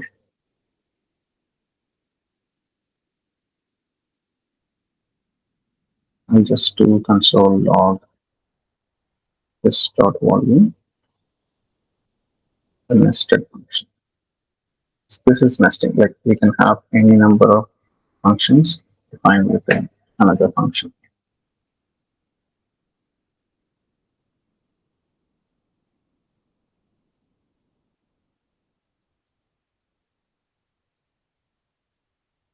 This dot volume. I'm just printing within this console, and within this I'm going to call it in. I'm defining and calling it in.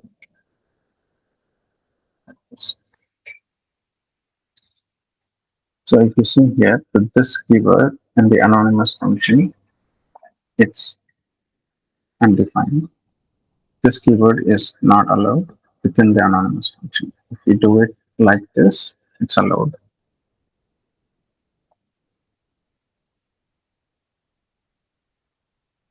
Let's do it in another way now. Instead of doing it as an anonymous function, let's use arrow functions. So anonymous functions do not have this reference that points to the immediate object. Let's comment this out and define this as an anonymous function or an arrow function like this. This does same thing. Let's copy this and use this function and call it. So I'm just trying to show you the difference between anonymous function and arrow function. So within the arrow function, this keyword is allowed because arrow function does not have its own scope. It actually inherits the scope of the previous immediate parent function or immediate parent entity. So wherever this arrow function is defined, this arrow function will have the same context as of the defining parent element or parent entity. So whereas anonymous functions will by default get global scope. In the global scope, this does not have any meaning.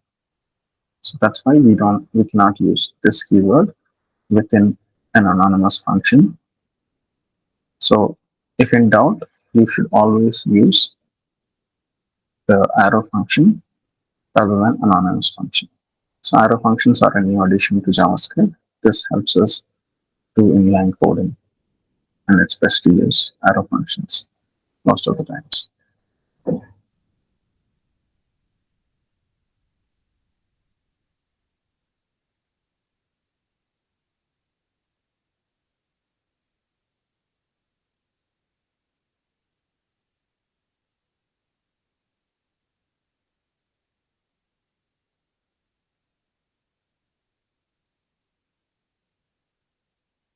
So where do these arrow functions help? We will just demonstrate a simple example of where these things help. So these are used for callback mechanisms. Let's say I want something to happen after a function has executed, and the function, once it is executed, I'm going to inform the function to execute another function, which is kind of a callback function. When do we know that this particular uh, calculation or this particular set of instructions have been completed? So that time we will use callback functions. Let's say I will define a function, my main function,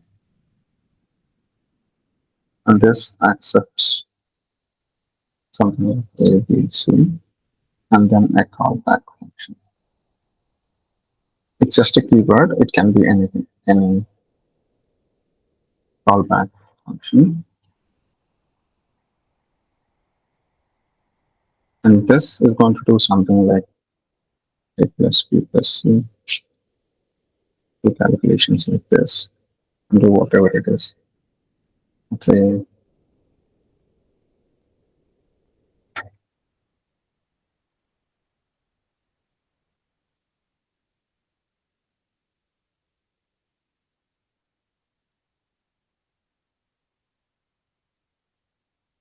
now the result in this function, I'm going to, at the end of the calculations, I'm going to call this callback function with the parameter, let's say A plus B plus C.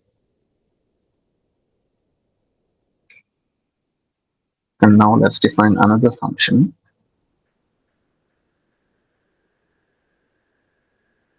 my callback function. It accepts one parameter, let's say result. It just prints console log result is result. So we have defined two functions, one function that has a callback, and at the end of the calculations, it will do the callback function, all the callback function. And we have a callback function created. My instead of naming this as callback, my generic function, I'm going to name it my generic function. This I'm going to pass it to this by calling this function my main function. I'm going to give for A, I'm going to give 2, 3, 4, and then in place of the callback function, I'm going to pass in this name.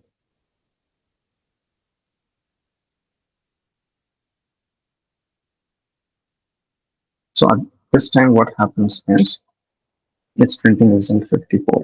Basically, what it is doing, this function is taking this as a callback function. At the end of the calculations, it's calling this function with the result A plus B plus C. This is the use of callback functions. Once, let's say, in this particular function, if it needs to happen, if it needs to call some other APIs or backend operations or any disk heavy operations, IO operations, if it has to do, we don't have to wait for this function to complete. We won't know when this operation has been completed. So we're just by passing the callback function, we are informing this function that whenever we are done with your work, just call back this function so that we know that your job is completed. That's what we are doing here.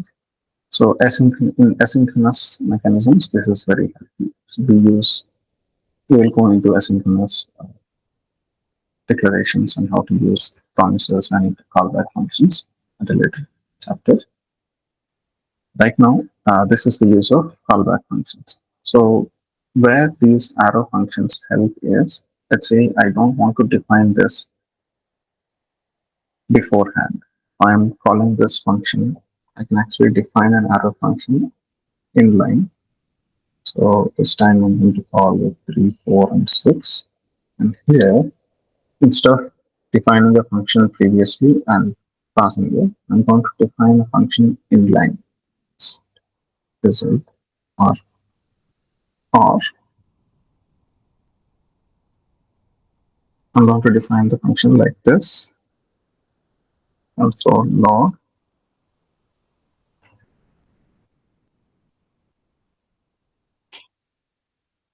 So in line, I'm defining and passing this as an argument. If you see here, this is the same as defining the function and then passing the name. We are not assigning any name to it. And once this line is executed, we don't have reference to this. So this is also a security, uh, it's better for security reasons. Also, we don't have to confuse about it having this scope of this function available. So even after this function is invoked, we would still be able to call this function. We don't want that. We can actually define inline functions in passive. Similar to this, we can actually define anonymous function also. Unless we are using the keyword this, we can use anonymous functions anywhere. Instead of this, I want to use anonymous function that does the same thing. This is anonymous.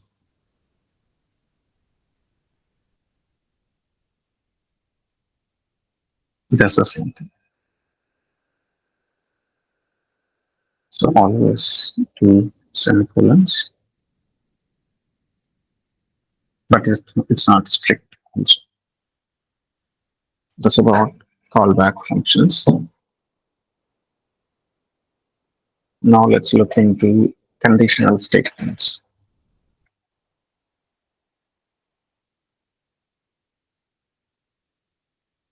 If is switch.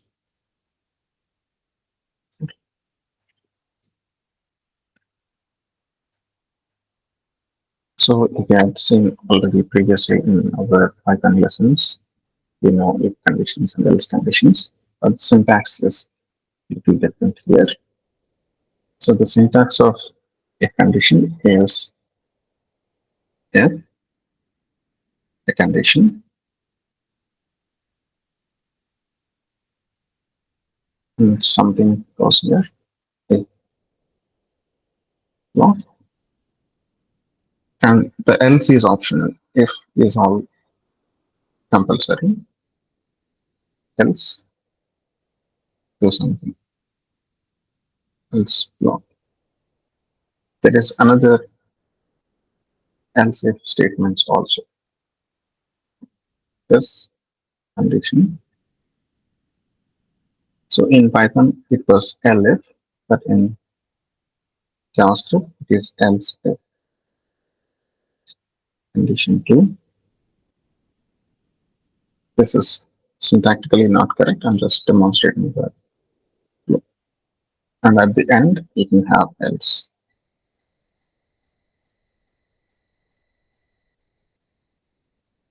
So let's do this.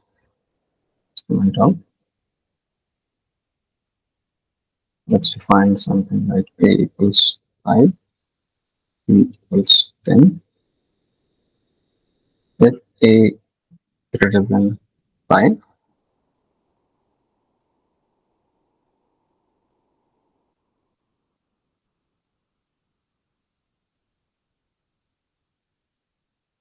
else if a greater than or equal to 5,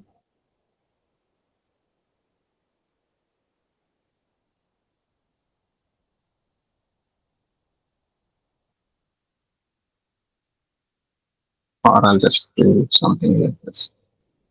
B is greater than or equal to A.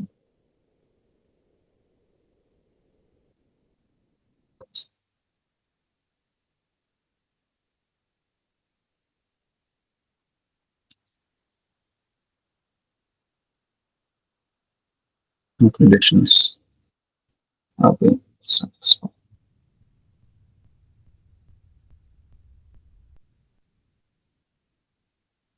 So else condition has been satisfied, and now we are getting this statement.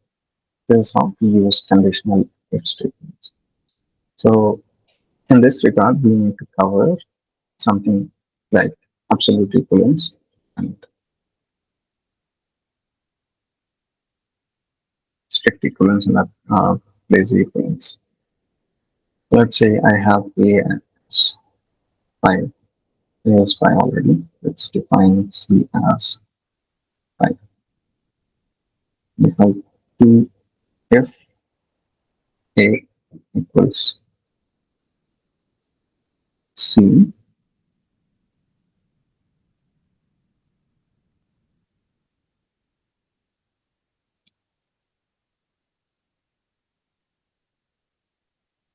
instead I'm going to use console log A equals C. Here it's going to print a Boolean value if it's equal to C, if it's evaluating to equal, and it's going to give a Boolean value. It's giving true. So, but this is a string and this is a number. Similarly, if I do triple equals, this actually is going to compare absolute equivalence, and string 5 and number 5 are not equal. So we should always be using this absolute equivalence operator rather than using the lazy equal to operator. So this is a deviant from other languages. Most of the languages use double equals for absolute equivalence, but in JavaScript we have to use triple equals. So let's just to cover one more operator. Let's say console log A. If we want to check if A is absolutely not equal to C, then we need to say like this. If you want to negate the operation, we have to do the exclamation mark before. So this checks for absolute equivalence. If I do this instead, it will be false. So basically, JavaScript is evaluating, in this case, double equals A equals C is evaluating true because its string and number are similar, like 515. But if I negate that same thing, it's becoming false. When we are checking for the absolute equivalence, it was not equal, and we are negating that, and this is true. So this was false earlier, and this will become true. This was true earlier, and this is false now. So we'll move this to.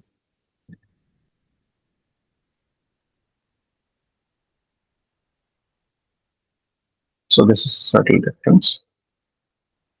Are they greater than or equal to greater than or equal to less than or equal to double equals triple equals not equal to not absolutely equal to. These are the different operators, comparison operators.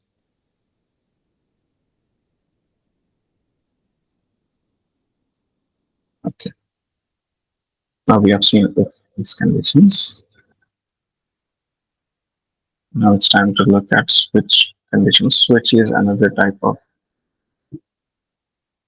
conditional statements which allow us to have multiple else conditions. If I want to compare a value against multiple values. Let's just say A is something like,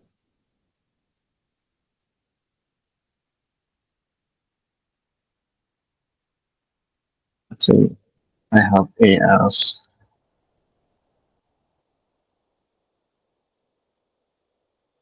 20. I can use a switch statement to compare this based on different conditions.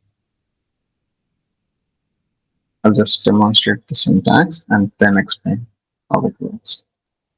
So switch has statements type case,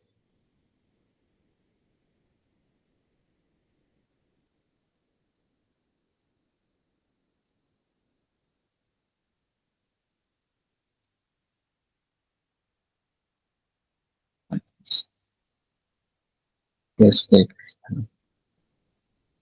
is 30 and 100%. Let's put it as image state.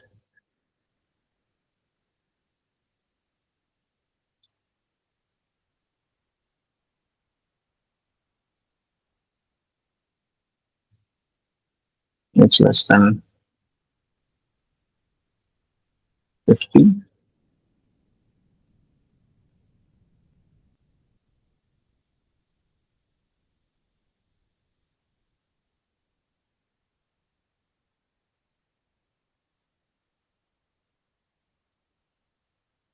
And so if we have to do the same thing with if else conditions, we can still do that, but we will have to compare each and every value in the else if conditions. We will have to stack up else if. In this particular case, we don't have to do that.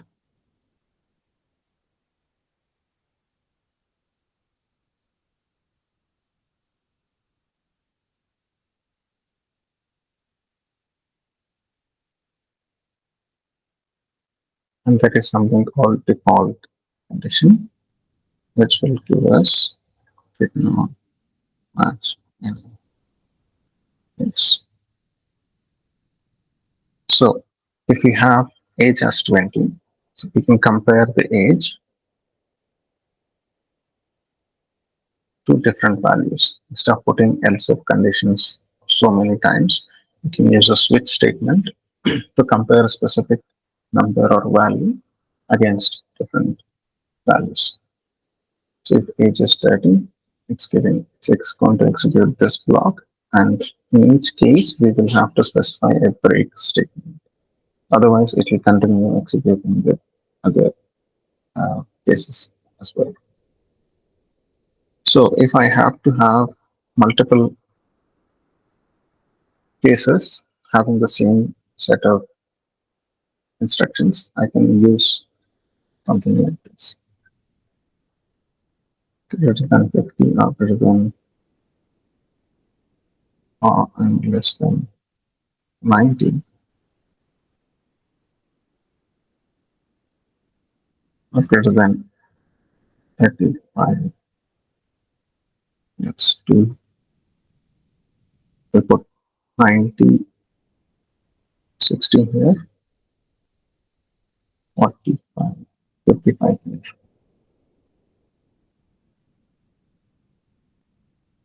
For these both conditions, these statements have to get executed. I just change this now to, let's say, 56.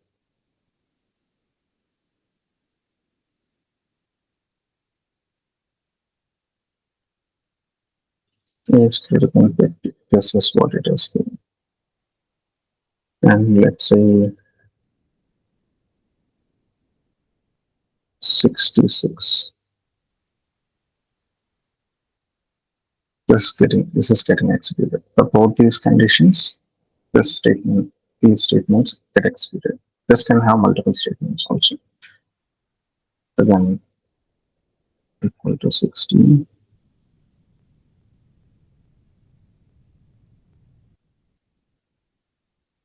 And so on.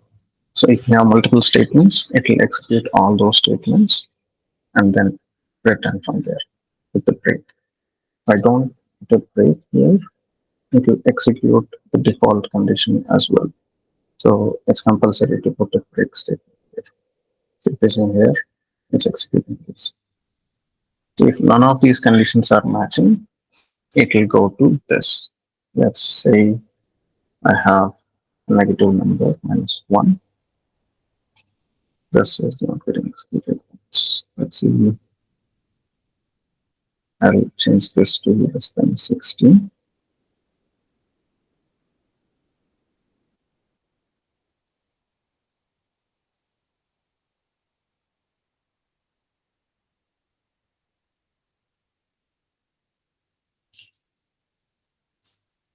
And change this to 70. Greater than, there is a condition here. Let's move this.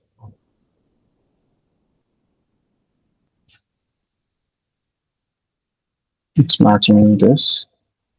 We will use this. So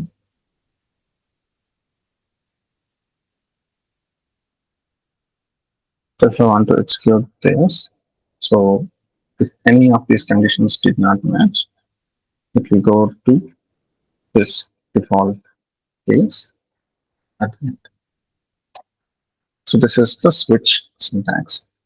So if we have to compare multiple values to a specific thing, we can either use else if along with else if conditions, any number of else if conditions. If A matches this, else if A matches this, and so on. Or simply we can use a switch statement. Switch statement is a more performant way of comparing multiple values. And now let's look at loop statements. So basically in JavaScript, we have for loops.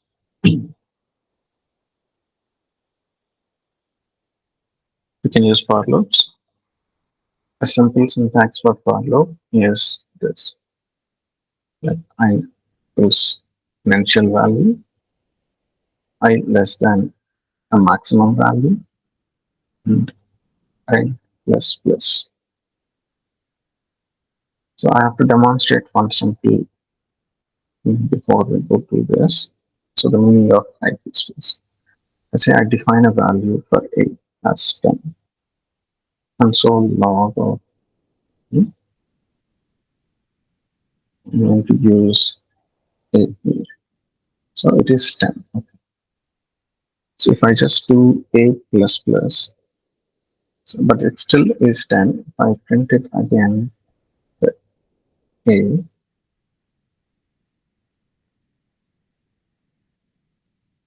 it would have become 11. So what this plus plus means is that it first assigns this current value and then increment A by 1. So it's nothing but print here. Let's comment out this and demonstrate it. What that means is console log of A and then A plus A equals A plus 1. Instead of doing this, I can actually do A plus plus. So if I now print console log of A, the value would have become 10 plus 1, 11, and plus 1, 12. If you see here, you can see that. Let's just see now. I'll assign B to A plus plus. So the assumption is that if we are assigning a value and then incrementing this with plus plus, first the assignment will take place and then the increment takes place. If we print console log of B,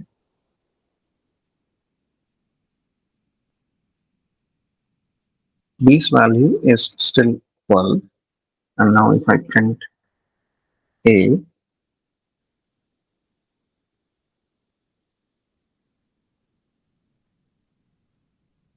A's value has been incremented to 13.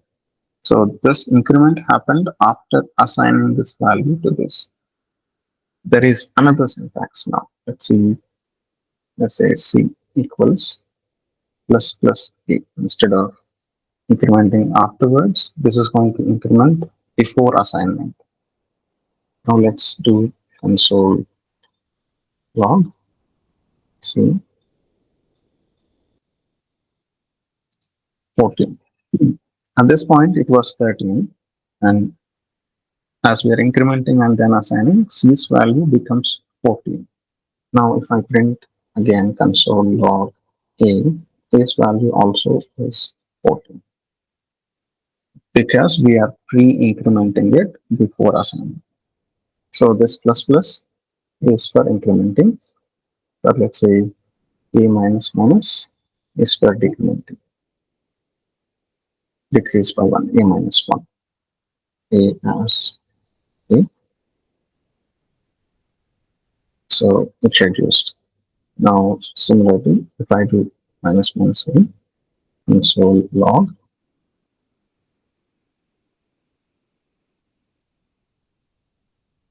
it will pre-decrement. I'll assign this to D.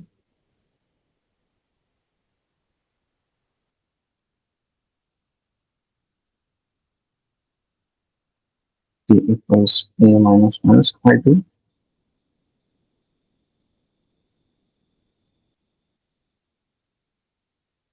And before decrementing, this would become,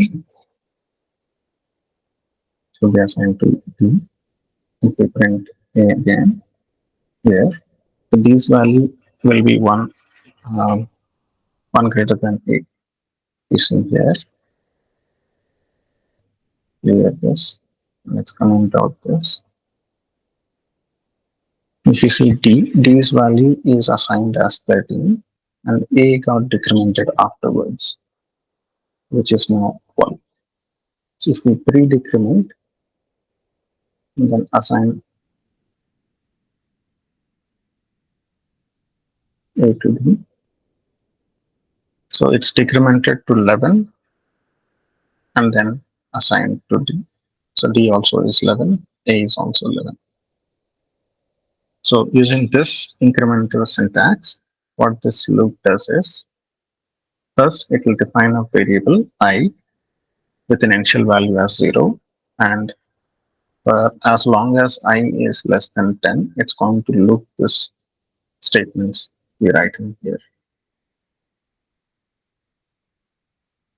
So for every iteration, it's going to increment the I value by 1 and then go till I becomes less than, I becomes greater than 10 or equal to 10. So this condition, every loop, it's going to check. Let's try printing this. So log of I. So if you see here, I's value starting from 0 to up to 9. So for each loop, it's going to increment the I value and printing it. That's one way of writing for loops. Let's say if I have an array of items, let's say I will define an array, something like stuff.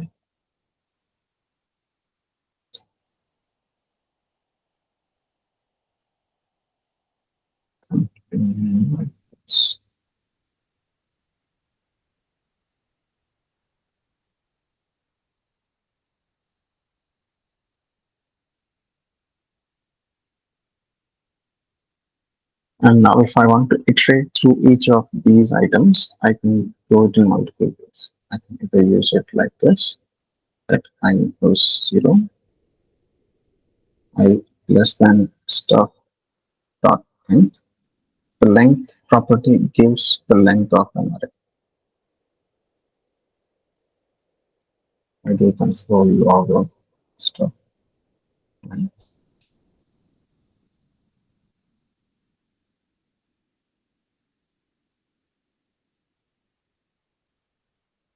Gives the length of the array. It's 5, 1, 2, 3, 4. But the index starts with 0. So that's why I'm going to use 0 as a starting value for I. So now I'm going to increment I every in the tree. This time I'm going to print stuff of I. You can reference the indexed element with the index. Let's say if I want to print the fifth element or fourth element, stuff of fourth gives me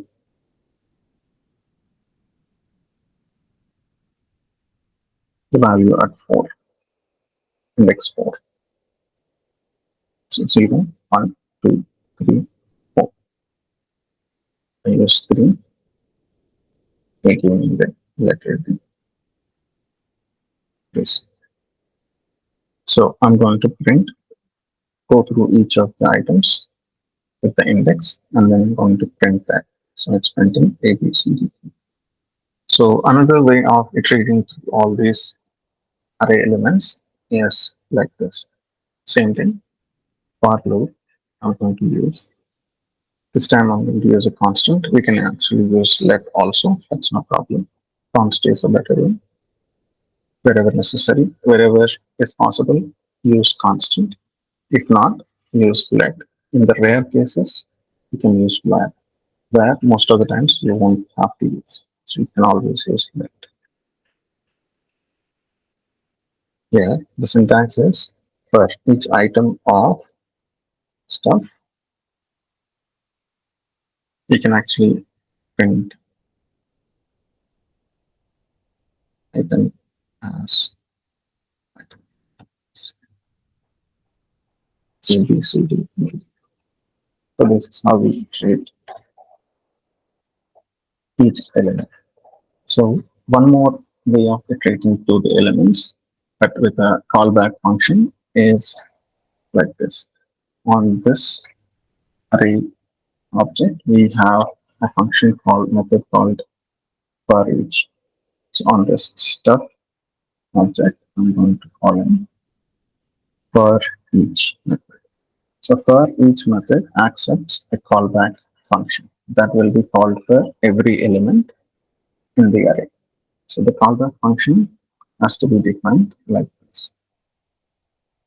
So that this callback function accepts a value argument. It's even defining it as item. This value name can be anything.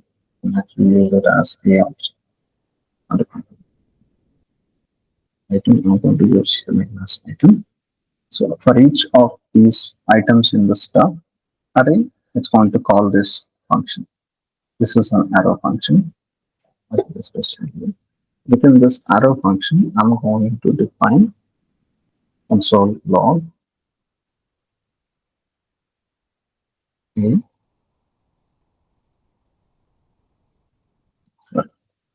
item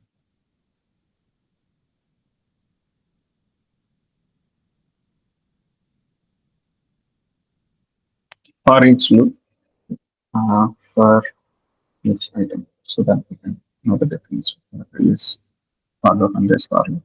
So for each item, it's going to call this function, and that is going to print this the specific value that it passed with.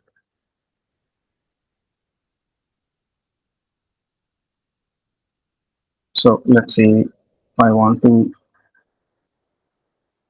create another array for each of these items, doing some manipulation. We can still do that. Let's say I will declare let my new array. I'm going to define it as empty for now. For each of these items, I'm going to define something like this.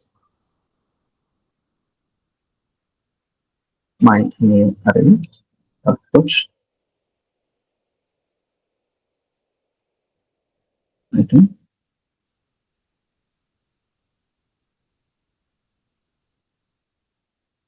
This is going to create a new array, push these items to this array.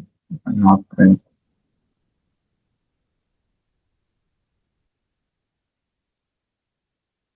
this. This has the appended text like this. This is how we use for each loops. Let's say I have an object. Let's just take an object. We can use for loop for iterating through an object. Let's define an object. My listed object. This time I'm going to have item name and type toy.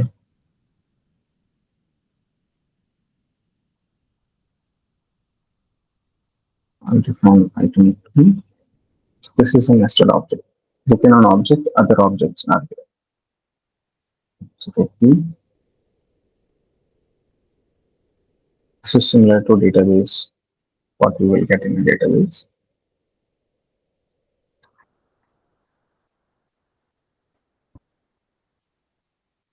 Wait,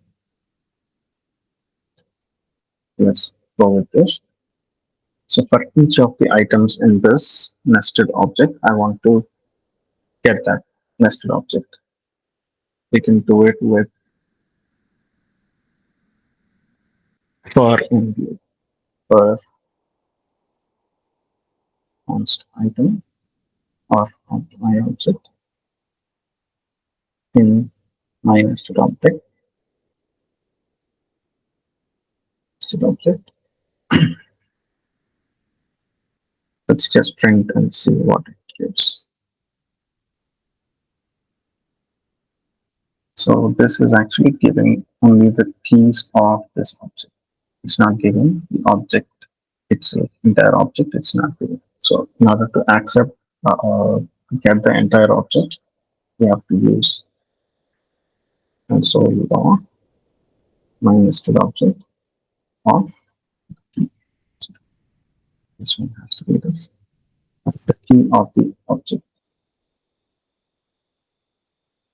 If we do that, we get all the entire object. This is how we iterate through objects using the for loop. There is a method called map that we have already seen in our previous lesson, but we will cover it one more time.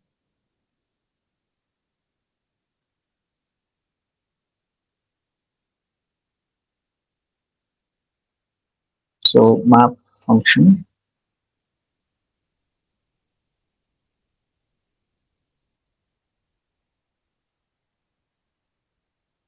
does go through the entire list of items and then returns a new array.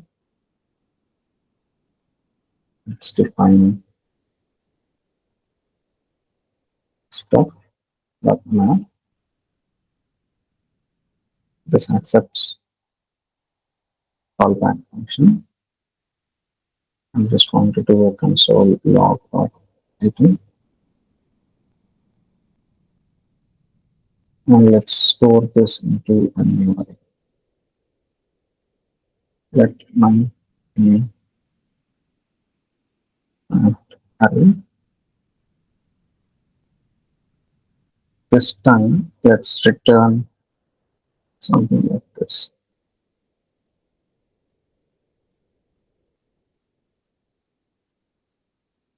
There is a subtle difference between map and for each. For each just does call the function, doesn't return anything.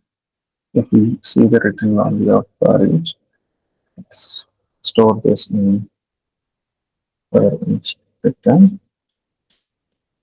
Let's do a console log of this.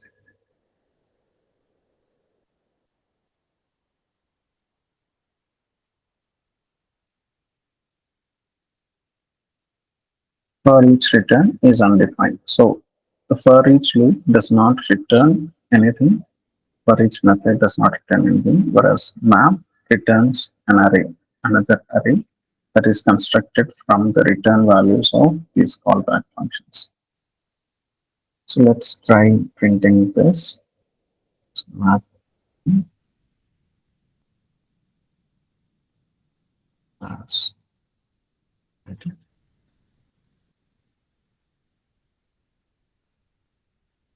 It's whole.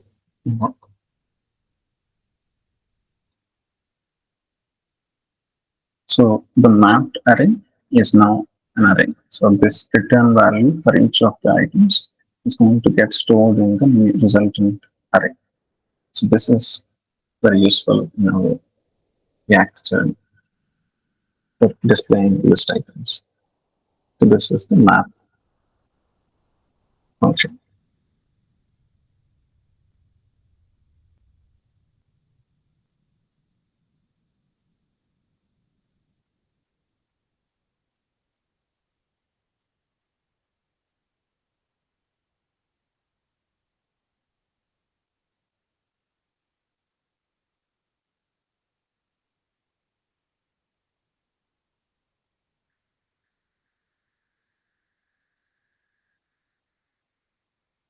And now I think next topic is covering DOM events. Whenever a click or scroll or any event happens on the browser on the elements, we can detect that from JavaScript. Let's say if somebody clicks on a button, how do we detect that? If somebody scrolls on an area, how do I detect that? Those things can be covered with events. So there is something called add event listener. If we go to MDN documents, we can see this add event listener. You can actually define what's the event that you want to listen for on any document element, DOM element. Let's say this is a box, inspect this element. On this element, we can actually listen for any events. The type of events, event types, we can go through the reference here. There's something like click events we will listen for.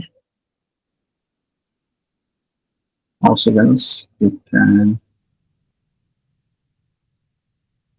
for mouse events, we can see the event type will be click, click event can be handled like this. Add event listener, click, and then a callback function. Whenever somebody clicks on a specific element, if we have a listener added to that, that function gets called whenever somebody clicks on that element. This kind of reference, we can go through this reference. We will discuss this DOM event handling tomorrow. So this is a very good place to start. So add event listener is what we are going to use tomorrow. For scroll events, for any type of events, this is what we are going to use. And complex interactions, animations, games, everything can be done with this event handling. Go to our code. Let's start the live server. Okay, so the events are nothing but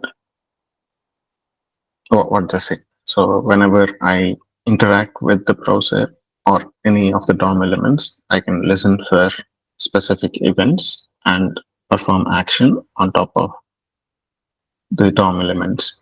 So not only on the triggered item, event that was triggered on, it can affect any other item in the DOM structure.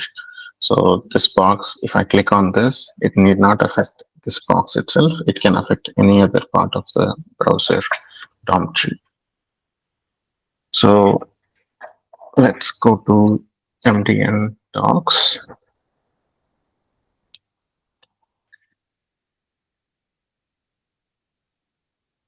So we have different set of events that are triggered on keyboard, mouse, trackpad. If we have any other devices, we can track events on those also. So the keyboard events, we can see which key was pressed, which key was released, all that we can identify. So we can also get from the key code what's the key that was pressed. So let's try adding some event on this box. Let's go to our code. Let's say this is the box I want to listen for events on. So I can select by this class. Just 1 second. Let's say the way to add event handling is by selecting the element and then adding an add event listener. Let's try that. So let's select this element. The way to select this element is through query selector, document dot get query selector. The by class we are going to select, which is the class of this element, is left. And we have the element, left box. Let's say I'll store it in a constant left box.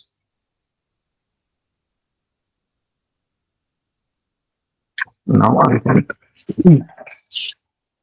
while we are at it, we'll just see this side by side.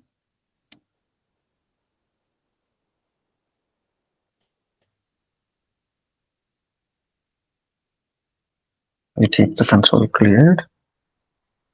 Here I'm going to add a listener for click events. Left box dot add event listener. This accepts 3 parameters. We are only going to use the first 2 parameters. If we see add event listener, let's search for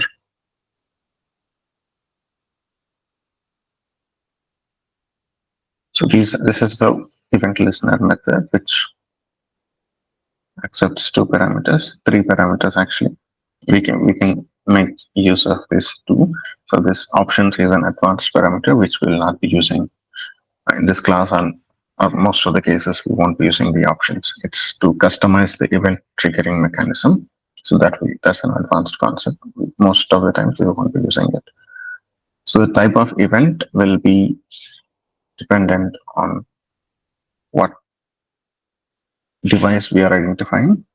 So type of events is going to be, for us, it's going to be the mouse event. It's a click, right? So inputs, keyboard, mouse. So if we see this, events related to computer mouse, if you see,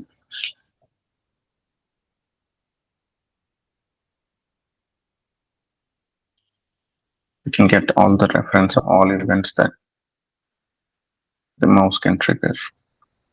Yes. So we are actually interested in click. Let's search for click.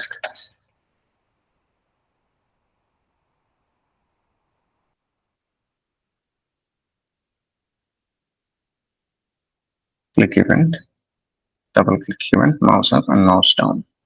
So these are the mouse events. So let's go into click. If you see the syntax, so this is how we should add the event. So the type of the event is going to be click, and then a function that accepts an event as a parameter, and then something happens on that. Let's just print the event that was triggered.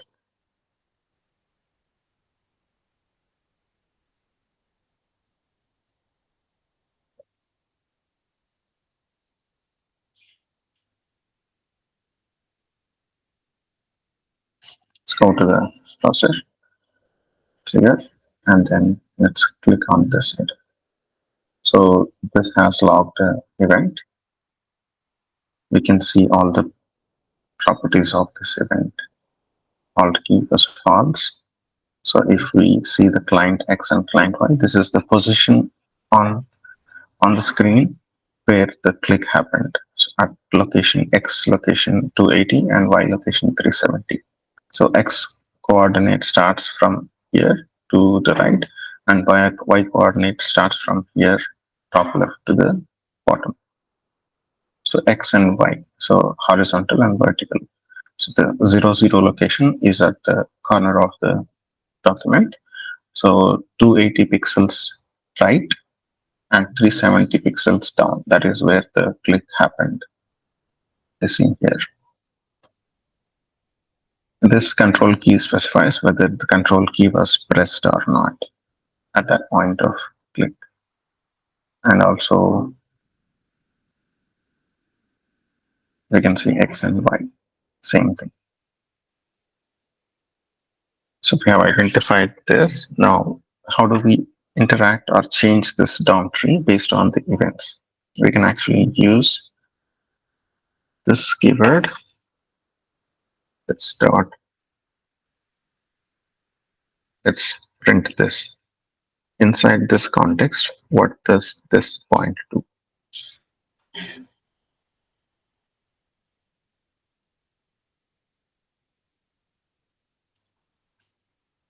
Let's click on this item. And if you see that this element, this is actually pointing to the window item, the start window.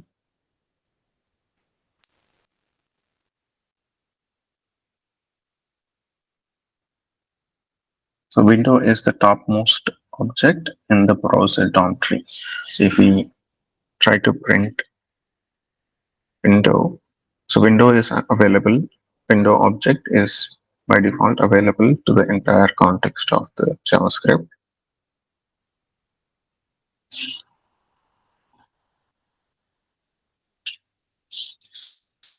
Right click.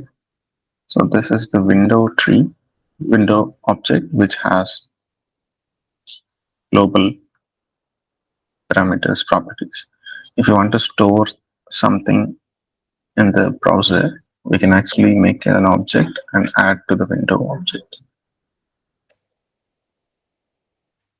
So in this place, we are going to use left box to actually get the styles. Left box class list, let's say class list dot add active. I'm going to add class as active. If we go inspect this element, this class has only left. So let's click on this, and now the active class has been added. Suppose if we have some styling applied to active, as soon as we click it, active will apply those stylings.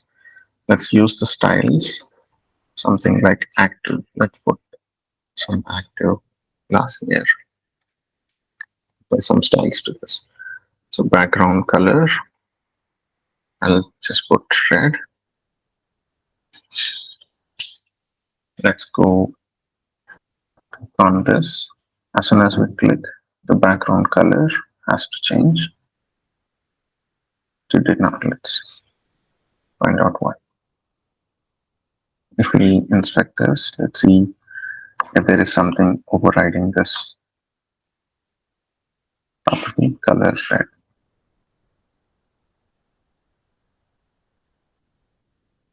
So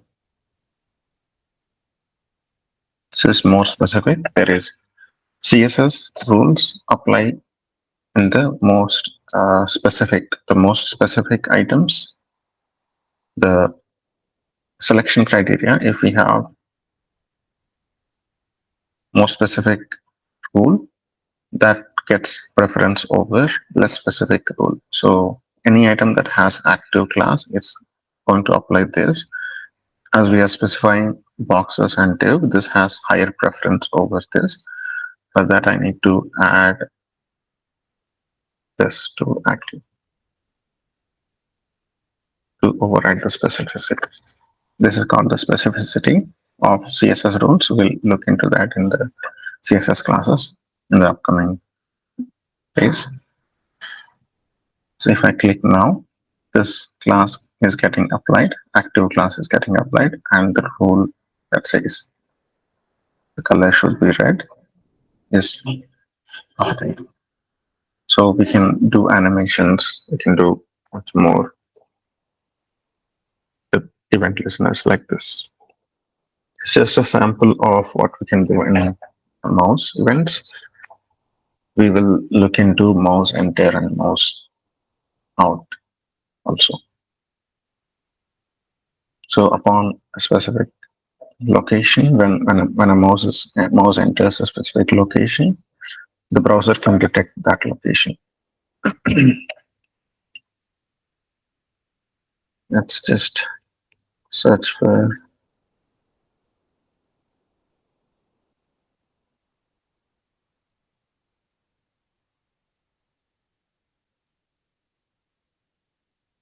mouse events.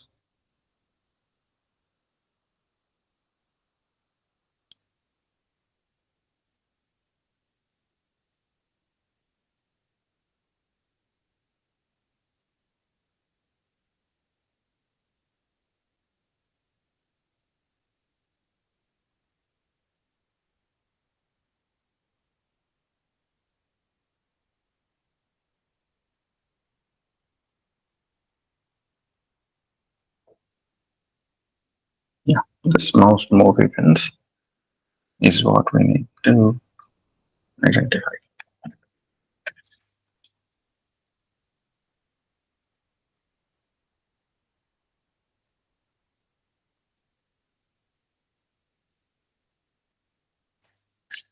There is something called mouse enter also.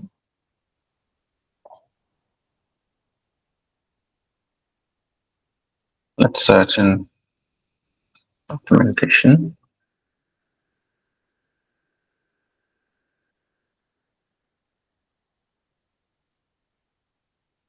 Okay, this mouse enter event will identify when the mouse pointer has entered a specific location. Let's add an event listener for the right side box. Use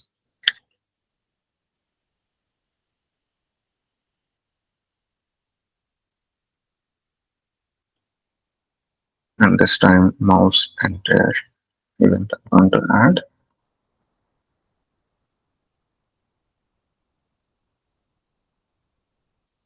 This is going to be right box. Let's figure out.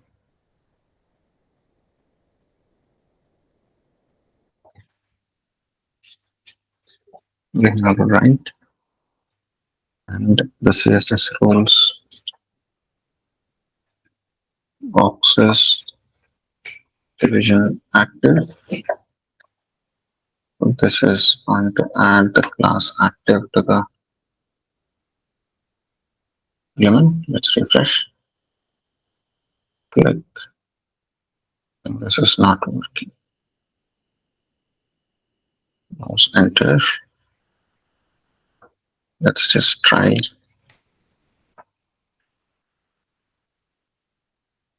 printing the event. If the event is getting triggered or not.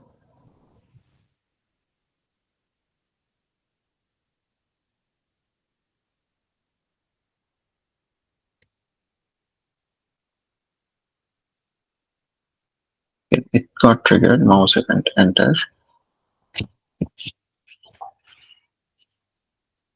Now I'm going to add the class right box dot class list and mouse entered.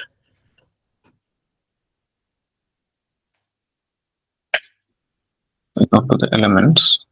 Okay, now it has added the mouse entered event. Let's try adding active. Now it's added active, but this is not applying this color element because there is a more specific rule, element style has been applied. If we go into the DOM tree, background color, somebody has applied background color as purple.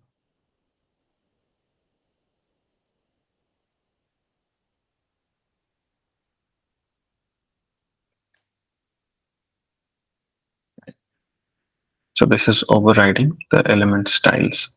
So let's do one thing. We'll comment out this rule.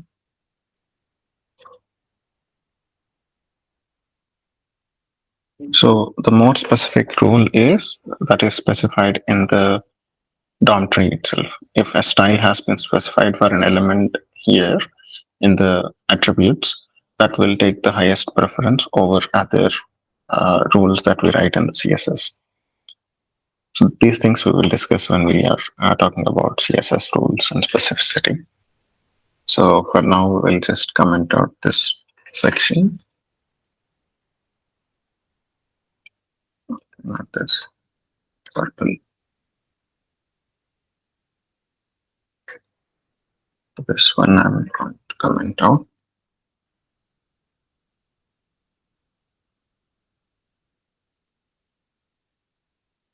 It's not adding the. Okay, heading color is not defined. Okay. I think we should still have this. Don't change this. Okay, now mouse event is getting triggered. Now we are going to add active got added, but styles are not applied. It's still having the background color as purple. New color. Okay, this is the one. Here we should comment out. Yeah, now it works. So as soon as we enter refresh, as soon as we enter this box item, the color is changing to red because it's adding the class active. And background color is red for active elements. Now, as soon as this leaves the mouse exit is another event that we are going to use to remove this active class here. Upon the mouse exit, or mouse leave, sorry, mouse leave is the another event.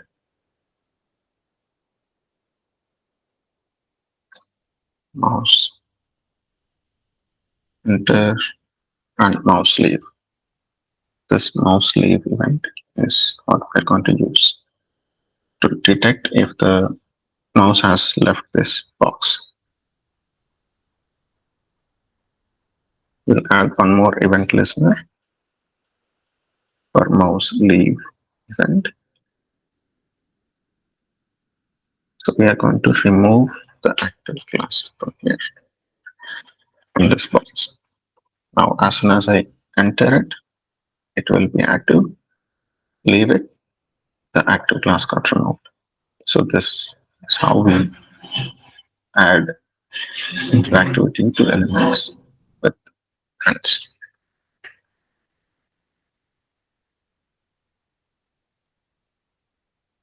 So let's use something called this. So this is anonymous function inside this. This doesn't have any context. This element, if we console log of this won't have any meaning inside it. Let's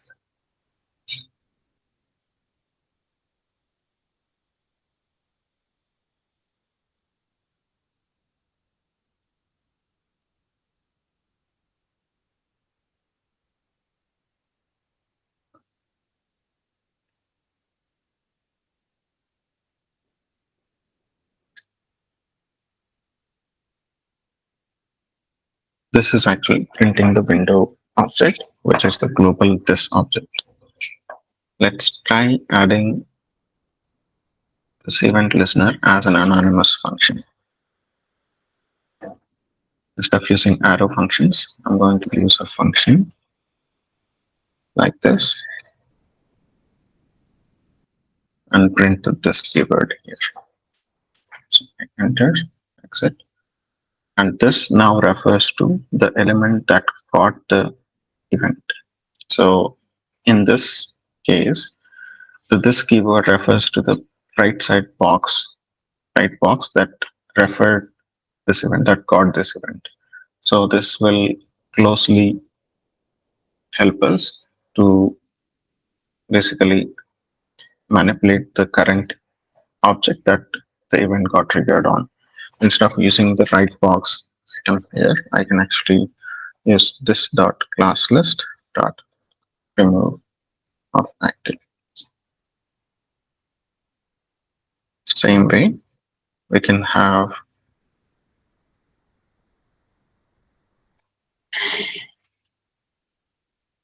if I use anonymous function instead of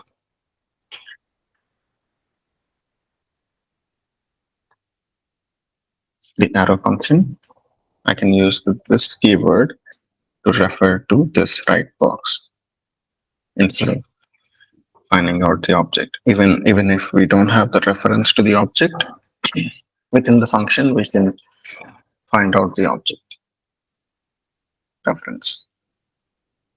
Clear. Active. Now let's do another way. Let's say create a function.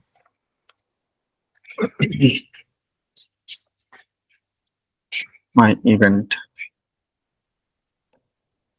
my let's say mouse enter handler.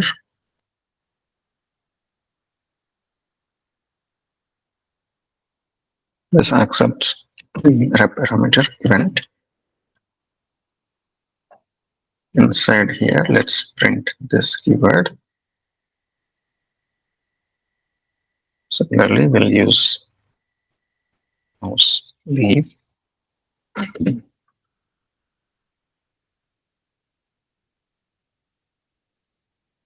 handler. So in place of this, I'm going to use mouse enter handler, removing the entire thing and just adding the function reference. Similarly, instead of this, I'm going to use mouse leave handler.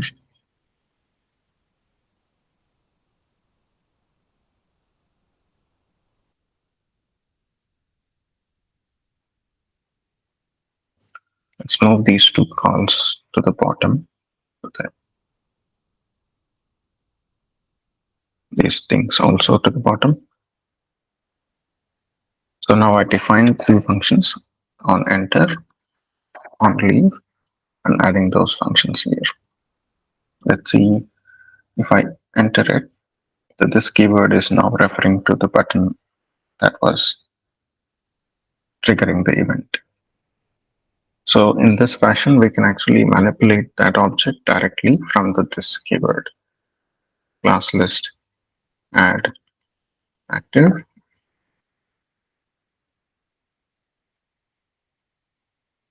Inside this,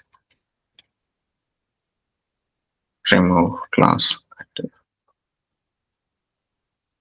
This way, without having to parse through the DOM tree, we can add or remove attributes to the elements that had the event triggered. So this is a good use case for this keyword. So I think we have covered basic events, but you can do infinite number of things with all the keyboard events, key down event. Similarly to mouse events, we can have keyboard events. Let's go back.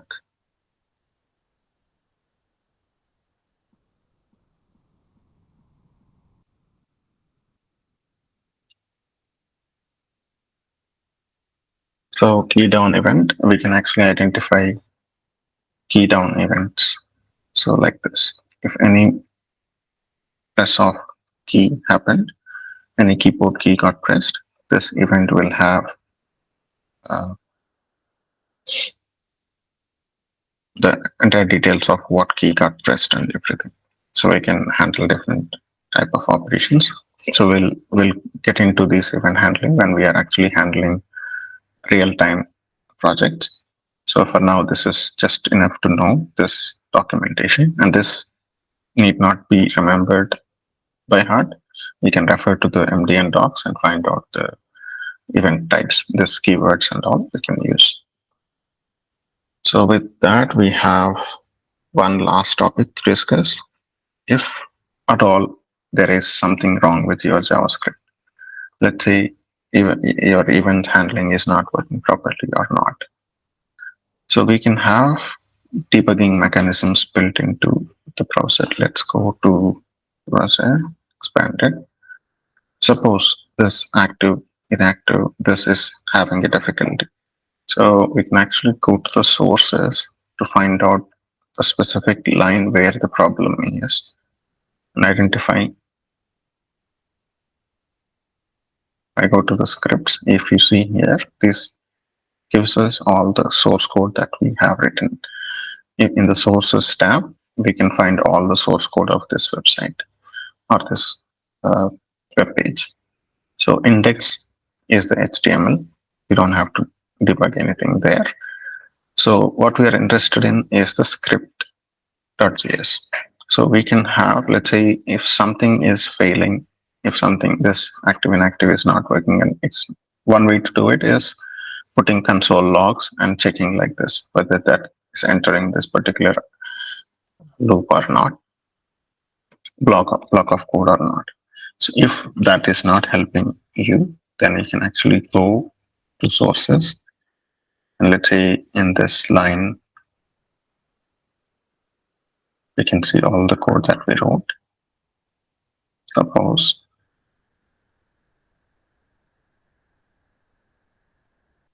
mouse enter. In this line, I am having a problem. Mouse event handler.